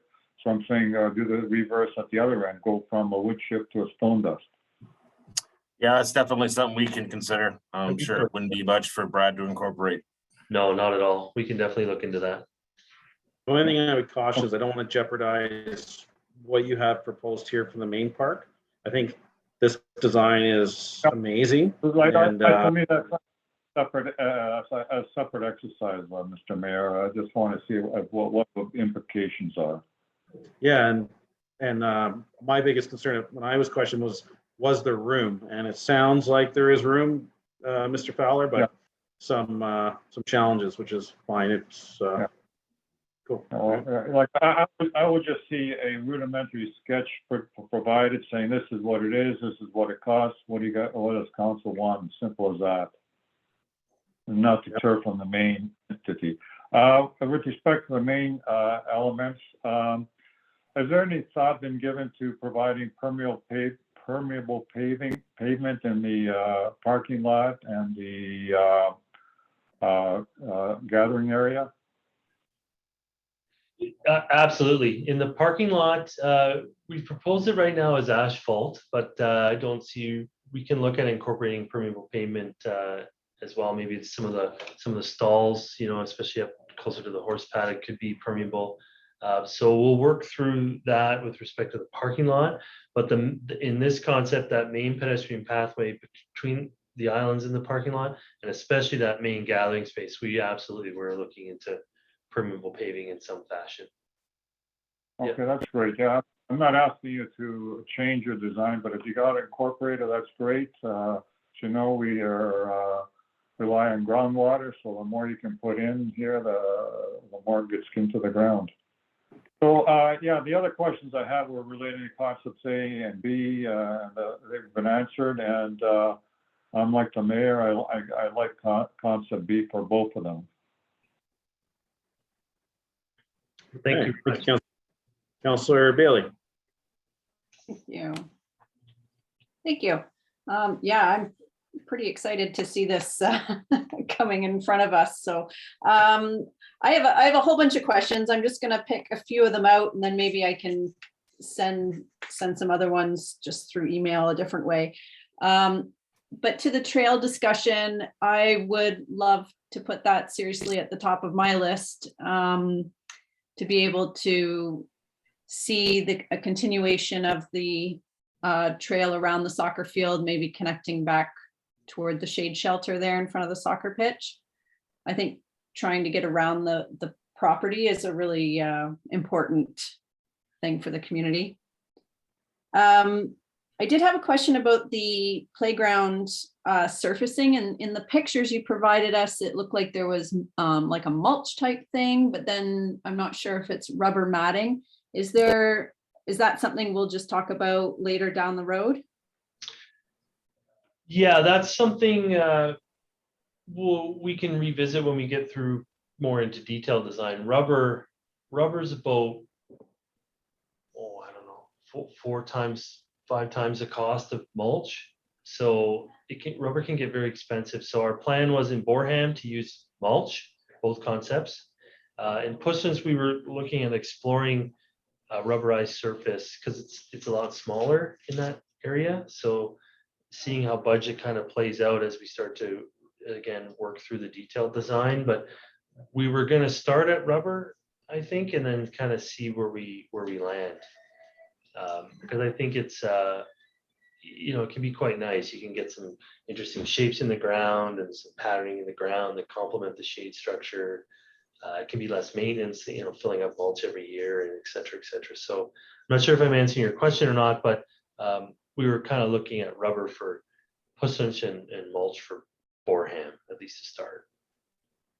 Okay, so maybe a bigger question would be, down the road, will the sort of the tender have individual pricing so that there'll be flexibility for us to say, well, take 3 trees out and add the rubber mulching in, or, where everything's broken down for us? Yeah, absolutely. Yeah, like I believe as we start to refine the design, there'll always be a cost estimate and an itemized cost estimate that goes along with it that would allow you to see what elements are and what they're costing. Okay. Just one thing I'm not seeing on here is any type of basketball standard. And I heard you say that I heard Mr. Fowler say the horseshoe pits were going to be taken out. And I didn't know if there was opportunity to, just pave that over and throw in a basketball standard, but I don't see that as an itemized, in the list. So where in the process can we, request something like that to be put in there? Mike, do you want to? I mean, a basketball court. We didn't include it simply just it wasn't on the wasn't identified in the master plan or within the areas to consider within the master plan. So but I don't see any reason why we couldn't include it. Can I interject? I think it's more where you're going to pave over the horseshoe pits and make parking. Yeah. Put a basketball net at the end of it. Yeah. Oh, I see what you're saying. Sorry, I misunderstood. It's not like a court. It's just a hoop. Yeah. Yeah, a couple hoops. So when they're 90% of the time when the parking lot's empty, a couple kids want to go down and shoot hoops, they can. Gotcha. But We yeah, don't need it fancy. gotcha. Thank you for interjecting. Mayor, I misunderstood the question. Absolutely. I think that's something we can incorporate. Sorry, Mike. Councillor No Bailey? problem. Yeah, I just had a question in concept A. I know a lot of soccer fans sit along the south side of the soccer field, the original soccer field. Is there, I can't tell from the sketch there, is there a lot of room for people to be sitting, watching soccer when that trail is, you know, a little more north than the other concept? I believe so. I mean, we've shown it conceptually for now, so. No, the other soccer field. Oh, sorry, this little one at the top here. Yeah. Yeah. Fans sit on the south side of the field. Yeah, all in there. And Yeah. the whole hill is Yeah. kind of filled with people usually.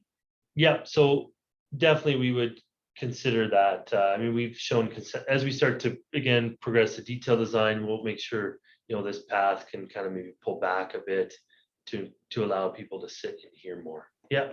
Okay, great. Sorry, my next question. I think I saw somewhere that the benches or cluster seating would be on a concrete pad. Yep.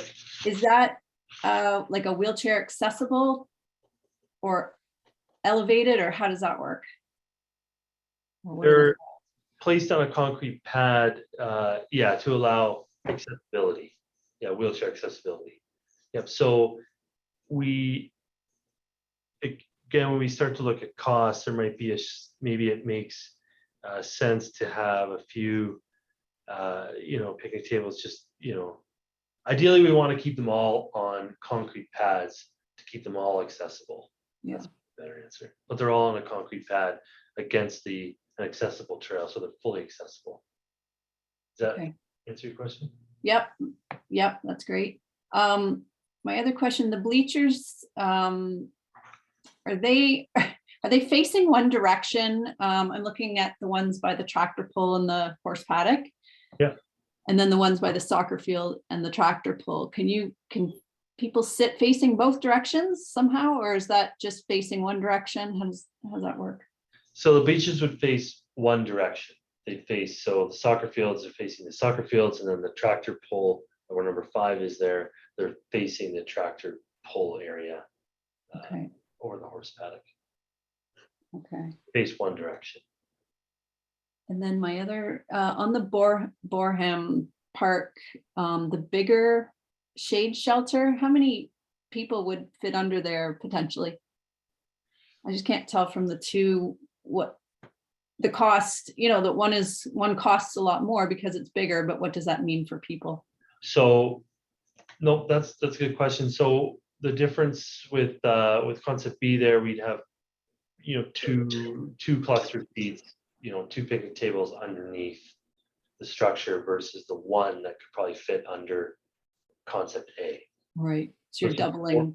Exactly, doubling more seating in the shade. Okay. Yeah. Okay. And then, Mike, this is, I'm assuming when we redo the tennis surface that we're leveling that third court up. Yes, what was identified with the tennis court rehabilitation was the sub base would be compacted and regraded, and a new playing surface and lined, new net supports, and also a practice wall to be placed at the far end. Okay. And no, the fencing's good. The fencing's adequate, the lighting is adequate. One end of the fencing will be removed to gain access for construction and then put back in its original place. Okay. Okay, I think I'll stop there for now. Thanks very much. Thank you. I think it's all good. I worry about the rubber. When we used to travel to Florida pre-COVID, they have rubber at the parks there, and in the summer it gets so hot. So I just want to make sure you take that into consideration. We do get quite a bit of sun here, and you know, it's just not enjoyable for people in the summer months. No. I will turn to council and try to get some direction here. maybe each member could just speak to which plan of the PCC that they prefer. I prefer site plan B, and mostly because of there's a proposed path. Oh, where'd it go? Oh, sorry. It's all good. I can use mine. I can- Yeah, the proposed path on the expanded parking lot to service the new soccer field. So I guess it's stone dust, and what's the changes color, pedestrian walking through the parking lot. But that facilitates us expanding the Wayne Stokely Trail at a future time, or if we find the funding now. And it also funnels people to the center of the park, or vice versa to the soccer field. So really that's to me the only difference. And that's why I support it, but I'll just have council members indicate which plan they prefer. Councilor Balmer. Thank you, Mr. Chair. Yeah, I like both concepts. I must admit I struggle whenever I'm asked to spend more money for something that is essentially the same. But when I look at how much that additional money is as a percentage of the overall cost, and the improved perhaps usefulness that we get for that, I can justify it that way, as in terms of what makes option B, if it, as we talked about with a bigger picnic pavilion, it's not an extravagance to have one in Borum that fits 2 picnic tables. If someone wants to have a kid's picnic, birthday party in there, you're not going to get everybody around one picnic table. But so because of that, I could support either. I'm not married to either, and I see the benefits of this, the small percentage of the total cost price difference. I think I can see that there are some usability benefits to option B that warrant that modest extra cost. Councilor Spoulos. Yeah, the concept B for PCC, the big ticket item is 150K for the larger gathering space, and I can understand the logic of having a larger gathering space. Likewise, the extra cost for Boreham is for the larger playground and also for the larger sheltered area, and I can see that. As Councilor Bulmer said, 1 picnic table doesn't do too much, whereas 2 is a little bit more palatable. So I can support that, and also the suggestions made by Councilor Bailey and you putting in a couple of basketball nets, and then looking at completing the trail back to the central point. In other words, where the trail ends, continue it on and put a stone dust back to the main facility. Look at the feasibility and cost associated with that. That's pretty well lit. Okay, thank you, Councilor. All right, thank you, Councilor Spoulos. Councilor Bailey. Well, my answer wasn't completely straightforward. I had PCC, I liked the A concept, mostly because of the parking lot configuration. But I liked the B Borum. So I'm not married to either one. As Councilor Balmer said, I would just really like to see that trail connected in some form of a loop, so whatever makes sense. And I do think to have a bigger meeting space makes sense as well. But definitely with Borum, I liked the bigger use of space and the shade cover with B. So Councilor Bailey, if you look at concept A for PCC, maybe Brad, you can pull it up.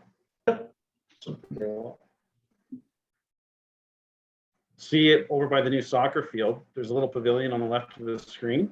Yeah. The path just kicks you out into the parking lot. Yeah. You're kind of in no man's land, where concept 2, I go to the second concept, more is in line with your thinking. See how the path goes right through the middle of, it's delineated and then Yeah. narrows down and connects you back to the gathering space. So could you support that? Because Yeah, I'm not, I was actually going to suggest we have no berms or anything within a parking space in order for the big horse trailers and the parade prep or whatever we have in there. I don't know if trees and berms are are practical. Dare I say, I was even gonna suggest not paving the back parking at all. Okay, next. So, yeah, I guess Mike Either and or. consult and Brad can take that into consideration. Yeah, that is a concern. If, Yep. you know, the tractor trailers have to be able to come in and get transition through there to unload, so it might be a little tight with those trees and bushes or whatever are proposed there, but Okay. Mike, you'll keep that in consideration? Can I ask another question? Sure. I just had a note here, while we were using the ball diamond, excuse me, this past weekend, the dugouts are really, really narrow. Is there opportunity within this project to move the dugouts back slightly? We put that on the wish list. You're referring to the PCC diamond? Yep, yep. Yeah, if you were to move the dugouts back, actually, the only scenario would be to remove the fencing altogether. Basically, if you move the dugouts back, they would be at the foot of the bleachers. But That's the something, aluminum- could that be something that's accommodated just through Public Works at a later time? I hate to draw resources away from this concept. If Yep. something like you could look at later. Yep. So just to be clear, the direction would be just to remove the back chain link fencing from the dugouts to provide more space? The problem is the space between the infield fence and the bench. Not, so you'd have to move the bench back too. Right, so if I was to remove the back fencing, then the bleacher or the players' benches could be moved back a bit. Yeah. Discussion for later, maybe. Another day. If it's something Michael can accommodate through direction at a later date, as long as they're not, it's not calling for it, but paving around the bleacher or the benches for the players, then you have flexibility to tweak that at a later date. Michael? But, yeah, okay, so just to be clear, now we're talking about paving around the players' benches? Also? No, what I'm saying is you have options. If we go as this plan is proposed, it's not pigeonholing the players' benches as is for eternity. You will have some options to. No, that area of the No. ball diamond is not under consideration for any type of work to be done other than the old concession stand. So we could deal with that at a later date, because it was pretty tight, but I don't want And to. and the other side of the bleachers on the west side of the diamond, they're currently movable. They're just the aluminum movable bleachers, so we can work around that. Okay, does that help you, Councillor Bailey? Yes, it does. That sounds great. Thank you. Okay, so I think consensus is Plan B for both Borum and PCC. Is that correct? Yeah. Councillor Balmer? Provided that we can accommodate the movement of horse trailers of various sizes and the trailers used to bring in and out the tractors for the tractor pull. Yeah. Sounds good to me. Question for Ms. Hassan. Would a trail be permitted to use cash in lieu of parkland funds for construction purposes, you know? Because it relates to parkland, yes, I believe it should be fine. Okay, thank you. Okay, Ms. White Fox, do we have a resolution? Probably stop sharing your screen now. Brad, thank you. Yep. We do, and I believe there's a couple blanks that need to be filled in. So I can share my screen if that's helpful. That would be. Oh, I had one while you're doing that. Mr. Fowler, I got one final question. Is there any concern with the tree planting that the lawnmowers wouldn't be able to pass by the bleachers or any other structures? there a minimum distance separation between benches, structures that needs to be maintained for the lawnmowers? It would be preferred if a 6-foot radius could be accomplished. That would be quite helpful. We'll make sure that happens this time. All right, what do we have here? So, Part do Mr. we have Mayor, to, go ahead. I did add this just based on the conversation that council had. So concept B, provided that the movement of horse trailers and other vehicles can be accommodated in the space provided. But it looks like there's some spaces here for budget amounts as well. So would that be Mrs. Sand that would fill Yeah, those numbers in? I can assist with that. Yep. Thank So the remaining portion of funding required for concept B is $352,964 as outlined in the report. With that being funded by the Investing in Canada Infrastructure Program, in order to maximize the amount of funding through that program, we are able to fund an additional $165,184. Then the fundraising / cash in lieu amount is $159,059.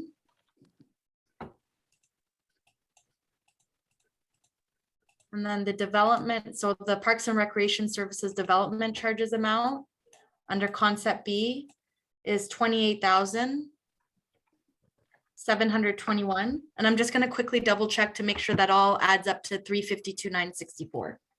Okay.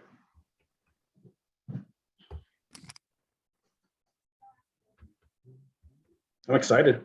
It's going to be nice. So it does add up to $352,964. So those numbers are accurate. All right, can I get a mover for this resolution, please? Councillor Bailey, seconded by Councillor Spoulis. There's my screen back. All right, all in favor, Councillor Ballmer, In favor. Councillor Spoulis, In favor. and Councillor Bailey. In favor.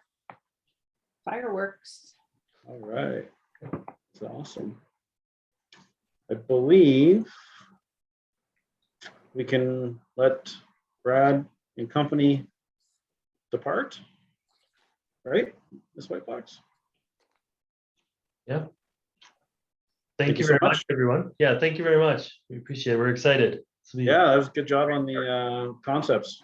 Thank you very much. Appreciate that. Okay. All right. Now we're going to go back to consent items. And the first one is 6.8. Councillor Spoulis. Yeah, Mr. Mayor, I've combined 6.8 and 6.9.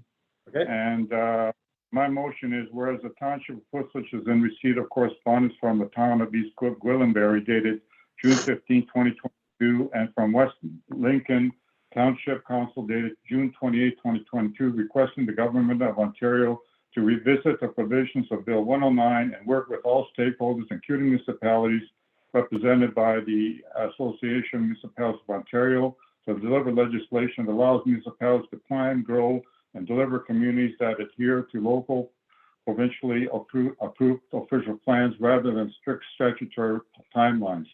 Be it resolved, the council receives and supports the requests, and a copy of this motion be sent to the Honorable Doug Ford, Premier of Ontario, MPP Caroline Mulroney, the Minister of Municipal Affairs and Housing, Regional Chairs of Ontario, MPP Ted Arnott, the Association of Municipalities of Ontario, and all Ontario municipalities.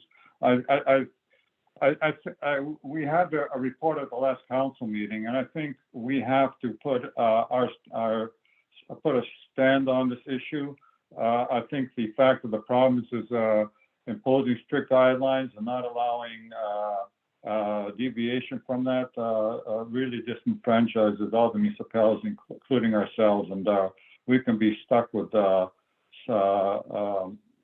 fines and losing money from developments associated with any delays that may be inadvertently or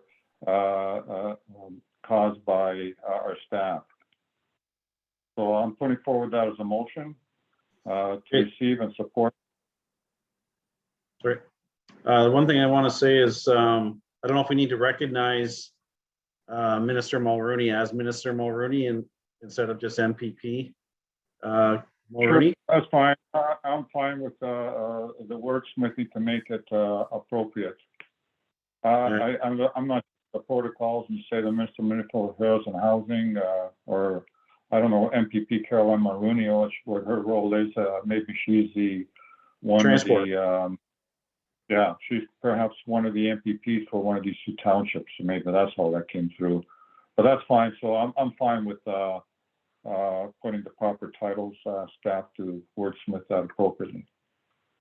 Yeah, and I'm not understanding why they have Minister Mulrooney included in this. Because she is the Minister of Transport and Steve Clark is the Minister of Municipal Affairs and Housing. So I know she plays an integral role in the party as a whole, but I find that a little interesting. But I'll leave that up to staff to sort out those titles. And so let's move by Councillor Spoulis. I'll need a seconder for that, please. I'll second it. Okay, Councillor Balmer, comments? Councillor Balmer?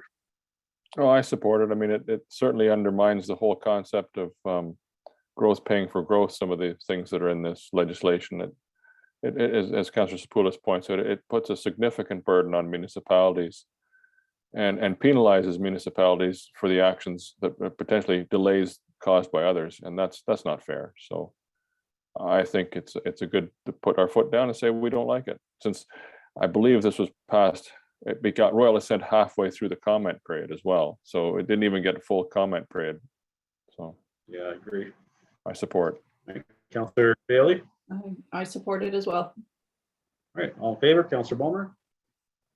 In favor. Councillor Spoulis? In favor. And Councillor Bailey? In favor. All right, and 6.20, oh, sorry, 6.10. Yes, Mr. Mayor, this is a letter to you and to our council. I was wondering, do we want to participate? Staff were asked what they consider the three goals or three main issues facing us. I guess it's a question I have with the mayor and the rest of council. Is it worthwhile to go down this route and participate in the shadow government of the current Liberal government?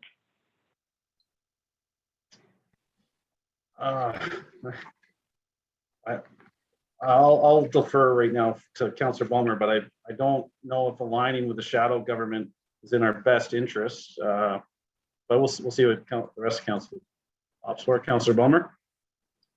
Thank you. Yeah, I think individually we can do whatever we like, but I mean, we are part of an organization, you know, we work government to government. I appreciate the invitation, but I share the mayor's hesitation. We work government to government on these things, and we can certainly make our local MP aware of our concerns, and he can bring those to the government through the channels that he has in Ottawa. Okay, Councillor Bailey. Yeah, I took it to be just how can we help boost, economic development, and I kind of thought that was more of a county initiative anyway. And I don't know. I think it's good to get this information and to gather it, but I don't think we need to be part of it. So, Councillor Spoulis. I'm good with where we're going. I thought it'd be good to raise it, to say we've looked at it, we addressed it, and that's fine. I'm good with what we've agreed. All right, we have a resolution to receive that for information. I'll move it. Moved by Councillor Spoulis, seconded by Councillor Balmer. All in favor, Councillor Balmer. In favor. Counselor Spoulos, In favor. Counselor Bailey, In favor. and 6.20, Counselor Spoulos. Yes, this is a letter that our Chair Glenn James, this is our First and High Speed Committee, wrote to Minister Surma. Basically, we've been 6 months without any firm decision. I know that our CEO and I and the chair participated in a meeting put forward by the province where it was a nothing meeting. They just outlined what the processes they're doing, and there was no indication of when and where it was going to happen. We had a false alarm last Friday. There was an announcement made in Nasagawa Road, and I thought for a second, well, maybe this is the big one, and it turned out to be just for a few homes in Campbellville. So I think this motion I'm suggesting is, whereas council, since receipt of correspondence from Glenn James to Mr. Surma dated June 24th, 2022, be resolved, the correspondence be received and supported, and then a copy of this motion be sent to MPP Ted Arner for support. All right, that's a mover. I'll take a seconder for that. Counselor Bomer. Sure. All right, you're up, Counselor Bomer. I support that. That's a good idea. I'm glad the committee is staying on top of these things. I know it's extra work for Councillor Sapoulis added on to all his other council duties. But I think it's to the township's benefit, the residents' benefit, that at least we have someone keeping the pulse of this. And please pass my gratitude on to Mr. James and all his committee members. Counselor Bailey. No, I support. I think it's good to keep a little pressure on. I guess we need to copy it to MPP despite them forwarding it to them. Just send it twice, basically. And it comes from us. Okay. A little more clout, I believe is the Yep. intent. Good Okay. job. Thank you. All right. So all in favor, Counselor Bomer, In favor. Counselor Spoulos, In favor. and Counselor Bailey. In favor. All right.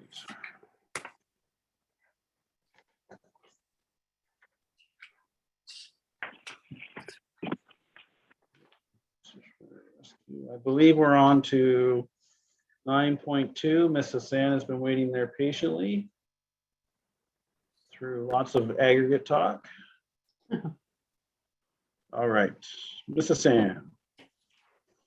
Hello, Council. So this is one of our final legislative reporting requirements in accordance with the Municipal Act related to the commodity price hedging agreements that the township has in place. I'd welcome any questions from Council. Okay, Counselor Bomer. No questions. Thank you. All right, Counselor Spoulos. No, straightforward, thank you. All right, Counselor Bailey. I just had a question and I didn't write down all my details. It looks like page 3 of the report. My question I've written down is, why is the PCC gone up $635, but the ORC only by 65 when the PCC was closed and the ORC was open? So I guess I did some math there between the 2021 and 2020 numbers. So I think the increase in the cost from 20, so you're asking about the natural gas costs, right? Yeah, that's right. It relates to the increase in the last commodity price rates from 2020 to 2021. So in 2020, there were decreases in the cost just based on incentives that were in place in 2020 related to COVID. And I don't believe that those incentives continued into 2021. So it is a very minor difference from year to year. And I know a lot of it relates to the the increase in the prices from 2020 to 2021. But I guess I'm just curious why one facility would be so much more than the other, like $600 difference. Oh, like the increase between the PCC and the ORC? So you're seeing a bigger increase at the ORC? Yeah. Well, the ORC was Oh, open. no, a bigger increase with PCC. Does somebody mess with a thermostat? It went from 39 to 45. So what she's picking up is that it costs $650 more in 21 at the PCC. And it only costs $80 more. Why was the PCC $650 more to heat? Or the cooking? Just could, oh, it wasn't open. But it wasn't open. Anyways, Just curious. That was my question. If I may, Mr. Mayor, just due to the size of the structure, the PCC is quite larger than the York. And we did keep the temperature within normal operating range during COVID to protect, you know, pipes and things like that. So, well, yeah, and if you look in 2020, it was almost $1,000 more to heat the, oh no, yeah, the PCC. So it became more efficient in 21. There's only a $400 difference. Right. There we go. Okay, thank All you. right. Where was I? Okay, resolution to receive that report. So moved. Thank you, seconder. Yeah, I'll second. Oh, didn't we do this already? Did I skip some? Oh, and all in favor, Councillor Palmer, In favor? Councillor Spoulos, In favor. and Councillor Bailey. In favor. All right, Ms. Hassan, 9.2.2, please. So this report is just a report for section 357 and 358 applications. Again, the applications in this report mostly relate to removals of units and demolitions of structures. And so Schedule A to the report includes the list of adjustments and the roll numbers associated with those adjustments. Thank you. Any questions or comments from council on this one? All right, resolution to receive it. Mover, please. Somebody move it. Councillor Spoulos, seconded by Councillor Bailey. All in favor, Councillor Palmer, In favor? Councillor Spoulos, In favor. Councillor Bailey. In favor. All right, 9.7.1. Mr. Fowler. I believe we missed one, Mr. Mayor. Oh, sorry. 932. missed? Oops. I'm sorry. That was not on purpose. Promise. My computer's freezing. 9.32. Who's going to present that? I think it's Ms. Whitebox. I can't zoom in on it to see the name. Okay, thank you very much. So this is the fourth draft of the municipal street naming policy. So it incorporates the revisions that were requested by council at the last meeting where it was considered. And they're outlined in the report there. There's just a few, and then there was a few additional comments that council made that are included in the council questions and staff responses that were added as an addition to the agenda. So we're happy to answer any questions or comments that council has. Thank you. Councillor Ballmer. Thank you, Mr. Chair. Thank you, Madam Clerk. I really appreciate, again, as I've mentioned before, the staff is taking this, what they hear back from council and seriously to try and make this as good a policy as possible the first time, so that, you know, we know that, you know, if each time this policy is used, we're going to learn something more. So I don't have any expectation we're going to get it perfect the first time, but I think the more time we spend getting it as good as we could before we put it in place is time well spent. So thank you very much to staff for their patience and diligence and making this as good as we could get it for our first time having a policy like this. Councillor Spoulos.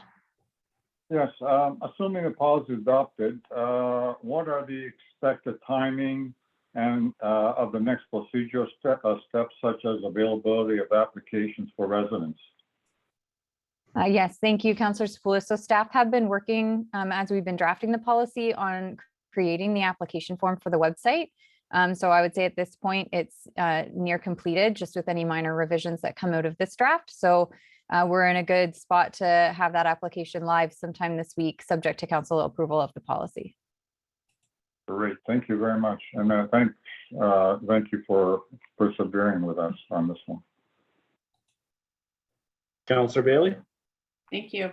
I just had a question regarding 5.2.4. There's been a revision to change the wording regarding names that deliberately advertise.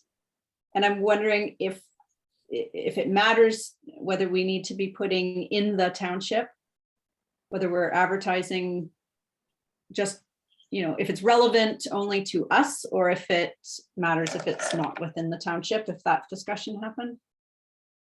I don't recall. Ms. Whitebox? I think that was a discussion at the last meeting where we talked about, and I believe Councillor Ballmer brought it up as a discussion point, is it really realistic or reasonable to have the expectation be kind of globally? Like, are we looking at like businesses anywhere that it could be advertising for? And so the wording that's been suggested and just kind of refined a little bit through those council questions and staff responses is that it's names that are deliberately intended to advertise existing businesses, industries, or other commercial ventures. So I would say that there's going to be some review of that, and it's not just local businesses. Yeah, I think it's good. Okay, so to leave it open like that. Leave it open. Okay, and then I'm just following up again. Sorry if this was in minutes or somewhere I missed it, but I feel like we brought up discussion around reaching out to owners of roads to find out if there are any unanticipated costs that we may not be aware of. Was that direction given, followed through? Any feedback on that?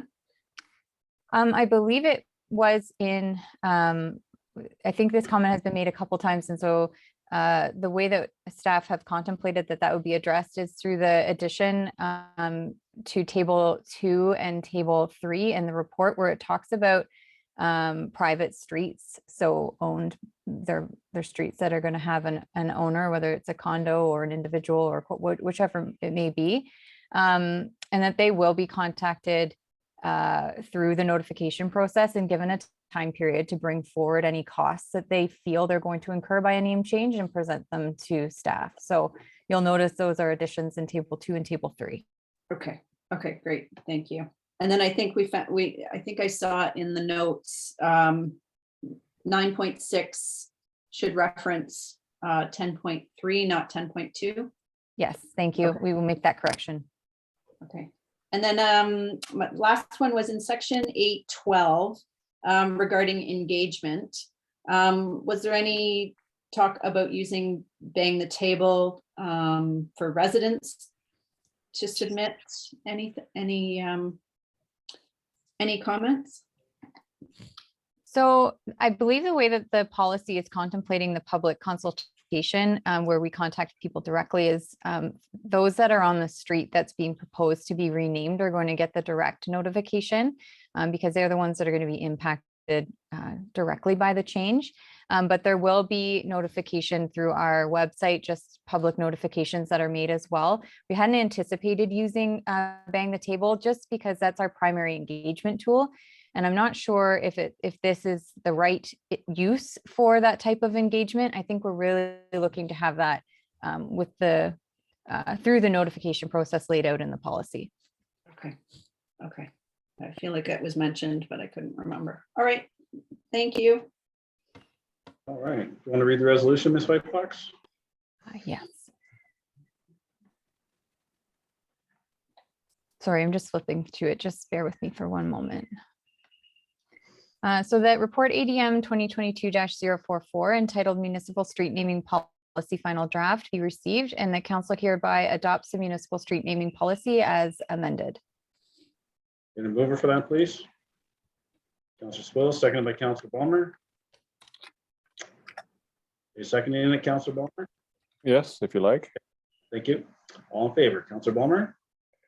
Before I state my position, I think it's important that we acknowledge that it's unfortunate that Councillor Goyda is not here today to be part of this, since she was, I think, instrumental in making sure this got back on our agenda. It was a commitment made by the corporation, by the municipality, by council several years ago, and it was thanks to her that it got back on our agenda.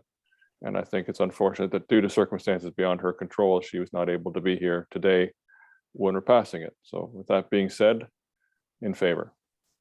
Thank you. Councillor Spoulos? In favor. Councillor Bailey? In favor. All right, that's carried. All right. 9.7.1. Mr. Fowler.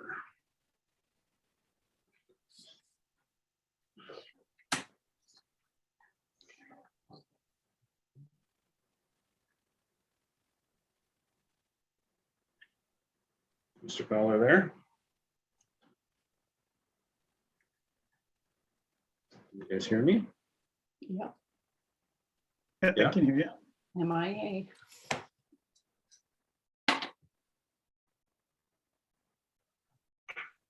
Maybe you expected that conversation to go longer.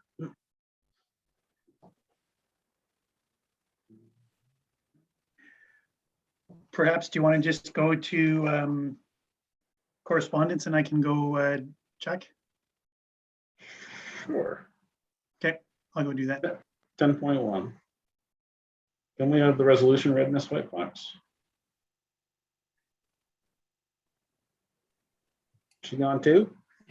No, sorry, Mr. Mayor, I was just flipping through it in my minutes here. Yes. So the council received correspondence item 10.1 regarding the county official plan review, public consultation and engagement overview for information. Need a mover for that, please, so we can discuss it. Councillor Bailey, seconded by Councillor Schoolis. Any comments? Councillor Bummer? No, no comments.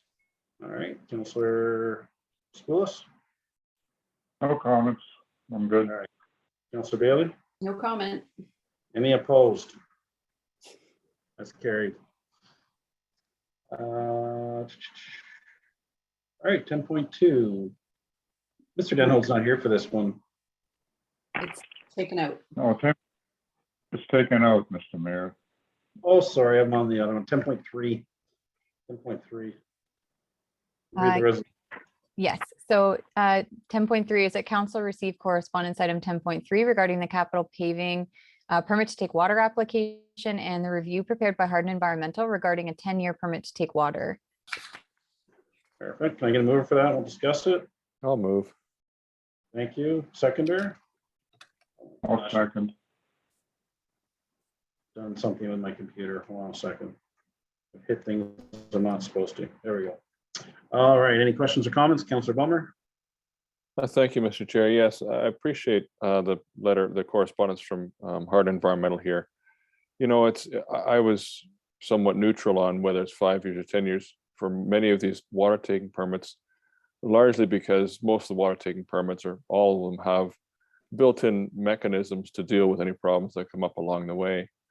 But I think Mr. Denholt has identified something maybe not unique, but special about what's happening here, is that the situation under our feet is changing so readily because of the growth that's been assigned to municipalities like Guelph that are wholly dependent on groundwater, and things change so quickly. And our concerns that we have with some of the studies they've done, the increased water taking that's going to be occurring from the city of Cambridge or the region of Waterloo, and even a little bit coming up from the city of Hamilton. So, you know, there's a lot changing, and our knowledge could easily change in 5 years, and waiting 10 years for a renewal may not be appropriate in a circumstance like we have here. So I'm becoming more comfortable now with the idea that because of that changing landscape, 5 years is more appropriate. So thank you for putting this on the agenda and helping us understand more why we need to be maybe a little more careful around here. Okay. Councillor Schoolis? Yes, I support the 5 years. My only question is of staff. This letter from Mr. Denholt is the one that was presented, I believe, last meeting or 2 meetings ago with respect to another application. Do we need to ask him to tailor a letter specifically for this application? So I did speak with Stan about this, and he had opted to create kind of a generic letter that could be applied for permits to take water in general that are seeking 10-year approvals, just because we have such a short time frame of 30 days to get our comments in, so that if council endorses the letter, when we see these permits come across, we can just submit his letter stating why council feels 5 years max is appropriate. So he's done this purposely so that we could use it kind of generically. Okay, that's great. If that's the case, I'm fine with that. Thank you. I missed the last part of that. Counselor Bailey? Thank you. Yes, sorry, my screen is froze here, but I'm just confirming this is being submitted as an ERO comment. Is that correct? I believe so. Yeah, okay. And we didn't miss the date or anything. We're still in open comment period. Yeah, August the 6th was the closing date. Okay, okay.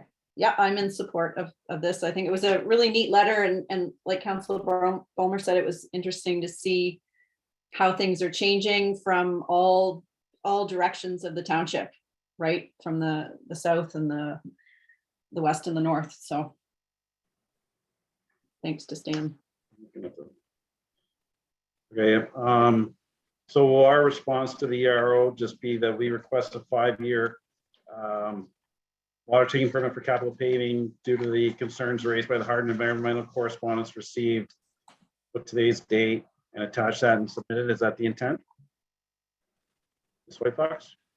And in addition to that, I just wanted to make a comment that Kyle Davis from Source Water is also preparing comments.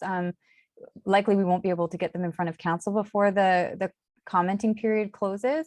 But those will be submitted as well to the ERO, and we don't know what those will include based on their evaluation. I just wanted to make that comment. That's fine. I don't want to endorse his comments without seeing them, but by all means, he can submit them and I'm sure they'll be fine. Do you have a resolution prepared, Ms. White Fox?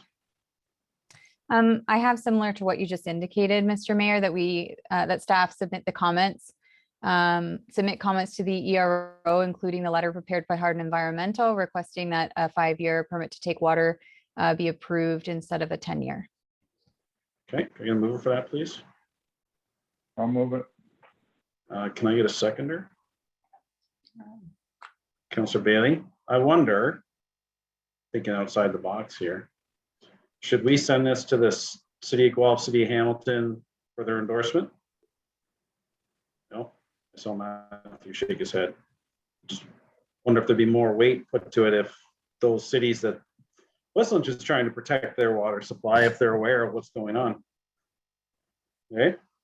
I understand. We could ask. There's no harm in asking, but yeah. Why don't we forward it on to those cities that are listed in the letter from Hardin? Sure. And they can do what they want with it, but at least hopefully they'll recognize that we're trying to look after their interests as a good neighbor, right? We can CC them on it. Yeah. Okay, Ms. White Fox. To Yes, their councils and to their councils, not to their staff. I don't want to go on their, sorry to raise my voice, but I want to go on their councils. Thank you. All in favor, Councillor Bulmer. I'm in favor. Councillor Spoulis.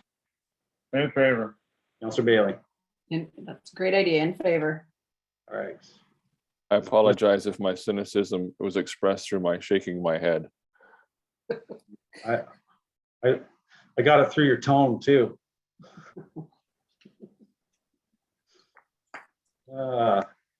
Everybody's tired. What the heck number am I looking for? Where'd 7.1 go? Where are we? 9.7.1. That's what I'm not finding. Mr. Fowler, is he back? Hey, hey-o. All right. Floor is yours, Mr. Fowler. I'm here, Mr. Mayor. All right, we're looking at your report for the tender of the results for the sports lighting upgrades. You want to turn your camera on, please?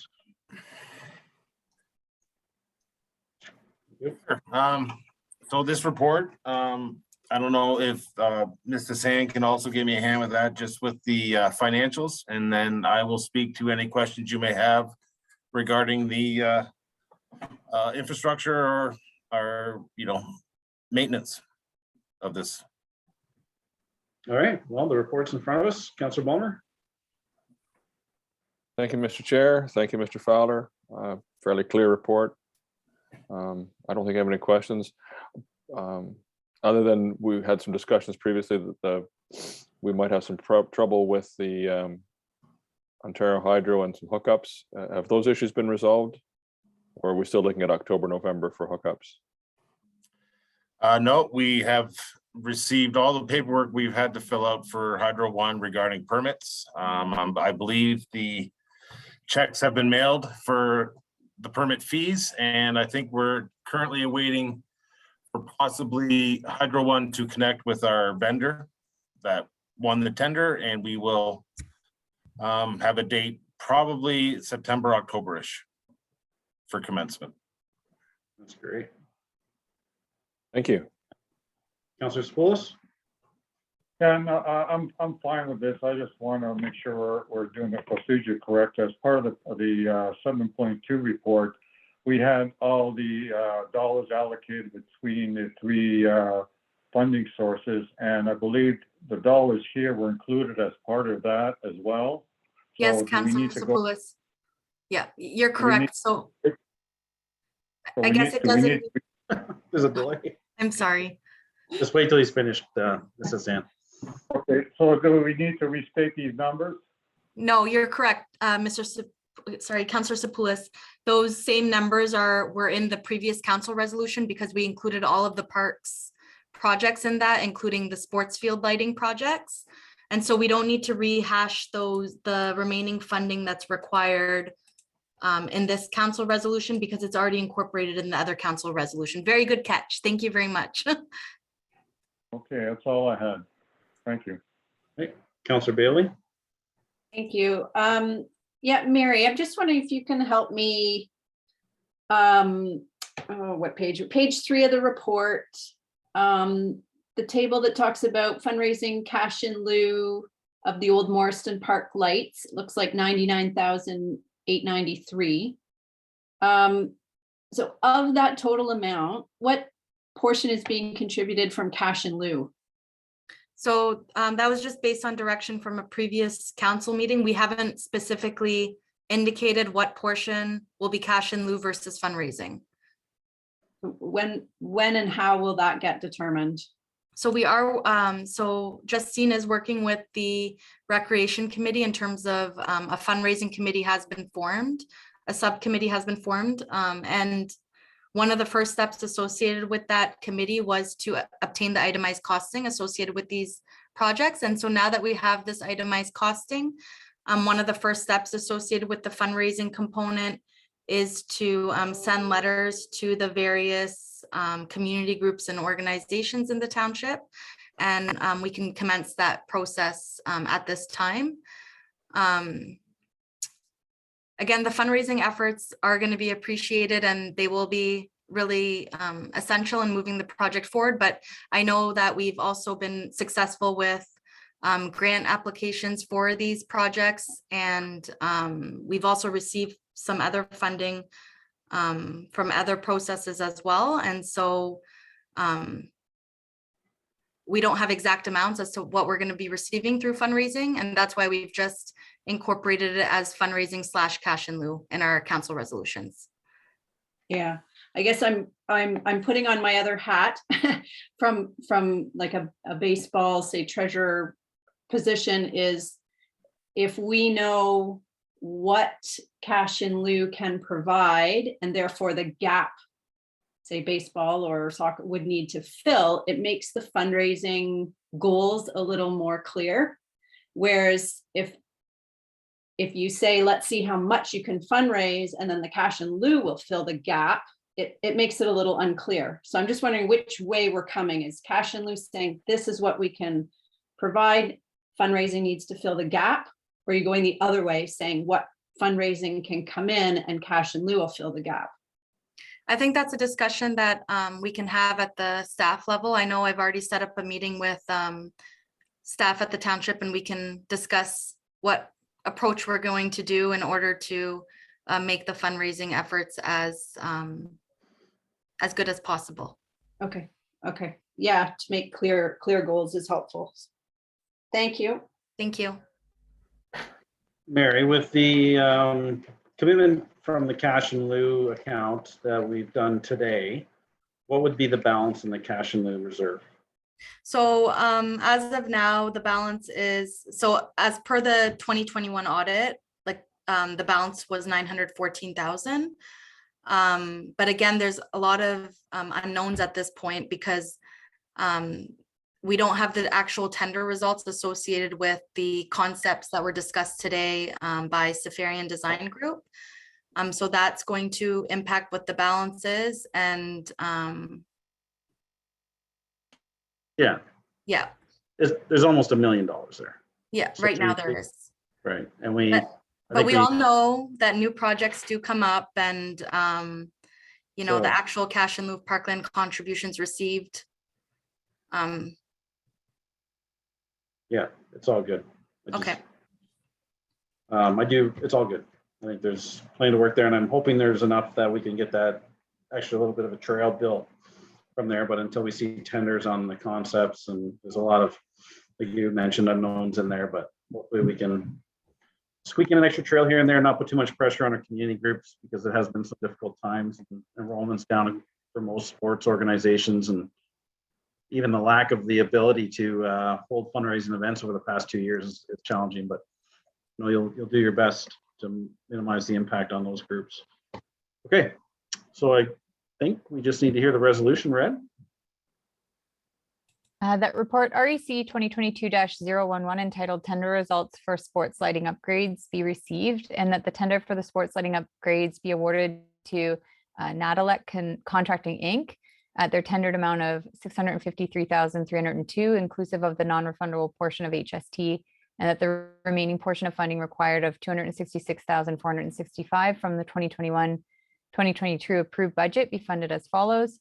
$177,518 from the Investing in Canada Infrastructure Program, $82,236 from fundraising and cash in lieu, and $6,711 from development charges, and that council authorizes the mayor and clerk to sign the required contract documents. Oh, Mrs. Sand has her hand up. Sorry, Madam Clerk, if you can just remove the section regarding the remaining portion of funding required of 266,465, including those bullets there, just because that's already been addressed as part of report Rec 2022-012. Okay, yep, certainly I'll remove those. Okay, can you move for that, please? Councillor Spoulis, second by Councillor Bailey. All in favor, Councillor Balmer, In favor. Councillor Spoulis, In favor. Councillor Bailey. In favor. All right, done. I believe we're on to mayor or council updates. Believe I have anything today. Any member of council have any updates they wish to provide? Oh, okay. We don't need a resolution for that because we didn't receive anything, correct? Yep. Correct. Can you read the bylaws for us, please? That the following bylaws be taken as read 3 times and finally passed in open council. Bylaw 2022-031 being a bylaw to amend bylaw 23-18 as amended, being the zoning bylaw of the Township of Puslinch for the zoning application 711 Arkle Road, Slater application. Bylaw number 2022-032 being a bylaw to amend the Township zoning bylaw 23-18 as amended, for the zoning amendment for 6547 Wellington Road 34, the Hutton application.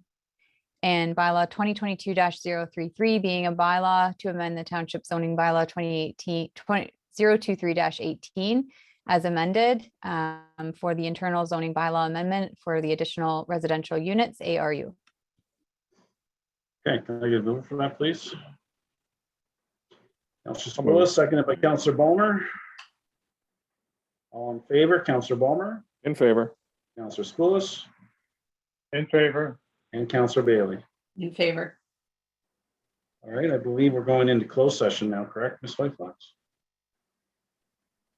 Yes, we are. I have a resolution prepared that council should go into closed session under section 239 of the Municipal Act for the purpose of a confidential report regarding litigation or potential litigation, including matters before administrative tribunals affecting the municipality or local board. And the subject matter is notification of pending litigation. All right, I'm gonna mover for that, please. I'll move. Okay, seconder, Counselor Spoulis, all in favor, Counselor Ballmer, In favor. Counselor Spoulis, In favor. Counselor Bailey. In favor. All right, thank you to everyone that attended in the gallery. We always appreciate your company. Have a great day.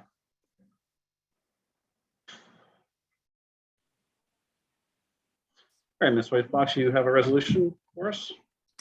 The council moves into open session at 3:55 PM. You're gonna mover for that, please. Counselor Spoulis, seconded by Counselor Ballmer. All in favor, Counselor Ballmer, In favor. Counselor Spoulis, In favor. Counselor Bailey. In favor. All right, the next resolution, Ms. White Fox. The council receives the confidential verbal report regarding litigation or potential litigation, including matters before administrative tribunals affecting the municipality or local board, being a notification of pending litigation, and that staff proceed as directed. Am I gonna mover, Counselor Bailey? Sure thing. Seconder, Counselor Ballmer. Yes. All in favor, Counselor Ballmer, In favor. Counselor Spoulis, In favor. and Counselor Bailey. In favor. Any business arising from the closed session? Notice of motion. New business? No. Announcements? Anyone? Counselor Bailey? I have an announcement. The Badenoch Community Center is going to be hosting their annual, normally annual, barbecue on Saturday, August 20th. And tickets are now on sale. They can contact me. Hooray. Hooray. Hope to see you all there. Maybe. Except for lacrosse. Baseball year end. It is. And then it's I'm also, going to be in 2 places at once. I'll try. Thanks for bringing that forward. Any other announcements? Okay, confirmatory bylaw. Sweet. That the following bylaw be taken as read 3 times and finally passed in open council, bylaw number 2022-034, being a bylaw to confirm the proceedings of council for the corporation of the township of Puslin held at its meeting on the 13th day of July, 2022. Mover for that, Counselor Bailey? Yep. Seconder, Counselor Ballmer? Yes. All in favor, Counselor Ballmer, In favor. Counselor Spoulis, In favor. and Counselor Bailey, In favor. and adjournment. Council hereby adjourns at 3:58 PM. Mover, Counselor Spoulis, I move. second, Counselor Ballmer, Yes. all in favor. Counselor In Ballmer, favor. Counselor Spoulis, In favor. Counselor Bailey. Favor. Awesome. Have a great day. Good job, everyone. Thanks, chief. Thanks, everyone. Right.